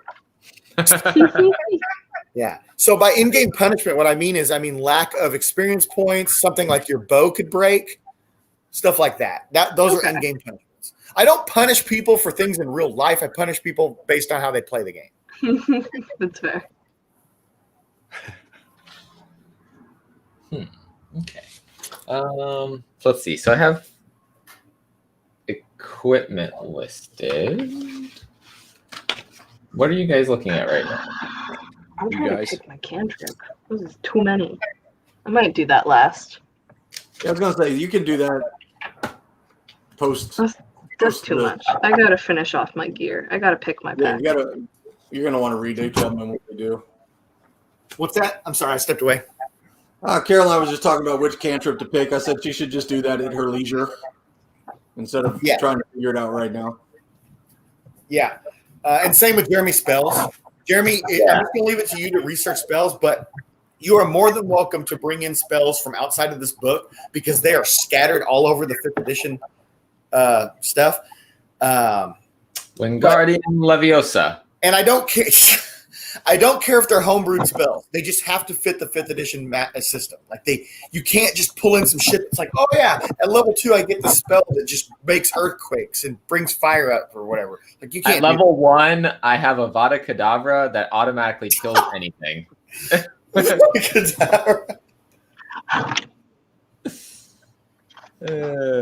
All right. I know. Look, the funny thing is, I know we're joking on it, but you can legitimately roleplay Harry Potter. You haven't figured out that that's what we're doing? No, I just mean he could be Harry Potter as a wizard in D&D. He's not Harry Potter, but he's a character that fits that. Our first session starts in a train station. He's Larry. He's Larry Potter. Larry Potter. He's Larry Fodder. That's right. Hopefully not fodder. Which is far better than cannon fodder. Okay, so where are we at? Has everybody got caught up on their equipment, on their weapons? Yeah, I think that's almost done. Do I need to write this down? Like, I have a small knife, a map of the city I grew up in, a pet mouse, a token to remember my parents by, a set Those of are just things that are common cards. suggested. Like you could bring since those are part of your background, you can put those in. So see on the back. Okay. See on the back says character appearance, allies and organizations, additional feats and traits, treasure, character backstory. That's all stuff for you to fill in. Age, height, weight, size, skin, hair. Cool. I wrote down that I have a goiter. All right. I want to get that checked out. I rolled it on the chart. Oh, nice. I'm kidding. There's no chart. Cool. So Wow. the features and traits, all that stuff there. I think we have everything. Well, the only thing, guys, is see where on the first page it says other proficiencies and languages. Those are character specific. You'll bring those in based on your. So I would go ahead and look at elf because you'll know. If I remember correctly, elves automatically know common. Yeah, so it and- says like an and elf can pick a second language. Yeah. Yeah, but I think it also says that that language is Elvish. Elvish and common for sure. I don't know if it means then also pick another one. And Yeah, I'm but then you get to assuming, pick another Nola, one. you know, Pig Nola, Latin. you know common and elvish. I mean, common and dwarvish. And Druidic. Druidic. See, that's important. That's why you should know that. So for the rest So of you for guys, high elf, it says you can speak, read, and write one extra language of your choice. perfect. Pick something different from each other. Since I have I'm choosing common and Elvish. Well, you should already know common. So does that mean I get common, Elvish, and then another? Yes. If it says pick, everybody starts with common unless they pick a really random thing like a non-character like that's in here. Like if you're doing like a goblin or something like that, you're not going to start out with common. Gotcha. Everybody should start with common. Where is the list of languages? Is that the beginning? Let's see. I probably should 17, do it. 123, or 125. Not 17. But it So does 123 or more. 125. So probably, yeah. Yeah, so there's Dwarvish, Elvish, Draconian. 124, 123. You said 123? 120. Shit, now I gotta go back. 123, 125. I see. Yeah. So there you Oh, go. here we go. 123 is the table. Yes. So no matter what, the three of you are going to be able to speak common and elvish, and then you guys can pick a third, and I would pick something different for all three of you. I'm going to pick something exotic. And I wouldn't pick dwarvish either since he already speaks dwarvish. Wow. And druidic. Yeah. Are we going to get so complicated as high elf since is I different want to dialect? bond with a demon, should I not know demon speak? Wait, what? You guys were both talking. If I want to become a warlock, so I would essentially have to make a deal with a foreign entity of some sort. Would it be a good idea to keep that in mind and have something like demon? Yeah, why not? Go ahead and pick something from the exotic chart. Is elvish? Like there's not a difference between high elvish and drow and wood. Yeah, it's the same. Okay. All elves can speak to each other. I have No. chosen Sylvan. Sounds kind of like Klingon, actually. You chose what? I chose Sylvan So the fey creatures. for the Fae. Yeah, so there's an entire realm called the Feywild. That's where fairies come from. And I can talk to them. Yeah. Yeah, actually, I believe if I remember correctly, most elves can actually communicate with the Fae. I just saw your comment. Look at this scroll and this scroll. And Yeah, Mm-hmm. this- but I was feeding off of Professor there. Yes. Okay. So yeah, you're all going to get three languages then. They're just all going to be radically different except for Common and Elvish. Okay. Okay, so we're all good on that. We're going to talk about mechanics of the game now. Like I was going to do a little bit ago. Now, everybody's armor class is straight, correct? We got that, right? Mm-hmm. Nola, we got that for them correctly? Say again? We got everybody's armor class, right? Should be. Okay. All right, we're going to test that. So everybody get their dice ready. Hold on, I gotta get a sticky. Which I'm going dice? to go ahead The and agree 20? with Nola. I'm going to agree with Nola that the armor class is going to be a miss if you get the same. So basically, all right, we're going to go with this. So, Caroline, you're walking through the woods and an arrow flies out of nowhere and hits you. What is your armor class? 12. Am I rolling a d20? Or No, you're not rolling anything. Okay. Well, hold on. I'm not going to do that to you. Okay, 12. So you do get hit with the arrow and it's stuck out of you, but you're not injured. Did you add a dex modifier onto that by any chance? Do I need to? I thought it already included it. Oh, well, okay, Yeah, that's why I that's asked. how we figured it out. So yeah, you're 10 plus the dex. Yeah, the whole point of having the character sheet is so you're not doing this math every time. Right. Yeah. Okay. Your armor class, because you should get you should get leather armor when you start, according to being Which is So 11. your armor class should be 11 plus your dex modifier. All right. Oh. What's your dexterity? So that would make it 13. the leather armor jumps up your base to 11, and then you add your dex modifier. Because my dex is +2, so it makes it 13. Okay. There you go. Okay, well then you don't have an arrow stuck in you. Yay. Okay, but I rolled a 20 at first, and I wasn't going to do that right away because I wanted you to know. So a 20 is going to be a hit, but a 20 does double damage. Ooh. So what I would do is whatever weapon I just fired at you, which was an arrow, I would look at the damage on it. And I don't have that in front of me right now, but I would roll that damage and double it, and that would be the damage you would take to your hit points. Not to your maximum hit points, to the hit points. So see, what is your maximum hit point? 8. 8. So don't ever erase that number unless you're leveling up. But let's just say that you took 5 damage. We'll just say that. You're gonna write down there 3 underneath the 8. Mm-hmm. That's how much health you have left. When you fully heal, you'll erase that and it'll be blank again. Okay. I got you. Nola, do you mind going ahead and just showing on the paper what that would look like? I wasn't listening. Tell me again. Just is there a way you can get it closer so you can see that box, the hit point Current box? hit points box. Yeah. Yeah, there you go. So your hit points are 18. Right. 11. Oh, 11. See, it's so blurry. So let's say I just damaged you by 3. What would you be writing down on underneath that? Okay. And then somebody comes along and heals you, and they fully heal you, but you don't get any temp points. You would just erase it. Yep. But if I were to give you temp, then in the temp box, we would just put the total plus whatever I gave you temporarily. Caroline, are you watching? Because this is for you. Yes. Sorry. Did you catch that? So you're not asking again? So if you give temporary, I wouldn't be the one giving it. It'd be whoever gave you magic. like you do something that gives you temporary, I should say. Yeah. So I've he's never heard of taking that that before. 11 plus 4, right? And that would be your temporary. But when that's completely gone, you're going to revert back to your maximum. And you would do the same thing if you lost hit points, right? So say I lost like 3 points of damage. I would write it down in the temporary, right? No. So again, if you lost, There we go. so Yeah, just watch. here's your 11. So if you get damaged for 3, you just put 8. Okay. Okay. And then if you get damaged again, scratch that out, put the new damage. Yeah, because you could get hit a couple times in battle, right? And you're kind of Yes. knocking down that number each hit. So then you get fully healed. You erase all that. You look back at your maximum. You never erase your maximum.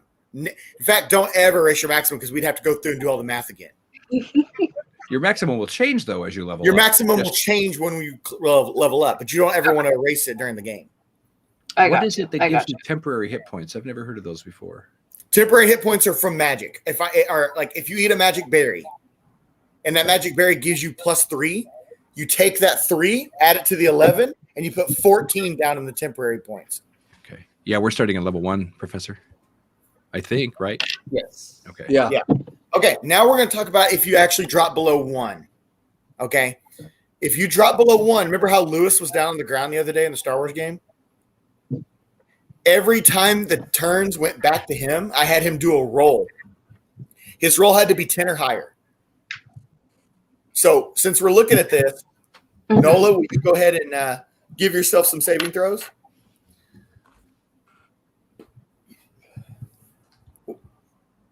Success. All right. We go around the board. Back to Nola. What is that? That's weird. That So that's a landed on his fail. spine. So 3 successes brings you back, but not fully health. You're just lucid again, and you're not dying. 3 fails is complete death. Okay. So he's got 2 successes. 3 successes. Okay, he no longer has to roll. He's alive, but he's on the ground, and he's not got any health. So here's the thing. If Phil runs over there and does a medicine check on him and succeeds, then that stops him from having to roll.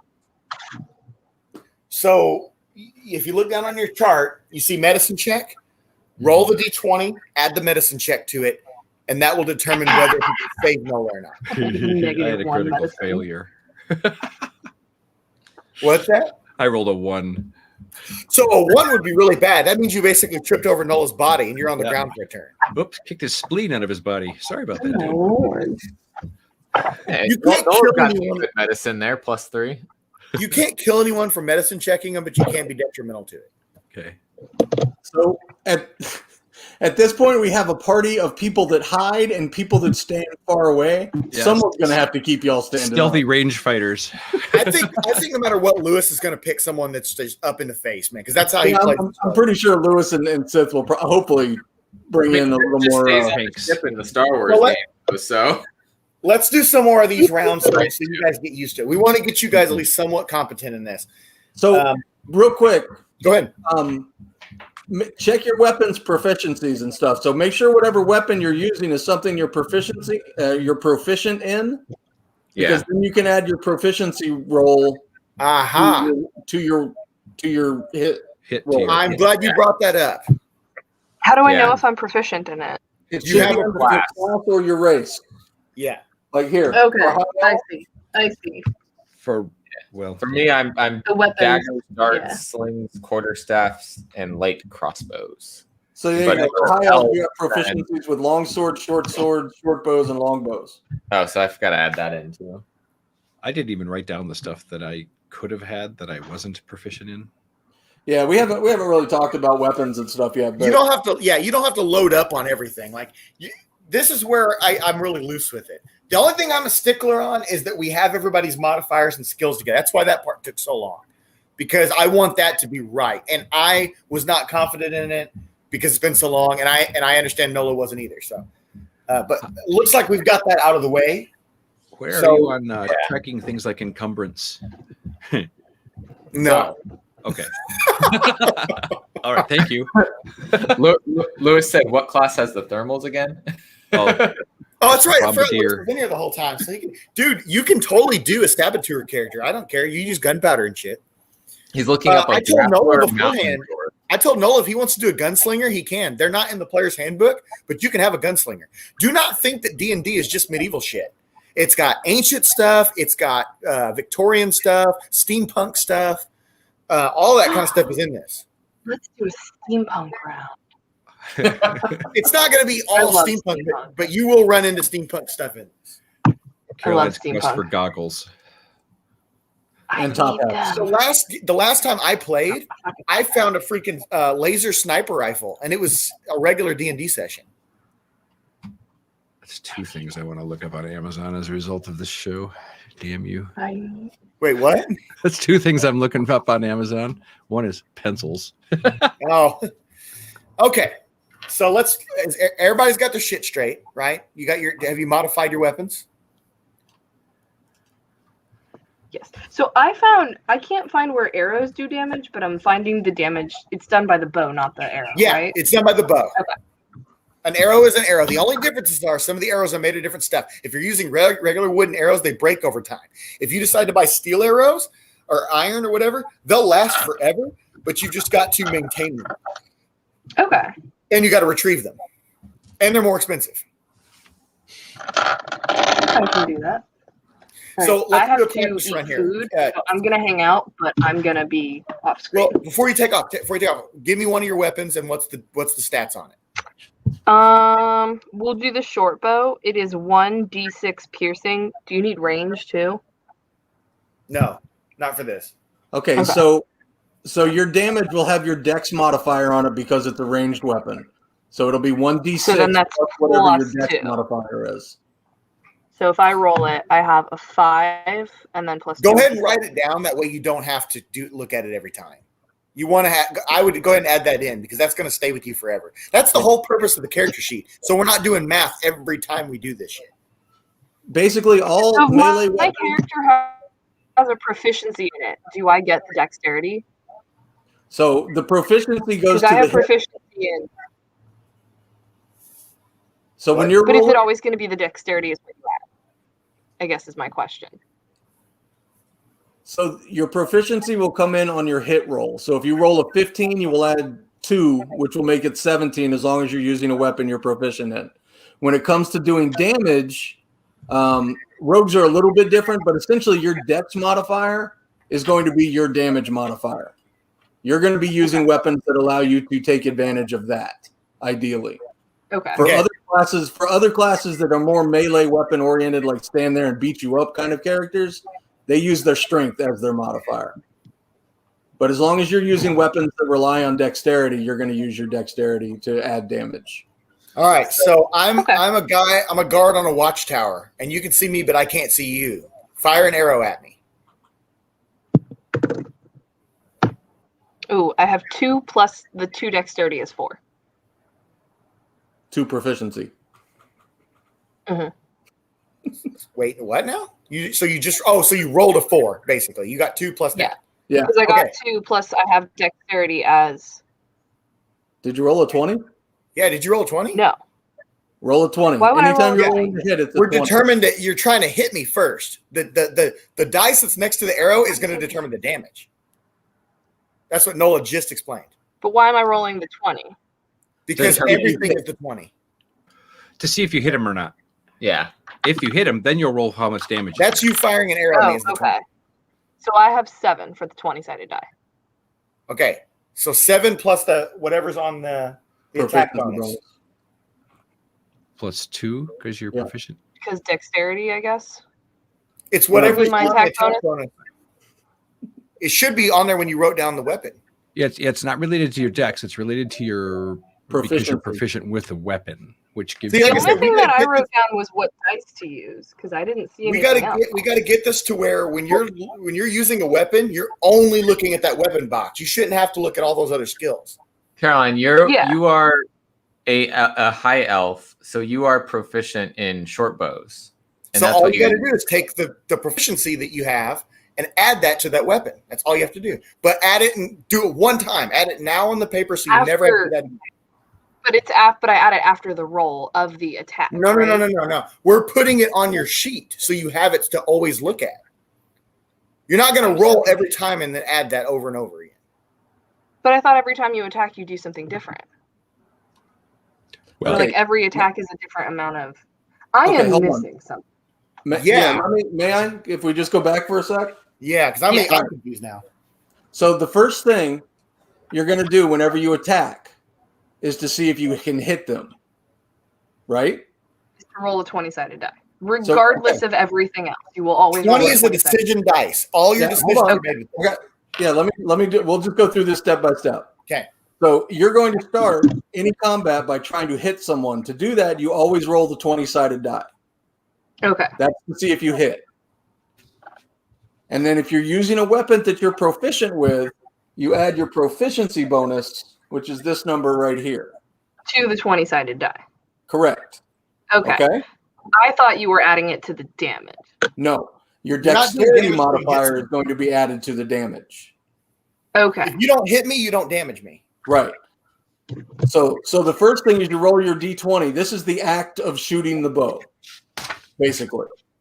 So you would roll this, 16, and then you would add your proficiency bonus, which would be 18, which I assume would be a hit.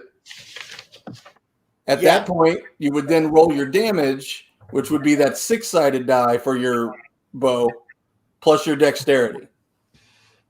Okay. So let's Makes walk sense? through this again, though, on that with a real time scenario. That's what's that. Is I guard didn't on the guard understand where the guard? 20-sided die was coming from. Yeah, there's 20-sided die is everything, just like we're doing with Star Wars. We make every this decision with a 20-sided die.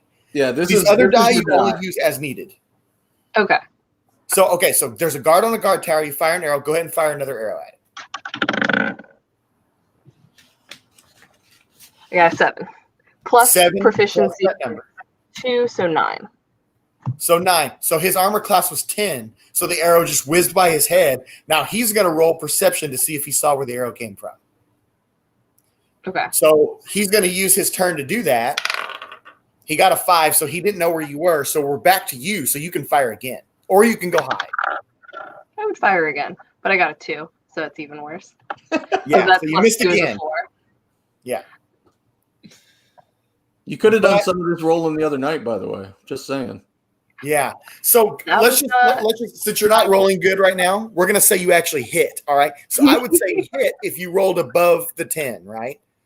If you rolled above 10, you'd hit. And then I would roll the damage. The damage die, which is a 6-sided die for a short bow. Yes. So I got a 2, but I also have 2 dexterity. Exactly. Add to it. Because that is the proficiency for that.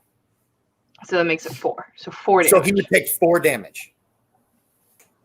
So there's a lot of things to keep track of. Right. So Carol, what Not you as want much to as you do? think once you get started. What you want to do on your character sheet is like somewhere in one of these boxes put short bow. Yeah, I did. I put +2 dex. But then I Yeah, would also one of have these- it for the rapier as well. Yeah, Right, you want that written in. You want that written in where you're looking at that all the time and you're not going over to the skill chart and trying to do math. That would defeat the purpose of having this big sheet. I got So yeah, that's the sort of thing you want to have on there, just so that you know immediately what it is you're. Yep. you're 1d6 doing. plus 2.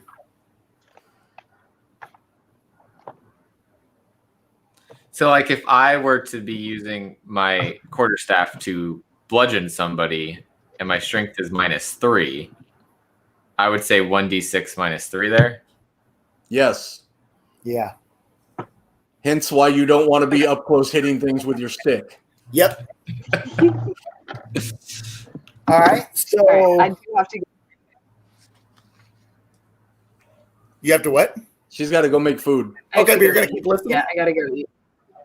Yeah, I'm gonna just like knock off my camera and my mic, but Okay, that's fine. I'm going to do this with Jeremy a little bit so he can get some time in. All right. So, but yours is going to be different. We're not going to do an attack with you right now. We're going to do another one of these checks here. All right. Let's just say you're walking through those ruins you found earlier and you did a history check. It's broad daylight. You're in the ruins. You know that this is your people, right? And you find a treasure chest buried in the dirt. I want you to do a athletics check to see if you can heave that dirt or that chest out of the dirt. So you're going to roll the 20 and add the athletics to it. So 16 -3. Okay, I'm going to say that you do get it out, but it's taking you a while. 5 or 10 minutes pass by. You don't just pull it out all in one heap. So you've got that chest there, all right? So now I'm going to have you're going to open the chest. It's not locked, so it's no big deal. You don't have to roll for that. You open it up, and in there is a ancient book. So for that book, I want you to do an Arcana check. 11 + 6. Awesome. You've determined that this is a very special magical book related to your people, and it's full of all kinds of spells for you to learn. You can take it with you on your journey and learn spells as you go. My Arcana is exactly. And That's why I picked this specific scenario for you. Yeah, I chose investigation also, so I have +6. There you go. So now you know that kind of scenario we just ran through is something you can do to help the party. That's one of your strong suits. So there you go. So Phil, Point wands at people once I figure that out. So Phil, let's do for you. Okay, so you're short on cash and you're running around the pier, and there's a bunch of wealthy people running around. I want you to find the richest looking person and pickpocket them. So you see a guy with a top hat walking and a cane, and you think this is a good guy. So you're going to do a sleight of hand check. Great. I'm proficient in it. So my roll of 18 gets a +6 modifier. You robbed this guy blind. He has no clue. The authorities are not alerted, and you just walked away with a bag of 10 gold. Okay. There you go. I'll split it amongst the party. Nola, is that all sensible to you? Yeah, 100%. Cool. See, now you see my strong suit with it. My strong suit is interpreting all this shit. Right. I'm very good at that, but I don't build characters very often. So, and it's been even longer since I've done it from scratch. Yeah, I was gonna say we'll be good doing this with Sith and Lewis. They're both at least Phil's level of playing. Like Caroline and Jeremy are from nothing. Not only that, now that once I've looked up all the minutia on how to do this stuff, like I said, now it's all stuck up there. It'll be a combination of the books plus us going through all this plus them guys knowing basics of D&D. We'll be able to get this through quick. Yeah. We're at the 3-hour mark right now, which is great. So we did 2.5 hours just of character building right there. So, hey, Mitchell, what's up, man? So when does the bard bang the dragon? The dragons have already been banged.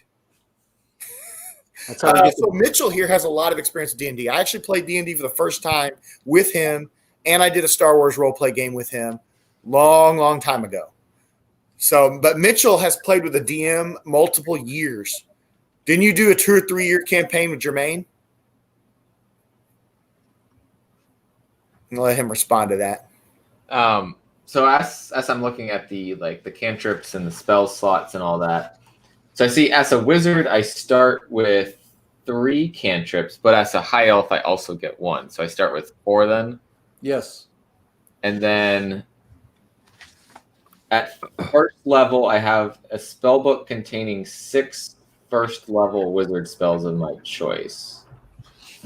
But then I see when I look at the table for the wizard, that table, it shows that there's only 2 spell slots. Yeah, because that's how many you get per level. You get to choose 6, but you can only use 2 at a time. So I have 6 in my spell book. Yeah. Remember how I told you that you're going to want to put together a spell book separate from your character sheet? So that's because you don't want to write all this on there. That's going to be separate from this. No, you can put it on there. Like, okay, so like, see where it says number 1? Mm-hmm. That is level 1. My first level spells. Yeah, so first level, you could put the number of spell slots, and then you're going to put slots expended as you use them. I also see prepared, so I would check the ones that are my prepared ones. Yeah. Of the 6. Yes. And those would be the ones I could use at a time. Yeah. So the way my friends have done this before, most people I know who've done this, and when I did a wizard last, you would either take that piece of paper and fold it a certain way, or just get a separate book. So you actually physically have a book that everything is, instead of chapters, you would have levels, right? And you would know that. Now, here's the thing. First level spells are always first level spells. So if you're level 10 and you want to use a first level spell, you can, and you'll go off of the spell slots you have for level 1 spells. So as time goes on, you'll have more spell slots per spell. It'll eventually get to the point where you're just casting and conjuring all over the place. That's what have the biggest payoff in the long run. They suck to start, but honestly, there's probably no character in the game, unless Mitchell has an idea. He might chime in on that, or maybe Phil or Nola have some experience with this. There's no character that I could think of class-wise besides wizards and sorcerers that have a bigger payoff than wizards. Like, the further down that line you go, the more ridiculous it gets. It'll get to the point where you're conjuring, if you wanted to, conjuring dead straight out of the ground in the middle of the battlefield. And you'll have your own NPCs. Jeremy, I was looking at I saw that was one of the schools. What were you going to say, Noah? Just read over this little section right here. It'll explain your how you your number of spells and.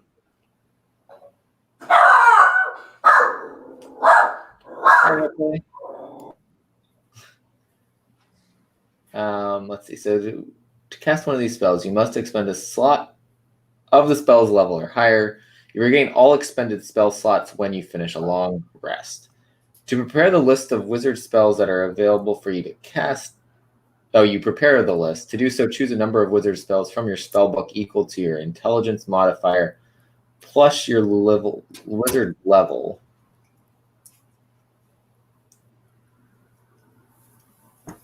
So yeah, the learning curve is great for this. It's huge, but the payoff is worth it. It's gonna take me a little while to wrap my head around all of this, I think. Yeah, but that's fine. Yeah. took all of us. I mean, the cantrips will be, that's more straightforward. Yep, and you can add cantrips as you go.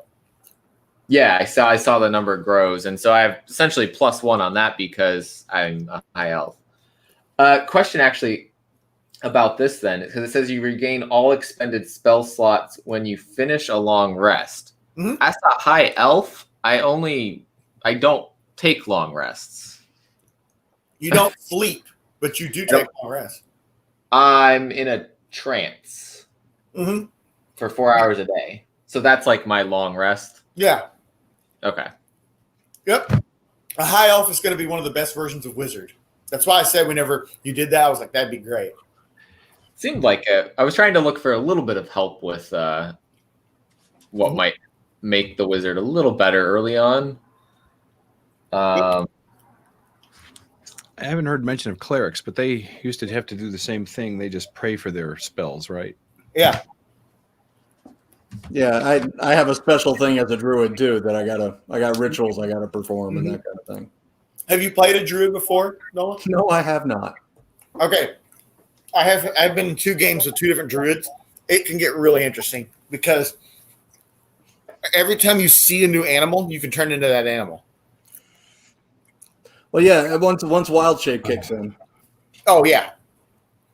So like keep that in mind. Like if Phil and Caroline and Jeremy, if you guys are playing with him and you're not with him, but you see some kind of wild animal that you've never encountered before, you might let him know so he can go over to it because he'll be able to turn into that animal. Interesting.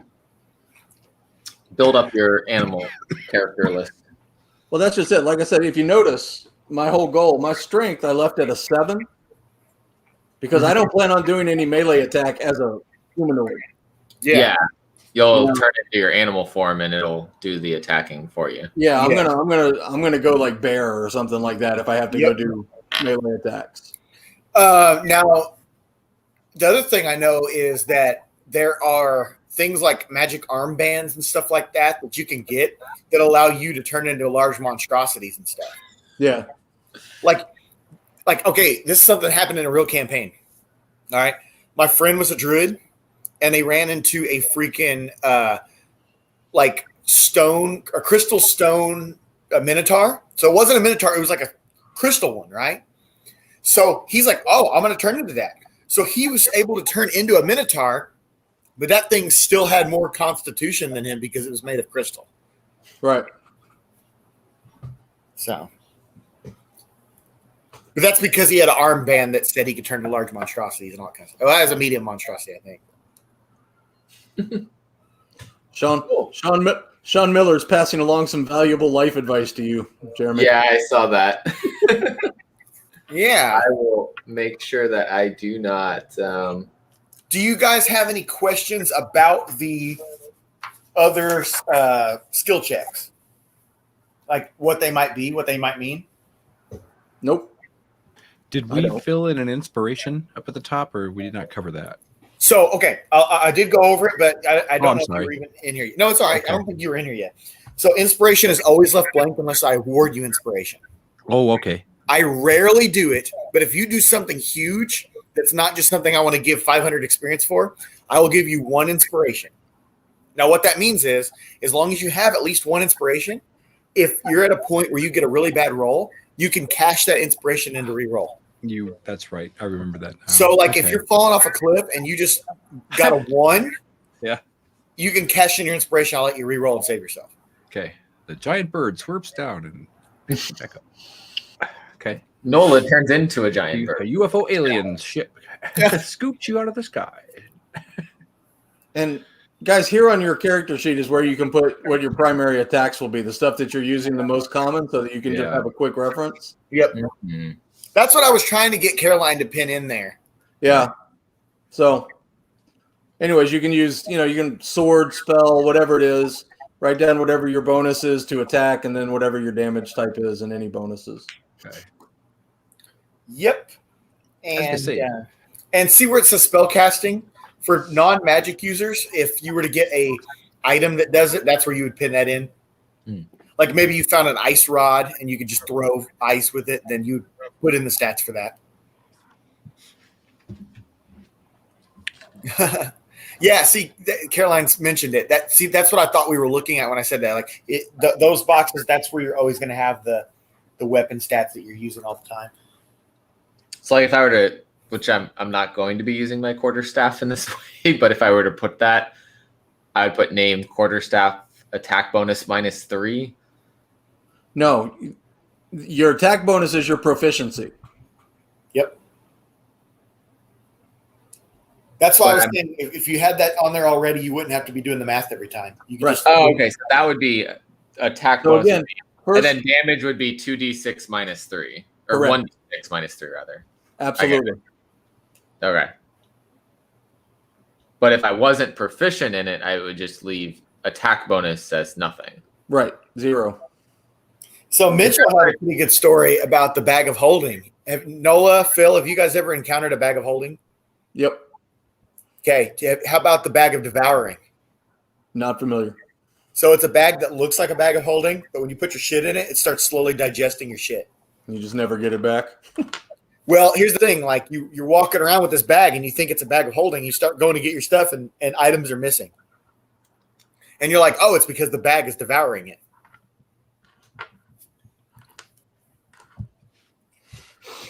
Well, crap. All right. Is there a check to make sure that you know that that's not devouring? You would use Arcana check on that. +6. Yeah, that's where you come in handy. Yep. If you see something that somebody's messing around with, if there's a barbarian out there that's messing around with something crazy, you're going to want to go Arcana check that for him. Or religion check it if it's a mystical item like that. So this sounds like I'm going to be running around making sure the group doesn't do something. Wesley just asked me if I've ever played with a deck of many things, and actually, yes, I have. The very last campaign I did. I never put a bag of holding in another bag of holding. Oh, I don't know what happens with that, Mitchell. I've never seen that. I'm assuming it's the end. I'm assuming it's the end of the universe. With Wesley's thing, when Wesley said the thing about the deck of many things, it's basically a card you draw that has whatever the card on it comes out or whatever. Yeah. It's like card captors or Yu-Gi-Oh. I love playing characters that are based on random junk like that. It's hard to start that way.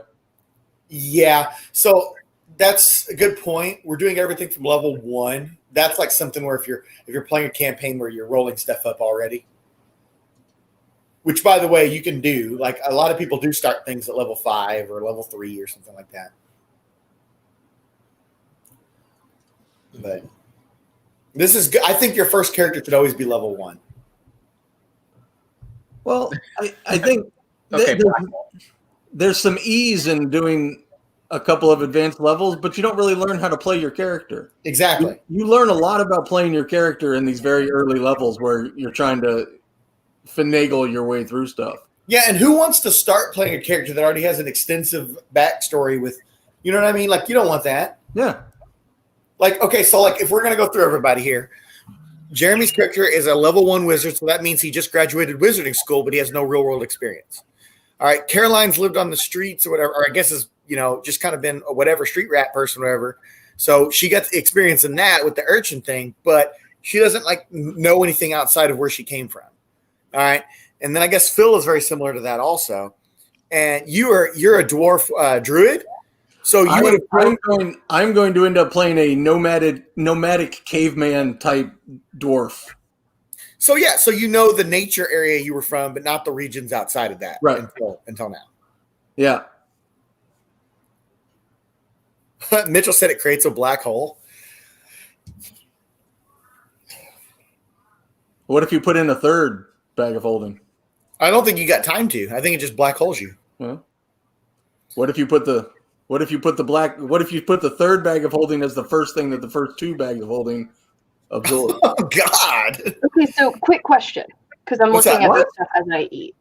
I'm looking at the elf traits, and then I know there's if you're a sub elf, like high elf, like Jeremy and I are, do we also get all of the elf traits as well, like the alignment and dark vision and like keen senses and stuff? Yeah, because those are specific to elves as a species. So then why don't we get the ability score increase where your dexterity score increases by 2? I will fight this until I die. Because that's the trade-off for playing the high elf is that you give up the one for the other. You just get so we get everything else, but because I guess my question would be if it's the same. So high elf does have ability score increase, and then like weapons training and cantrip. You get everything that isn't a duplicate. Correct. Because elf also has ability score. Okay, that was it. Correct. That's my question. Yeah. That's those are the things that make the high elf different from the regular elf. Okay. I'll also say you, too, Caroline. You share the same things that are different. Exactly. Gotcha. I'll also say too, as far as those arrows go, the gradual upgrade would be you're going to start with regular arrows. When you can afford steel ones or something like that, go ahead and get them. But eventually, you're going to want to get a hold of. You're going to want to get a hold of a what do you call it? A quiver that's eternal or whatever. I forget what it's called. So if you know Legolas from Lord of the Rings. Yeah. So his quiver never ran out of arrows. Yeah, it just constantly is full. Yeah, you can find that in this game, but it's not something I'm just going to hand to you at level 2. Like but I want to find it now. What? Now I want to find it. Exactly, you're going to want to get one. Her There's character. 9 people watching 3 hours into this. And thank you to those 9 people because I'm sure there were parts of this that were a bit trying. So, what's that? I said thank you to those 9 people because I'm sure there were parts of this that were less than entertaining. You know? Yeah, because there's just people writing stuff down and us flipping through books. So that's super cool. I'm really glad that I've got all this attention. And God, I've made Wizards of the Coast a lot of money in this last week. Yes. So go ahead, Amazon. Jeremy had something to say. So I just realized under elf traits, keen senses, it says you have proficiency in the perception skill. So I need to make that. Yeah, what you're gonna want to do is go back and double check your race and your class for bonuses and that kind of thing after we do all this. So then if I have a trait that gives me a bonus in a skill, I should go back and then so like the rogue lets us pick multiple skills of you pick 4 of 6 or something like that. Yep. So if I get that in a trait, I can then go pick a different one for the. Yeah, absolutely. Okay, dope. Yeah, you don't want to double up. You want to make sure that you're getting the maximum number of possibilities you can. I didn't even realize it did that. So thanks, Jeremy. So I think we should go through this. This is crucial. We should go again, even though I've mentioned this early on when we started the Star Wars thing, what each of the 7 die are for. So you guys are very familiar with the D20 at this point, 20-sided. That's your decision-making die. Mm-hmm. That determines everything, right? So the next die down from there would be the D12. And D12 is commonly from like a heavy weapon, right? Now, Nola, feel free to chime in if you think of something these dice are for that I'm not thinking of. Because I know there's stuff that I can't remember. The only other thing that I know the D12 is for is barbarian hit points. Okay, that makes sense, yeah. Okay, so then after D12, you come with the 10s, and there's actually 2 types of 10s. Okay, see, these here have like 10, 20, 30, 40, 50, like that, and these have 0 through 9, right? Okay. That's because one is for rolling the number 10, so 0 would be 10 in that case, right? And the other one is for percentages. So, like you would have 20% or 80% or whatever. They're very uncommon. I think this die here is something that only DMs use. I don't think a player ever has a time. Phil, I don't know if you've maybe seen it. Maybe somebody's used one. So that's something pretty kind of like what you were saying, like something like a deck of many things or some wild random thing that requires a percentage or a 1 out of 100 shot. I've done radiuses with them before. Like if bombs are getting dropped or some kind of explosive Dragon Ball Z move goes off, I might do something like I roll it. 50. So I say that 50% of the area that was affected. So I've done that. The next one down would be the 8-sided die. That's when you start getting a hit die, and there's weapons that revolve around that. Then you got the 6-sided, same thing, hit die, weapons. And then finally, when you get to the bottom one, you have the 4-sided die. Now, that's more for smaller weapons, minor damage, and fist fighting, basically. And if you've never used a 4-sided die, it's the number at the top of the pyramid. Yes. Glad you said that. Oh. I was wondering about that. Notice it's hard to see, but all of those are 3s on all sides. So let's say you get in a fist fight, right? I roll that thing, you hit. I just rolled a 1. You punched a person across the jaw, and they took 1 damage. Sweet.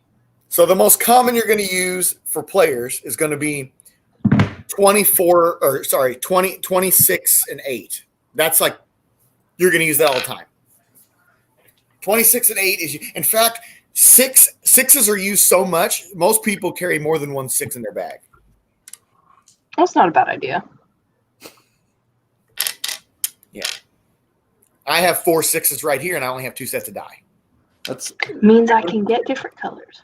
Yeah, Sparks, when you go to the LCS and you go to buy a set of dice, you'll notice there will also be sets of dice that are all 6-sided dice. You can buy like 46-sided dice, and they're like little tiny ones. Gotcha. The note on that is the wrestling RPG that I bought only uses 6-sided die. So I might need some 6-sided die. Yeah, 20. You want at least 4. Got You want to just go ahead and buy the standard 7. I say everyone should buy the standard 7. Yeah, but I mean, as far as 6-sided dice, you probably want at least 4 6-sided dice. I see what you're saying. Yeah, you do want at least 4, and especially if you're playing a character like a fighter or a monk, because monks have that that rapid fire thing. What's that called? I can't remember, but my friend's wife was a monk a few sessions back, and she would do this thing where she's basically going up and doing Fist of the North Star shit, where she's like, bah, bah, bah, bah, bah, like that, and like just hitting rapidly, and she would just throw the 6s out all at once to get all the damage on it. Monks are ridiculous. Monks can be really cool, but they have a steep learning curve, and a lot of people drop out before they get up to like level 4. I briefly thought about it, but meh. It's not the character you want to play the first time monks out. don't use magic. Everybody thinks that D&D monks use magic. They don't. They're actually adverse to magic. I only thought that because I saw a section that was like the magic of key or something like that, or kai. Yeah, the key. Yeah, there is key in there, but that's actually what I was just talking about, the key points thing. So it's not really. I mean, it is technically magic, but it's on a different system than what all magic users are using. Right. That's why I thought they were magic users also, but then I think last time we talked about that, and I was like, oh no, just kidding. Yeah, Wesley just said the dice addiction hits hard once you start buying them. Yeah, it's true. So I have one set that I bought. I have 2 sets I bought myself, one that somebody bought for me, and then I have the additional ones that were given to me. Liz has 2 she bought and 1 given, just like me. So.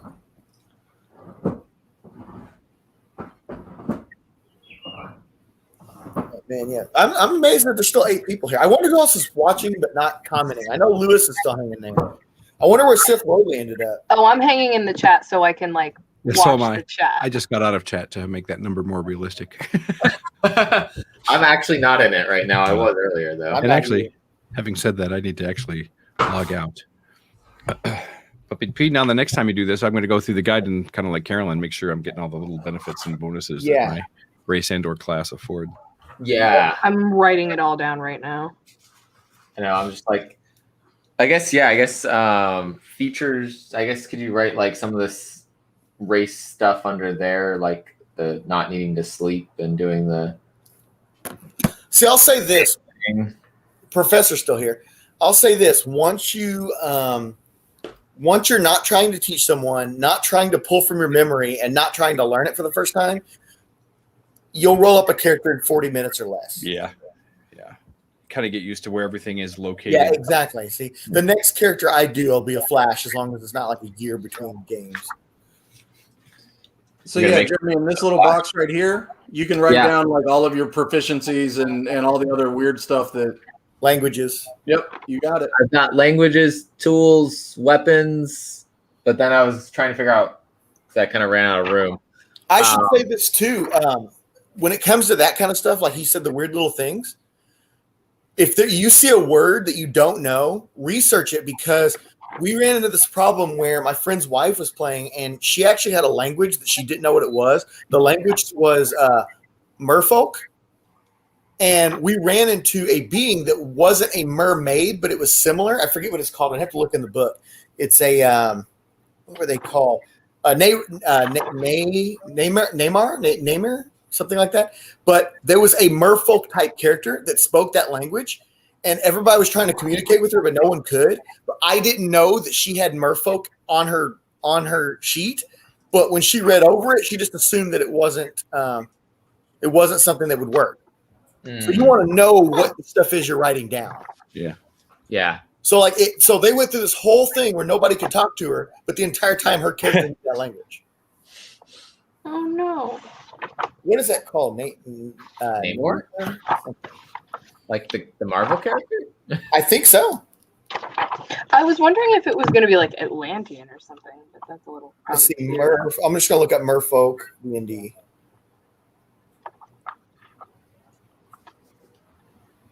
Because there's lots of different kinds.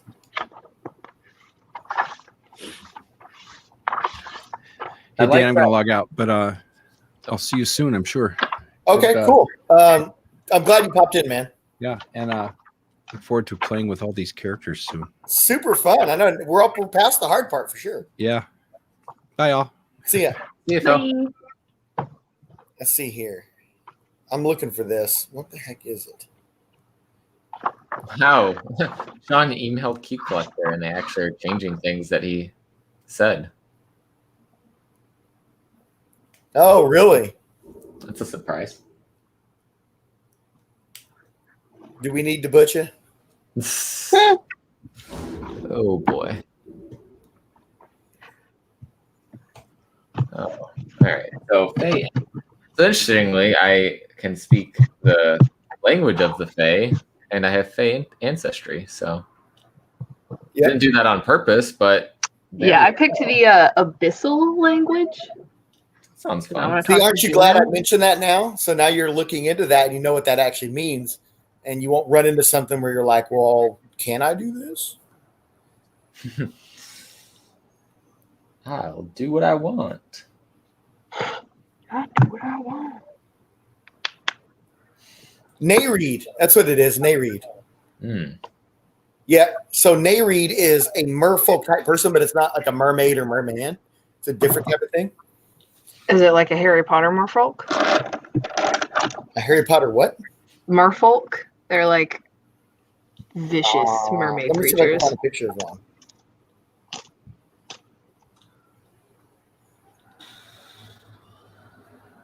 Here you go.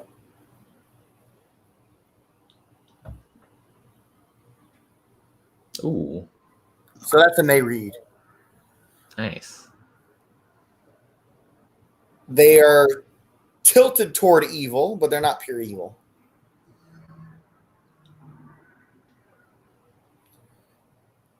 Dude, I've had sirens and stuff come in the games and like steer around ships and shit. So I guess another question. It'll I know be entirely dependent on like what backstory I give my character, but how should I age my character? I picked 235 years. You got to be at least 100. You got to be at least 100 to have a name, and I wanted to be considered, which is what's considered an adult, and I wanted to be considered a young adult. Okay. So I picked 235. That's where I wasn't sure. Like, and I want to be 5'2", for no reason. Interesting, Nola. What are you doing for age? Because I can be what up to 750. Yeah, at the most. Depending on, again, what you want to be. Like, I still wanted to be relatively young. Like, I don't know. I guess in my 20s, essentially. I know, that's what I was trying to figure out relatively. Like, I guess it could have taken percent. Yeah, I wasn't going to do that much math. Nola, what are you doing for your character's age? Yeah, sorry, I was eating a taco. Hey, I had fajitas. Nice. You can't see it, but I'm doing the still eating. Fingers to eyeballs thing with you. I don't know. I haven't really looked at any of that stuff yet. Okay. Everybody's got all the stats. Now it's time to fill in. See, you want to do the stats first. fun stuff later, right? And the further back you go, it's like what I was telling you guys before. When you go back to like first edition and stuff, people weren't even naming their characters because you realize this is 40 plus years of them developing the stats for this game. So that's why we're in the 5th edition. This is the simplified version.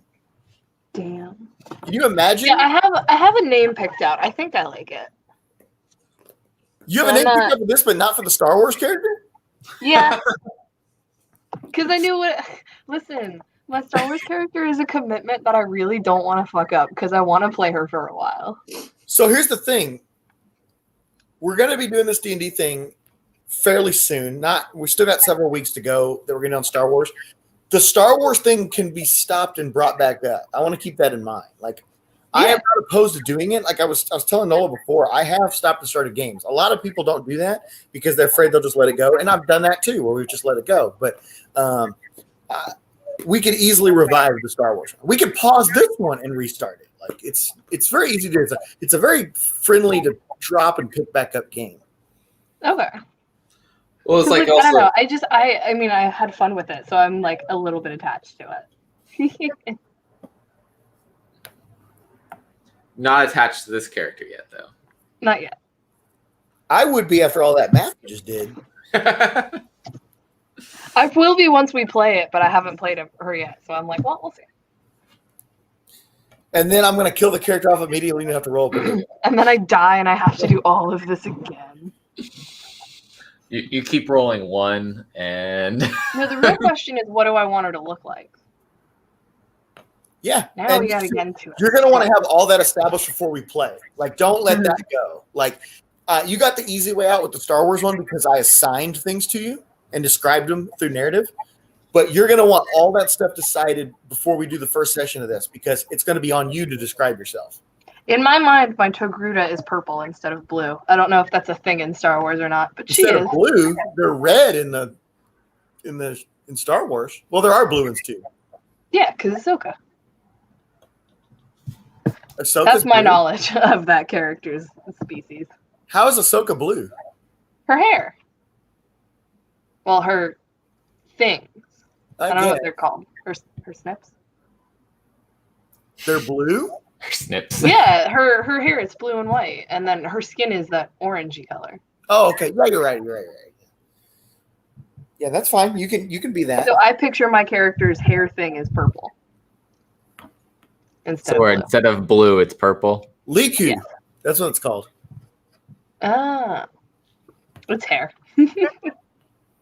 Do an evil campaign? No.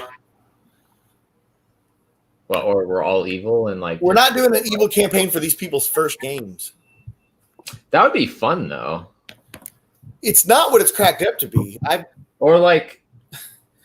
had a guy that evil, but you have to actually do like some good things or something. I had a guy that I let play an evil type character, and he got so bored with it early on that he made his character good, like automatically with it, not through story and through some kind of like happenstance, but because he got tired of trying to be an evil character in this group of people that weren't evil.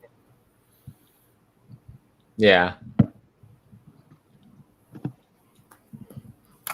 Because one of his party murder members hobo was and that guy was trying to convert him to his religion the whole time. Murder hobo campaign confirmed. No, you will be punished greatly for doing that. A game where everyone's just a murder hobo. No, and we do that shit. It's not fun. We end up killing each other off, and the game ends. That's no fun. It's like I said before. There's some people that just they only want a hack and slash experience, and it's like that's not really that fun. Yeah. Yeah. But yeah, so I was just trying to figure out the age because I'm like, well, if I just got out of like graduated wizard school, how old would I be? Well, but I know as an elf, I'm not like kind of slow, you don't exactly rush things. You got to keep in mind, right? Like in Lord of the Rings, Aragorn knew Arwen decades before the Lord of the Rings trilogy, right? And the Lord of the Rings movies and that story starts with Aragorn being 90 years old. He's 90 years old at the beginning of Lord of the Rings, and he knew Arwen decades before. I thought he was human. He is. He's 90? Yeah. Oh, was there? I forget what his whole background. He doesn't have everlasting life like the elves do, but he I forget whatever reason why he doesn't age that rapidly, like physically age. Gotcha. But yeah, he knew Arwen decades before, but because she was an elf, it's been a while since I've looked at Lord of the Rings stuff. Yeah. Cool. You decide to switch back. Well, it seems like we're done with the sheets and books. Yeah, we're done with the sheets. We're just going to banter a little bit while we're Yeah. I had that part figured out on my thing too, because I saw that in my section. The spell save DC and we could do alignments. Yeah, we can do alignments now. Yeah, let's do alignments. Okay, so like I said, my rules are you cannot be chaotic evil, and you can pick lawful evil if you want, but you better play it lawful evil. Lawful evil is someone that's doing things with evil intent within the bounds of reason. Like a lawful evil person would be an example, would be Emperor Palpatine. Right? By the way, time out. I love the people in this community. All you got to do is bring up some random aspect of some fandom, and someone's going to have your answers. Like Wesley's Aragon was Denise, saw that. so he lives longer. Yep. And Sean said, well, because of his training as a ranger, elves had learned rudimentary magic from him. I'm like, yeah, there you go. Somebody what does he mean by Aragorn is Dunedin? Because that's the city I'm from. So for me, that's what that word means. All right, Wesley, now you get to really show off. So literally, I'm like, you can't be a city. Yeah. So as I was saying, Emperor Palpatine is an example of lawful evil, where you're conniving and you're planning to do things. But like I said, there are things in the game that can alter your alignments. Like I will tell you if you're doing something or something happens to you that alters your alignments. I had a guy play in one game where he had a power that would make everybody in the vicinity's alignments go to the opposite of what they were. Dune-Dane. It auto. So like if you were lawful evil and he used that power, it would turn you into chaotic good. Yeah, I know. Sean, I know you're not that far from where I'm from. Yeah. So keep that in mind. Whatever alignment you pick can be altered. And most likely will be. I'm leaning towards chaotic good. Do you think that would fit the background that we've talked about? Yeah, actually. That's what I was thinking. Yeah, it really would actually. And think about Harry Potter's father and Snape. That was an example of chaotic good, how he was to Snape. Oh my God, I'm back. Yeah, all right. So you're back, so you're going to learn your alignment too, huh? So I'm awful at alignments. I'm like the worst. Okay. I'm so bad at them. So you got so to start, you have lawful, neutral, or sorry, good, neutral, evil, lawful, neutral, chaotic. So you have to pick a combination of that. I feel like my character would be slightly on the evil side. So you can be neutral, but it's not called that. It's called true neutral, which basically means that's an example of an opportunist. Okay, Nola's character at the beginning of our Star Wars campaign was a true neutral. I mean, yeah, considering the backstory of my character is like street urchin, trying to get by, gonna do whatever needs, but like also not trying to just murder people for no reason. So you could be true neutral, or you could be neutral good. Let's try true neutral and see what happens. Okay, I'll tell you this. I have seen True Neutral do, at times, crazier stuff than chaotic people. Well, it doesn't mean sane.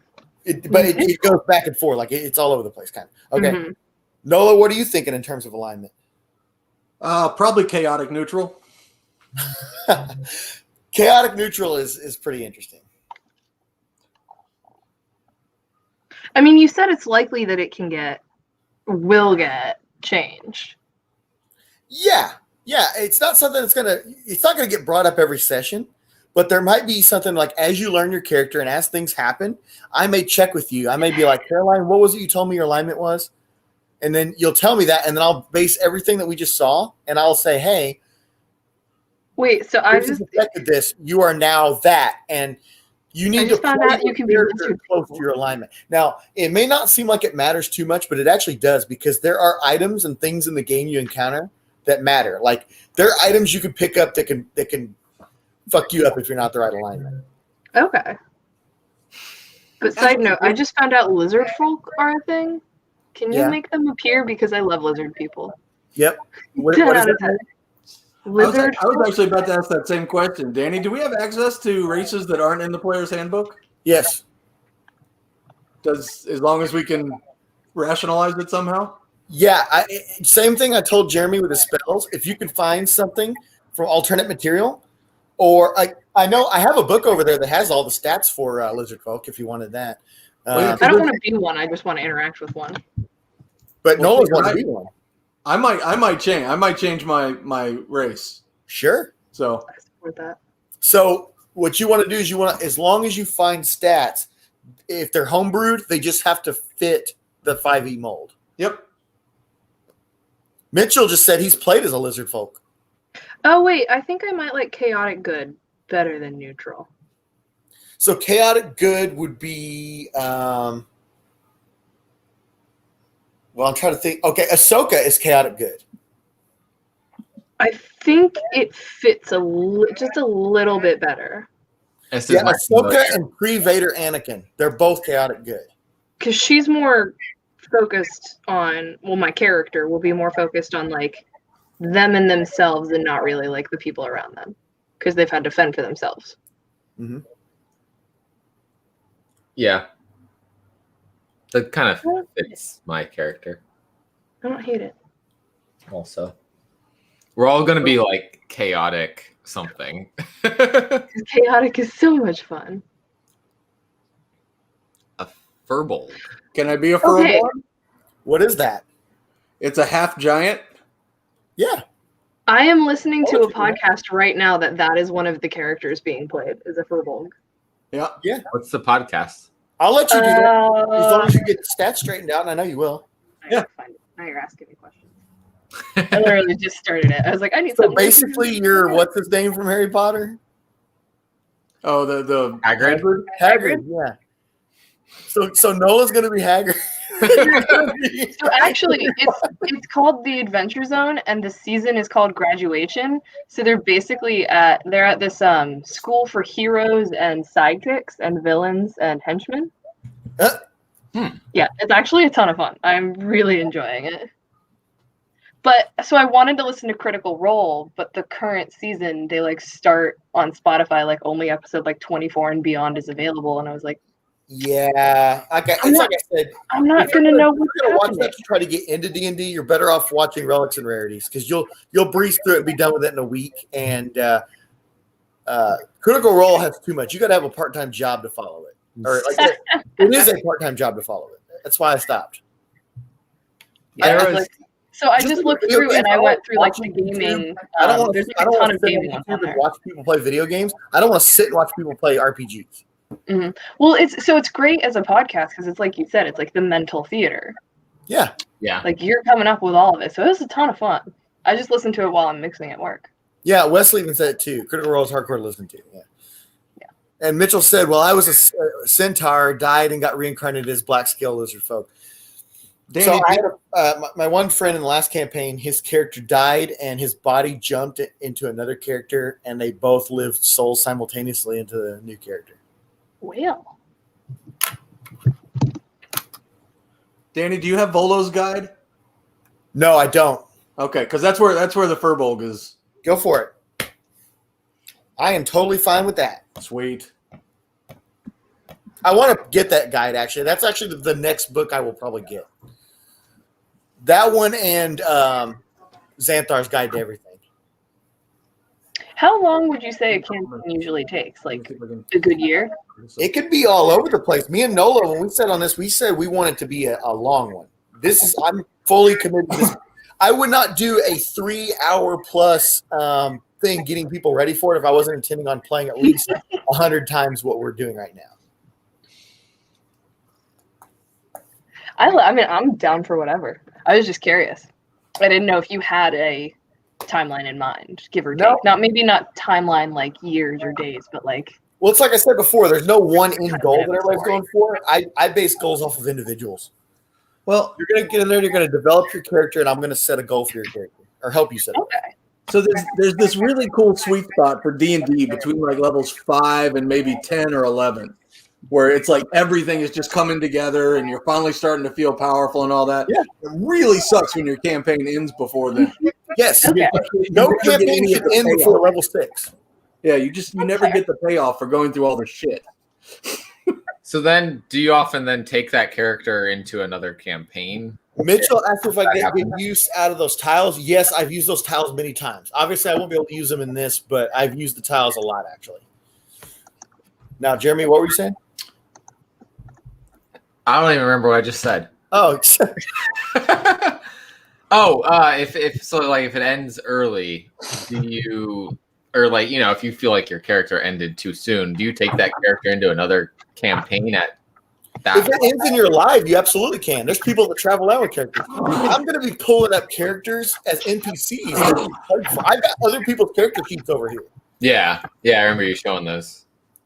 Some of those are ones I've made. Some of those are ones other people made.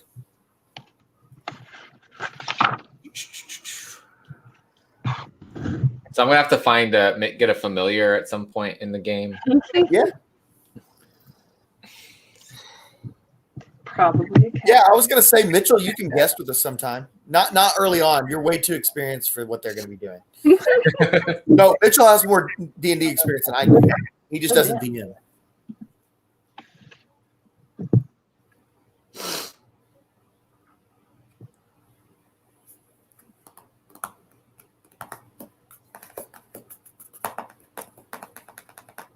So you're going to be half giant. That'll keep it really interesting.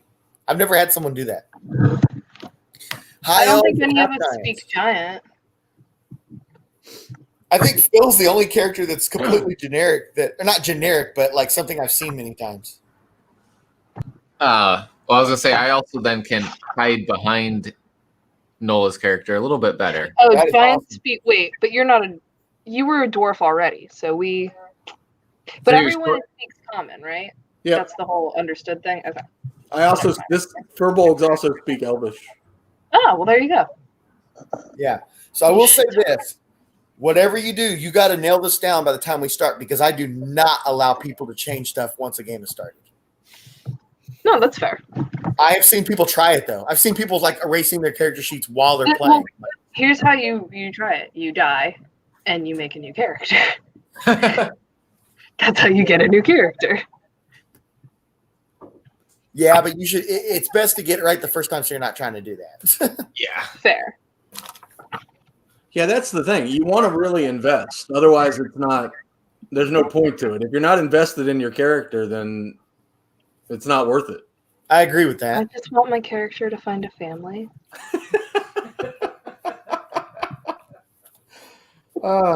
Caroline, you make me laugh. I try. Hey, Lewis, are you still around? Lewis, if you can, shoot a message. Let us know you're still here, because I've got something that I'd like to bring up. He's probably not. He said he was taking care of the kids and. Yeah. Private playing, just. Yeah. So hopefully, if he's still here, then I'm gonna bring this up.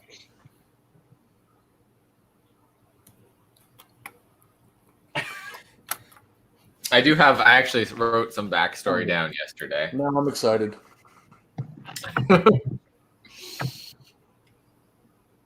All right.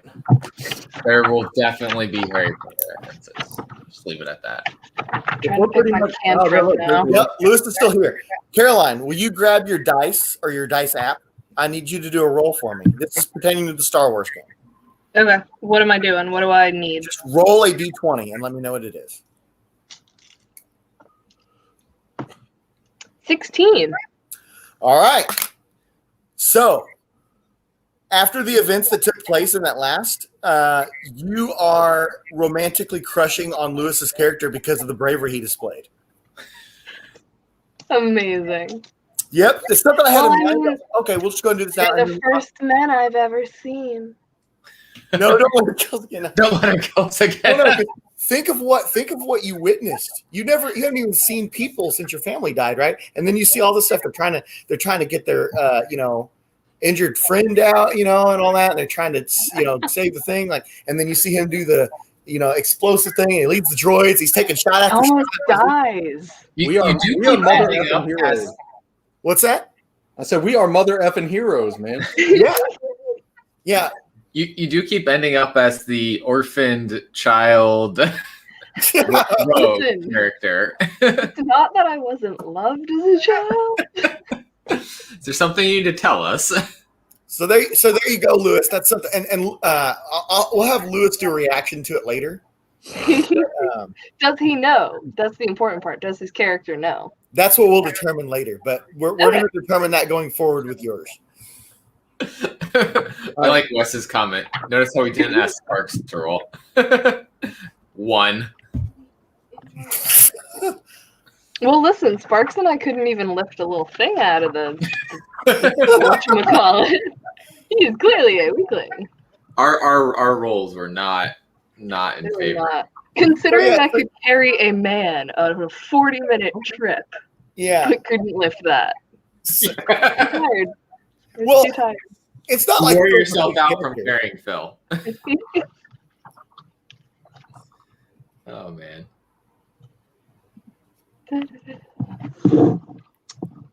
Oh, I'm blushing, he says. That's it.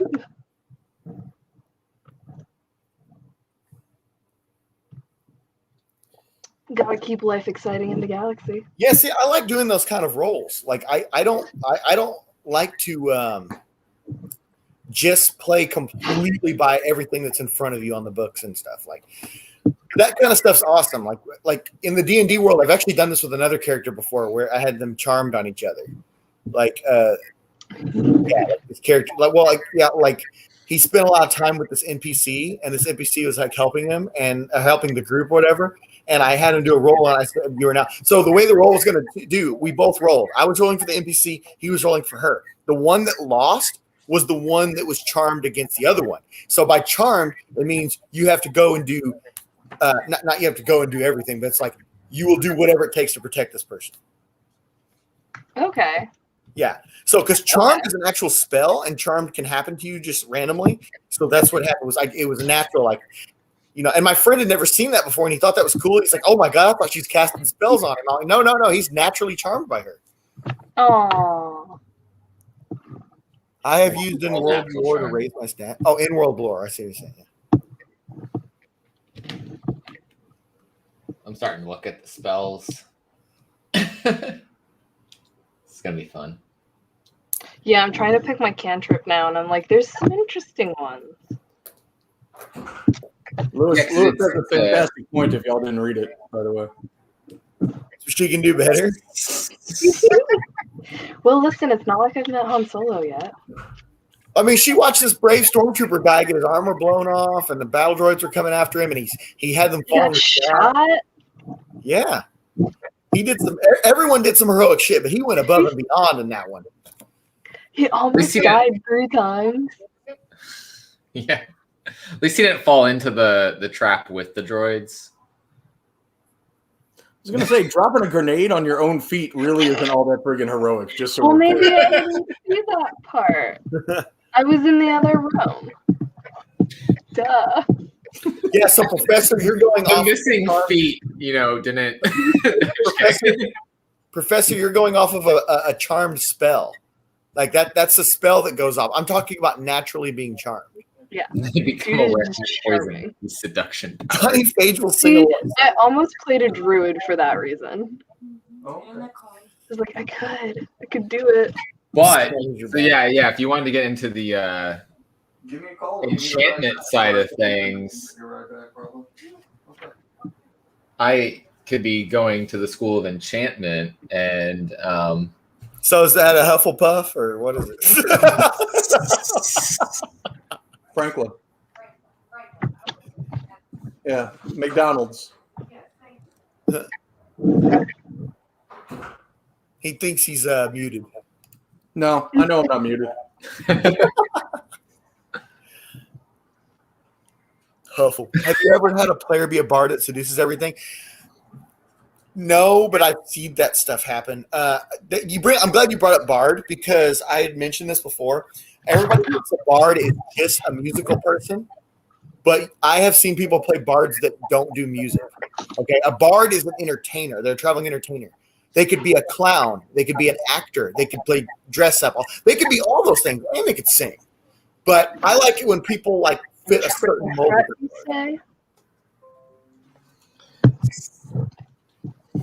Poison spray. That sounds dope. I'm actually thinking about the School of Enchantment when I get to that point, though. I feel like my character could, because some enchanters are peacemakers who bewitch the violent to lay down their arms and charm the cruel into showing mercy. Sounds kind of interesting. Said my rogue would read a lot, so I got a bonus at any kind of checks that info base. Yeah, I've done that. I've had it where people have picked up books on specific subjects, and that would increase things. Oh man, it's fun until the bard tries to seduce the dragon. Check out my only bards account.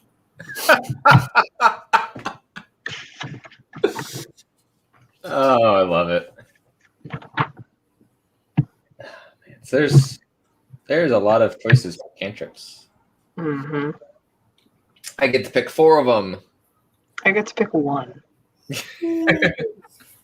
Wizard powers. Elf magic. Right back. Yay. It's elf plus wizard, actually, because I get 3 as a wizard. As a rogue, if there's some sort of like illusion spell, something you can hide. I was really hoping there would be one that like is healing, but there isn't. So mending, you can fix broken things, like a broken chain or a broken if it's less than like a foot or something like that. What about then the minor illusion? Is that no? I found a handful I like. Man, it's gonna take a while to like read through every one of these. Let's see.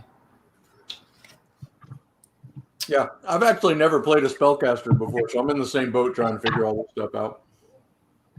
Is the character that you're doing now? Yeah, well, I guess druid, but is the race that you chose also have any inclination? Yeah, furbolgs they're pretty much essentially made to be druids. Okay. They're half giants. They live out in the woods. They're tribal, very nature oriented in the first place. Makes sense. Good choice then. Well, it's not. I've always wanted to play it's fun to play elves and humans and stuff, but to do something just goofy. Where else are you going to find like a 7.5 foot tall? So you're half human, half giant? The description just says half giant, so it could be like half elf, half giant. I don't know. I would say to balance it a little bit, go ahead and make it half human. Okay. If you don't mind. Just so you're not trying, because you're already using a character, I guess, that's out of another book. So make it half dwarf, half giant. No, you're really mixing stats up there. Humans, by definition, in D&D are meant to be well-rounded. Yeah, right? I'm just going with like the oddest combination, probably. So I think it would be best that since he's picking a character that's kind of a little bit out of bounds, I think it'd be best to make it half human, half giant, because then you're getting some extra attributes, but you're still revolving it around a human. So under the spells, it talks about components, and I see letters V, S, and M. Oh, that's for spells that require items, right? So what do those letters mean? I don't know about those letters. That's very specific, but I just know that my wizard that I had would use sticks and string and stuff like that to do certain things. Like I had I could make I forget what it was called, but it was basically like a puppet character that could run and do things for me. But I had to have like sticks and string to make it. Yeah, it's like there's like this one aid. It says VSM, a tiny strip of white cloth. So you need the strip of white cloth, but some just say VS. Later, Professor. See you, Professor. Bye, Prof.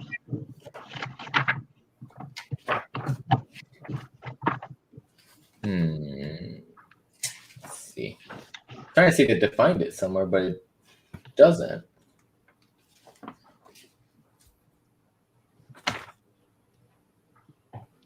I kind of don't hate the idea of having a defensive spell, because elves only get so much armor. Yes, that's a really good idea. Well, you have to use it it has to be a cantrip, right? Mm-hmm. Basically, Blade Ward is the one that I'm looking at right now. Where is it? But would that be like that's your whole turn would be to do that, and you don't attack, but and then it runs out the next turn? Yeah. So I guess until the end of your next turn, you have resistance against bludgeoning, piercing, slashing damage dealt by any weapons. What you got there? Oh, they're Fey-oriented half giants. Okay, if that's specific to that, then I understand. And I don't care. It doesn't matter. I'm just looking it up. Go ahead. If it's already specific and has that built in, then do that. I only suggested it because I thought you were trying to do something that's kind of outside the norm, and you're kind of wiring it together a little bit. But yeah, if that's the background that's half Fey, then do that.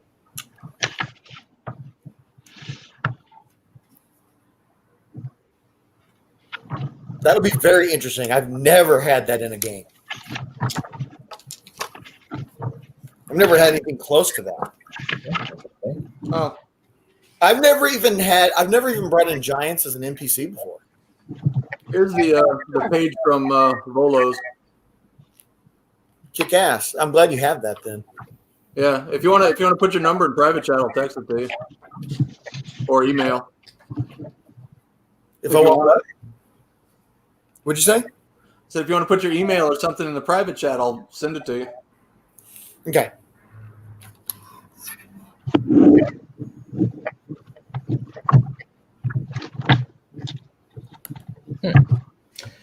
There are lots of choices here. Firebolt. That sounds like something I should have.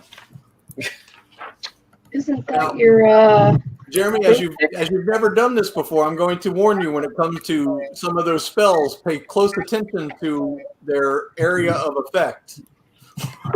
Nah. Yeah.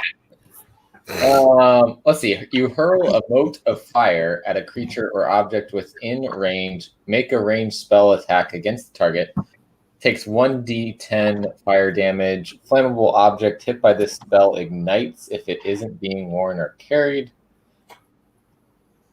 Doesn't say anything about area of effect. It says range is 120 feet. One action to cast. Duration instantaneous. And Nola, you're not familiar with what the letters stand for? You talking about at the end of the spell? The components? This is component VS. Yeah, give me a sec. I'll let you know. It's specific components. Yeah, so I was trying to figure out because it's VS and then sometimes it's VSM, and then usually if it says M, it actually lists the specific component. But I think that's going to be one of mine, Firebolt. I want some sort of cantrip that's attack based. Yeah, so Mitchell brings up a good point. You got to be careful if you're playing a monster type character because other characters in the game, general people, could take offense to that. Oh, okay. So components. V is verbal, S is thematic, M is material. Okay, so I don't need material. V for verbal, most spells require the chanting of mystic words. The words themselves aren't the source of the spell's power, rather the particular combination of sounds with a specific pitch and resonance sets the threads of magic in motion. Thematic is S, gestures basically, and then material, a physical material. Wesley, I've had characters. In. I've had the entire party walk through a room full of gelatinous cubes that explode on contact. That's amazing. Yeah, I don't think, Nola, that would be too much of a problem for you, what Mitchell just brought up, but that doesn't mean that you can't go to a region where people don't like giants. Well, but people also don't like flying elves. They're somewhere between 7 and 8 feet tall. So, I mean, they're tall, but it's not like they're, 10, 12 feet tall. I did see under the tieflings that there is that issue where townsfolk might not be too keen on them being there. Yep. And by the way, I fully anticipated that when I chose this. I was like, yeah, there's probably going to be. Well, there's an NPC that you're going to be working with that experienced that problem a lot. So it's not going to be like you're going to be alone in that. Nice. So usually on this sheet, then you just kind of write them down. What is that? Yeah. The spell book has then this information, like that extra stuff. But you're only writing them as you level up. Right, like these cantrips I already have at level 1. Yep, you'll be able to add cantrips too. Right. So yeah, just take a look at that when you get a sec, Danny, and let me know if there's anything in there you want me to change out of it or. Okay, I'll go ahead and look at it right now while you guys are yabbering. But Wes, the tieflings can also be good. They just are misunderstood. Aren't we all? Yeah. Friends. For the duration, you have advantage on all charisma checks directed at one creature of your choice that isn't hostile. You're still playing a druid, right? Yep. Perfect. I actually really like you doing this character. Cool. Me too. That's why I wanted to do it. I really like you doing this character, and it's going to make sense for certain things that'll happen in the early story. Nice. There we go. Yep. That works out. Yep. We'll see what Lewis and Steve end up picking. I think Steve is probably going to go for, he's either going to be like a paladin or a knight, of some kind of fighter, That's what I was feel thinking. like. Yeah. I can see him doing that. Lewis might go barbarian. Lewis might go, he might do, I'm trying to think who else. Wait, do we have a healer? I was going to say, nobody's a healer particularly. Yeah. You are because you have fey powers. That's right. Yeah, he has you have a +5 there? Plus something? For medicine? I have -1. I have healing spells and stuff like that. The whole reason I picked a druid is because I figured nobody else was going to do anything remotely close to being able to keep us alive if we have to. And I don't care for clerics, so. Actually, I like clerics, but let me tell you, okay. Actually, no, I'm not going to tell you that because that might come into play. There's something so fucking good from a previous campaign that I did that I'm actually thinking about bringing it back for this. It was that damn good. So I don't want to mention that. But what was I going to say? I hope Lewis picks a barbarian bard. He could be a barbarian. Oh, that would be fun. That'd be a ton of fun. Barbarian, yeah. No, I don't want him to be a barbarian. I want him to be a fighter, man. I just want him to be a dude who like fights like freaking like dances and stuff. Dance battles. Create explosives. Like, why does Lewis have to be an explosive character just because he already said he wants to? He can be emotionally explosive. He doesn't have to actually use explosives. It's fine. Oh The same boy. thing. Yeah, Mitchell Starting to wonder about Caroline's background between her urge to be an orphan and an urchin and explosive emotional content and Mitchell mentioned that rogues can use wands. Yeah, when I played as a rogue before, I actually got a wand that was preloaded with a bunch of freaking magic missiles. Mage hand. Spectral Mage Flare hand is some bullshit. appears at a point you choose within range. The hand lasts for the duration or until you dismiss it. So, like, how much of the, like, special objects that you can find, like that quiver that we talked about, the endless quiver, like, how That's much of going to that be very comes rare. from... That's not something that people just find laying around. Yeah, but, like, how much of that comes from actual, I guess, like, textbook stuff, and how much of it is just people, like, making shit up for fun? I'm actually pretty sure that's in the freaking Dungeon Master's Guide. I'll grab it. I'll look. Let me go to the bathroom and grab a drink, and then I'll grab the Dungeon Master Guide and take a look. So, This is more just me being straight curious.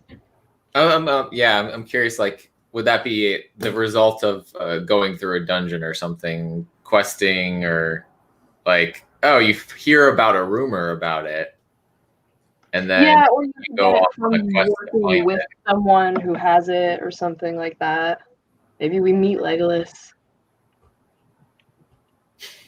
Maybe we meet. Brings him in. Truly an iconic character from my childhood. Childhood, young adulthood, early days. Days of Yore. Days of Yore, yeah, that works. Days of Yore. Once upon a time. When I was what a wee lass.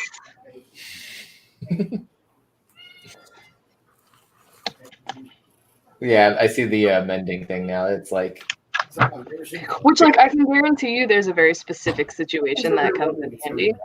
But it's a very specific situation. I mean, it might be good for you, like your arrows break. You could probably mend them. That's not a bad idea, actually. I'd assume that, I mean, right? 'Cause it says as long as the break or tear is no longer than 1 foot in any dimension. Yeah, and arrows are not a foot long. Arrows, unless it's Maybe. split down the middle. Even then, it could be a short crossbow arrow. Huh. A little bolt. Yeah. There's wooden bolts. What was everything after that? Mending and then message. Again, all of these have very specific intended uses. Interesting. So I could send messages to people by pointing my finger towards them. But, like, also in the general direction. Like, if you know they're on the other side of that wall, you could point and it can, like, go around the wall. Mm-hmm. Through solid objects. Interesting. Interesting. Okay.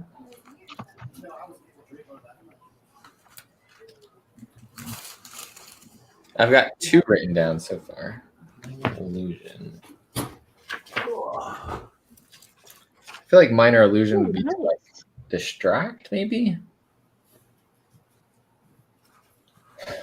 Create a sound its volume can range from a whisper to a scream. It can be your voice, someone else's voice, a lion's roar, a beating of drums, or any other sound you choose. Sound continues unabated throughout the duration, or you can make discrete sounds at different times before the spell ends. So I just came across something. In the multi-classing in here, it says that you have prerequisites that you have to have. Yeah. So Warlock is Charisma 13, and guess who has a Charisma 13? Okay. But my prerequisite is automatically you have to level up with your primary class first. Oh yeah, no, it says it talks about being 5th level somewhere in here.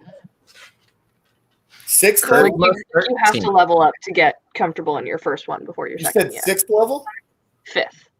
Okay, 5th is what I did. I was going to say 6 would be asking a bit much. Yeah. Once you get to level 6, it's really hard to start leveling after that.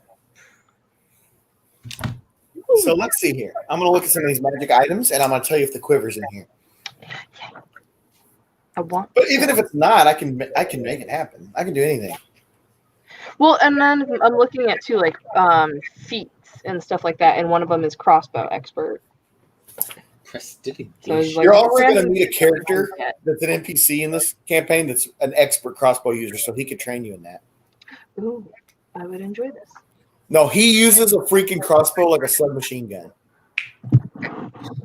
I want to meet this And I'm character. dead serious. He as can French. like load that thing up with like clips, basically, like that. Wow. I want to be friends with this character. Is this Legolas's brother Mega Blockless? As Wes said in the chat, that's who we're gonna meet. Oh man. Oh man, yeah, I'm looking here. Oh, there's a bag of devouring. Yeah. Shocking grasp. What is You would not believe how many items there actually are. Like, I'm literally flipping through pages of items. I'm just going to look up quivers in the index and see if there's how many there are. Twizzler? Anybody? Twizzler? I could probably get that the easiest. I do like I do not like Twizzlers. What? I don't like Twizzlers. Something about You know what I like better than Twizzlers, though? Is Australian Like black licorice. Oh. Ugh. Just don't overdo it on the black licorice. That can actually kill you. Well, I mean, I'm not going to eat like a pound of it. Right. That's what I mean. Literally, Literally. like one little brick of it at a time. Yeah, no, if someone like actually ate like several packages of it and died. Cardiac arrhythmia.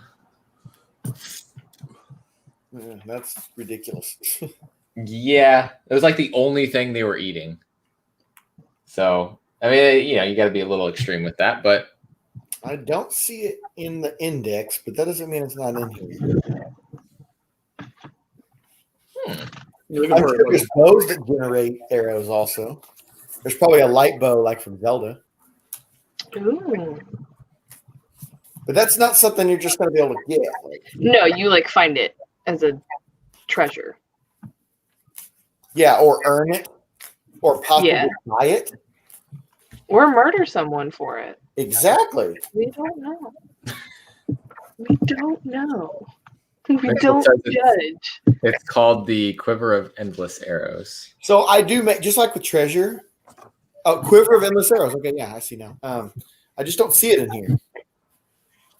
I want to see this. It is a rare +1, a very rare +2, or a legendary +3. Did you just Google it? Yep. It's Google, definitely going to be a legendary because that's not something you just get. Yeah. Yeah, it actually says for legendary requires attunement, so you got to go through a whole.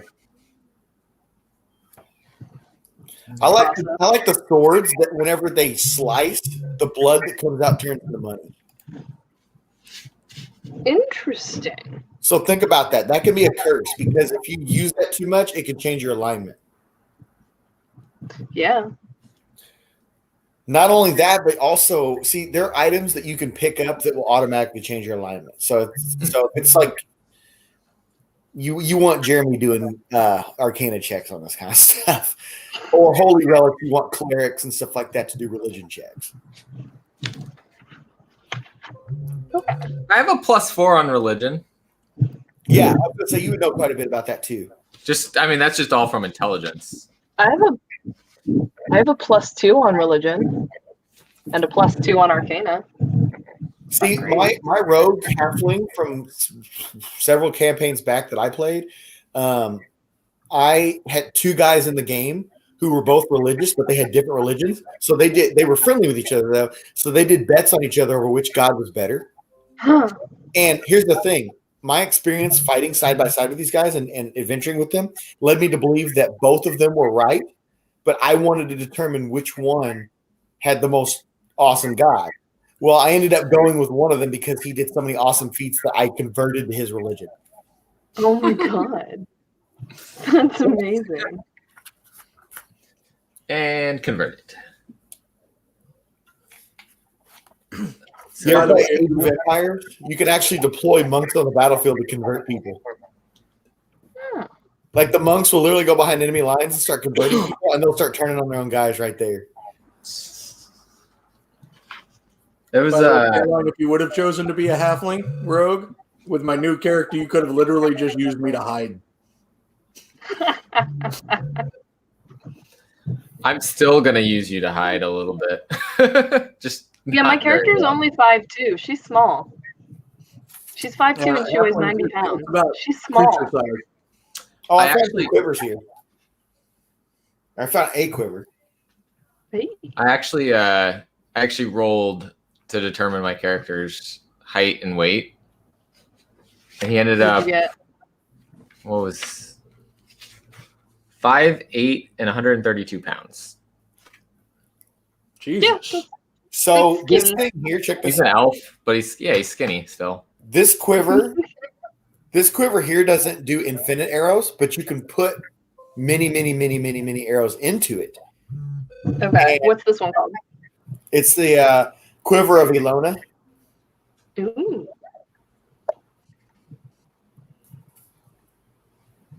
Interesting.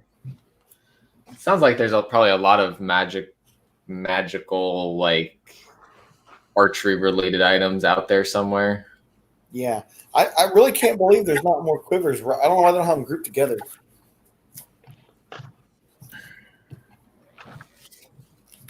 I'm looking at, let me see. So I would have to put 2 first level spells. Yeah, Mitchell mentioned a good thing there too. I think Mitchell told me the story before where he went to different towns, and the first thing he would do was have animals go get information on what was going on in the town. And let's discuss, what world are you going to run this campaign in? It is my world that I have ran before. So does message allow you to talk to animals? I think, okay, so here's the deal. I did the same thing. You can send that message, but that doesn't mean they can send the message back. So it does say that they can whisper in response, but doesn't mean I understand it, I guess. Oh, yeah, they can whisper it to you. Hold on, let me pull it. But that doesn't mean they can respond from afar. Yeah, I got that covered. I'm the animal talker. This says you point your finger towards a creature within range and whisper a message. So range is 120 feet. Sure. The target and only the target hears the message and can reply in a whisper that only you hear. You can cast this spell through solid objects if you are familiar with the target and know it is beyond the barrier. Magical silence, 1 foot of stone, 1 inch of common metal, a thin sheet of lead, or 3 feet of wood blocks the spell. The spell doesn't have to follow a straight line and can travel freely around corners or through openings. A thin sheet of lead. But it says, yeah.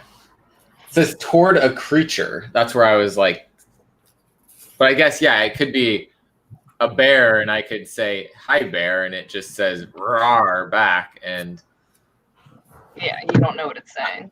That was the best bear conversation I've ever heard. Hi, bear. Roar.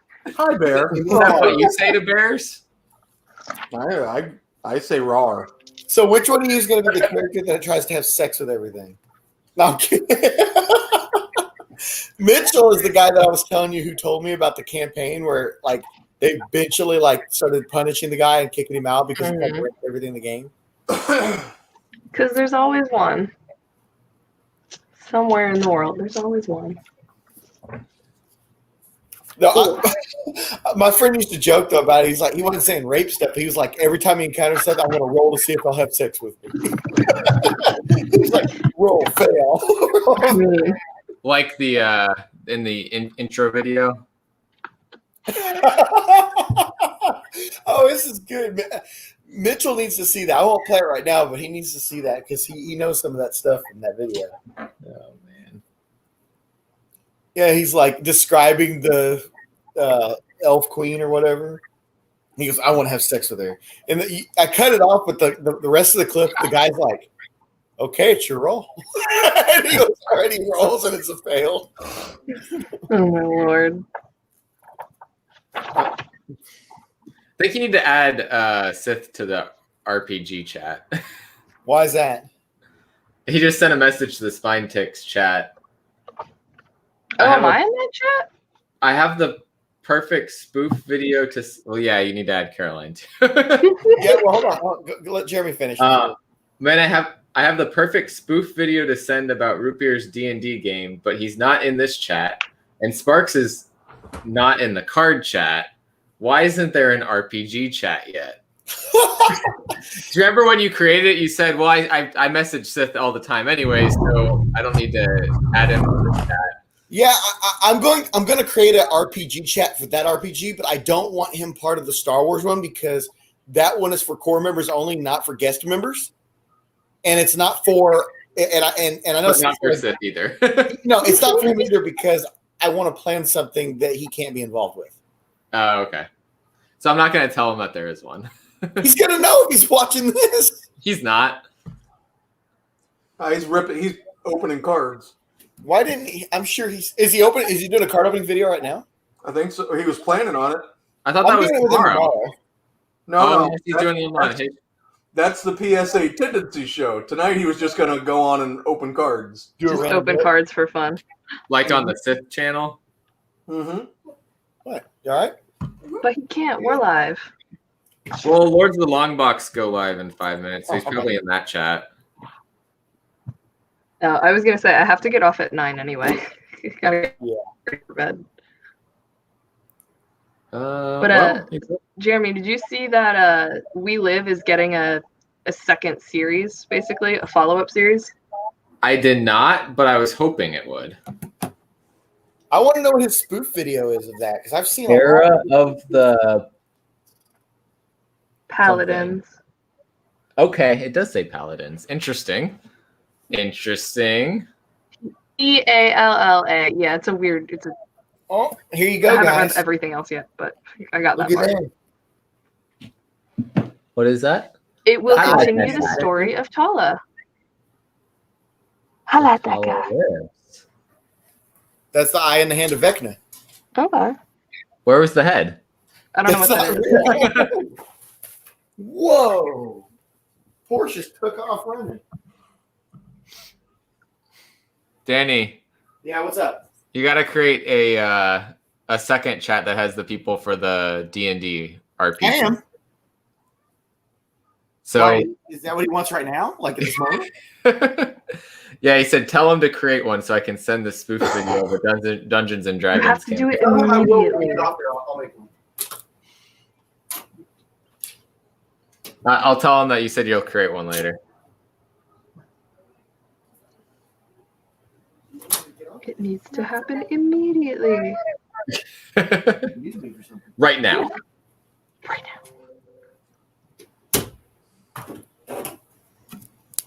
Yeah. Oops. Kitty. Will you shut that door? So I've got my cantrips. Now who thinks they're muted?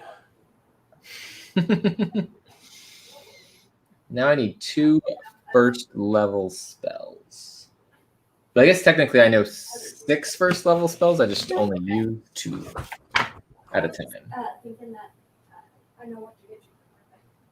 Is that you? Is that half? I'm very glad we're not all expected to draw our characters. That would not be beneficial. I'm gonna get Lewis to create a clay version of my character. I want him to do my Star Wars character.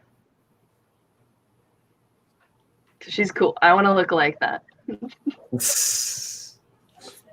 First cosplay idea. Oh god, that's so much effort. That hair, the things, whatever we call them. No from me, dog. Head tentacles. If I was gonna do anything, I'd probably do like Punchline or something.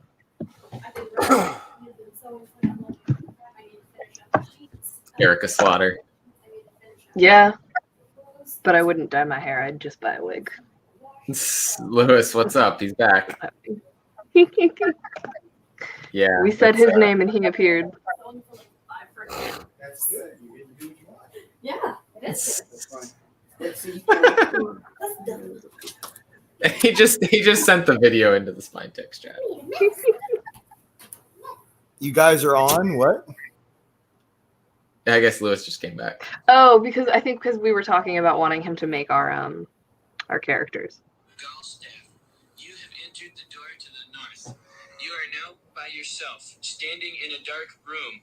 The pungent stench of mildew emanates from the wet dungeon walls.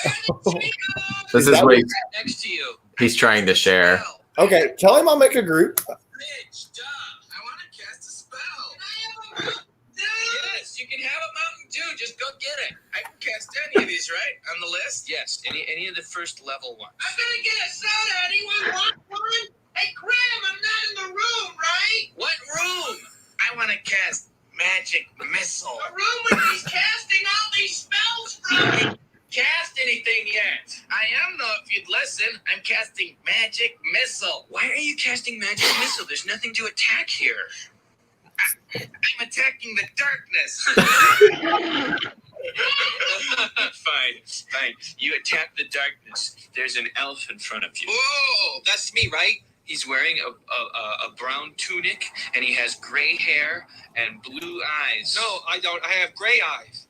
Let me see that sheet. Well, it says I have blue, but I decided I wanted gray eyes. Whatever. You guys can talk to each other now if you want. Hello. I am Gallstab, sorcerer of light. Then how come you had to cast magic missiles? you guys are being attacked. Do I see that happening? No, you're outside by the cavern. Well, I get drunk. There are 7 ogres surrounding you. How could they surround us? I had Mordenkainen's magical watchdog cat. You didn't. I'm getting drunk. Are there any girls there? I totally did. You asked me if I wanted any equipment before this adventure, and I said no. But I need material components for all my spells, so I cast Mordenkainen's faithful watchdog. But you never actually cast it. Roll the dice to see if I'm getting drunk. Yeah, you are. Are there any girls there? Yeah, I did though. I completely said when you asked me. No, you didn't. You didn't actually say that you were casting the spell. So now there's ogres, okay? Ogres? Man, I got an ogre slaying knife. It's got a +9 against ogres. There, you're getting drunk. Okay, but if there's any girls there, I want it too.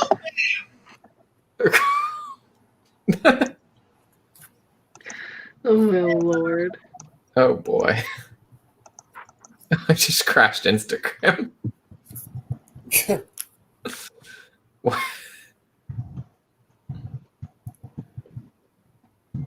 Did it get copyright filtered? Yeah, we just brought this stream down. Copyright on that. Oh. No, I'm just kidding. So, who's still working on something with a character? I have to figure out spells I and background. haven't picked my cantrip, but I think I'm pretty close. I'm like between 2. Okay. Well, we're gonna wrap this up for now. We've been going for a while. We've got a lot of stuff going on with it. I'm going to be doing the PSA show tomorrow, and then Friday we got that game. But whenever Lewis and Steve are ready to roll one up, we'll jump back on and do that. Nice. But yeah, you guys got all the general stuff now, and you should be able to fill in all the other stuff yourself. Come up with my tragic sobbing backstory. Ooh, mine's gonna be tragic. I have no family, no home. He's abandoned. Not quite that tragic. Tragic in a different way. All right. Well, he is busy talking on the phone, so Yeah, he ain't even hanging out. at least one of you guys need to stay back and tell him what's going on. I think he's listening. Yeah. All right. Well, I'm going to cut out. Yeah, he's listening. Everybody, thanks Bye, for guys. watching. If you're watching the rewind, awesome of you to stay this whole time. Hey, everybody. Cat going off.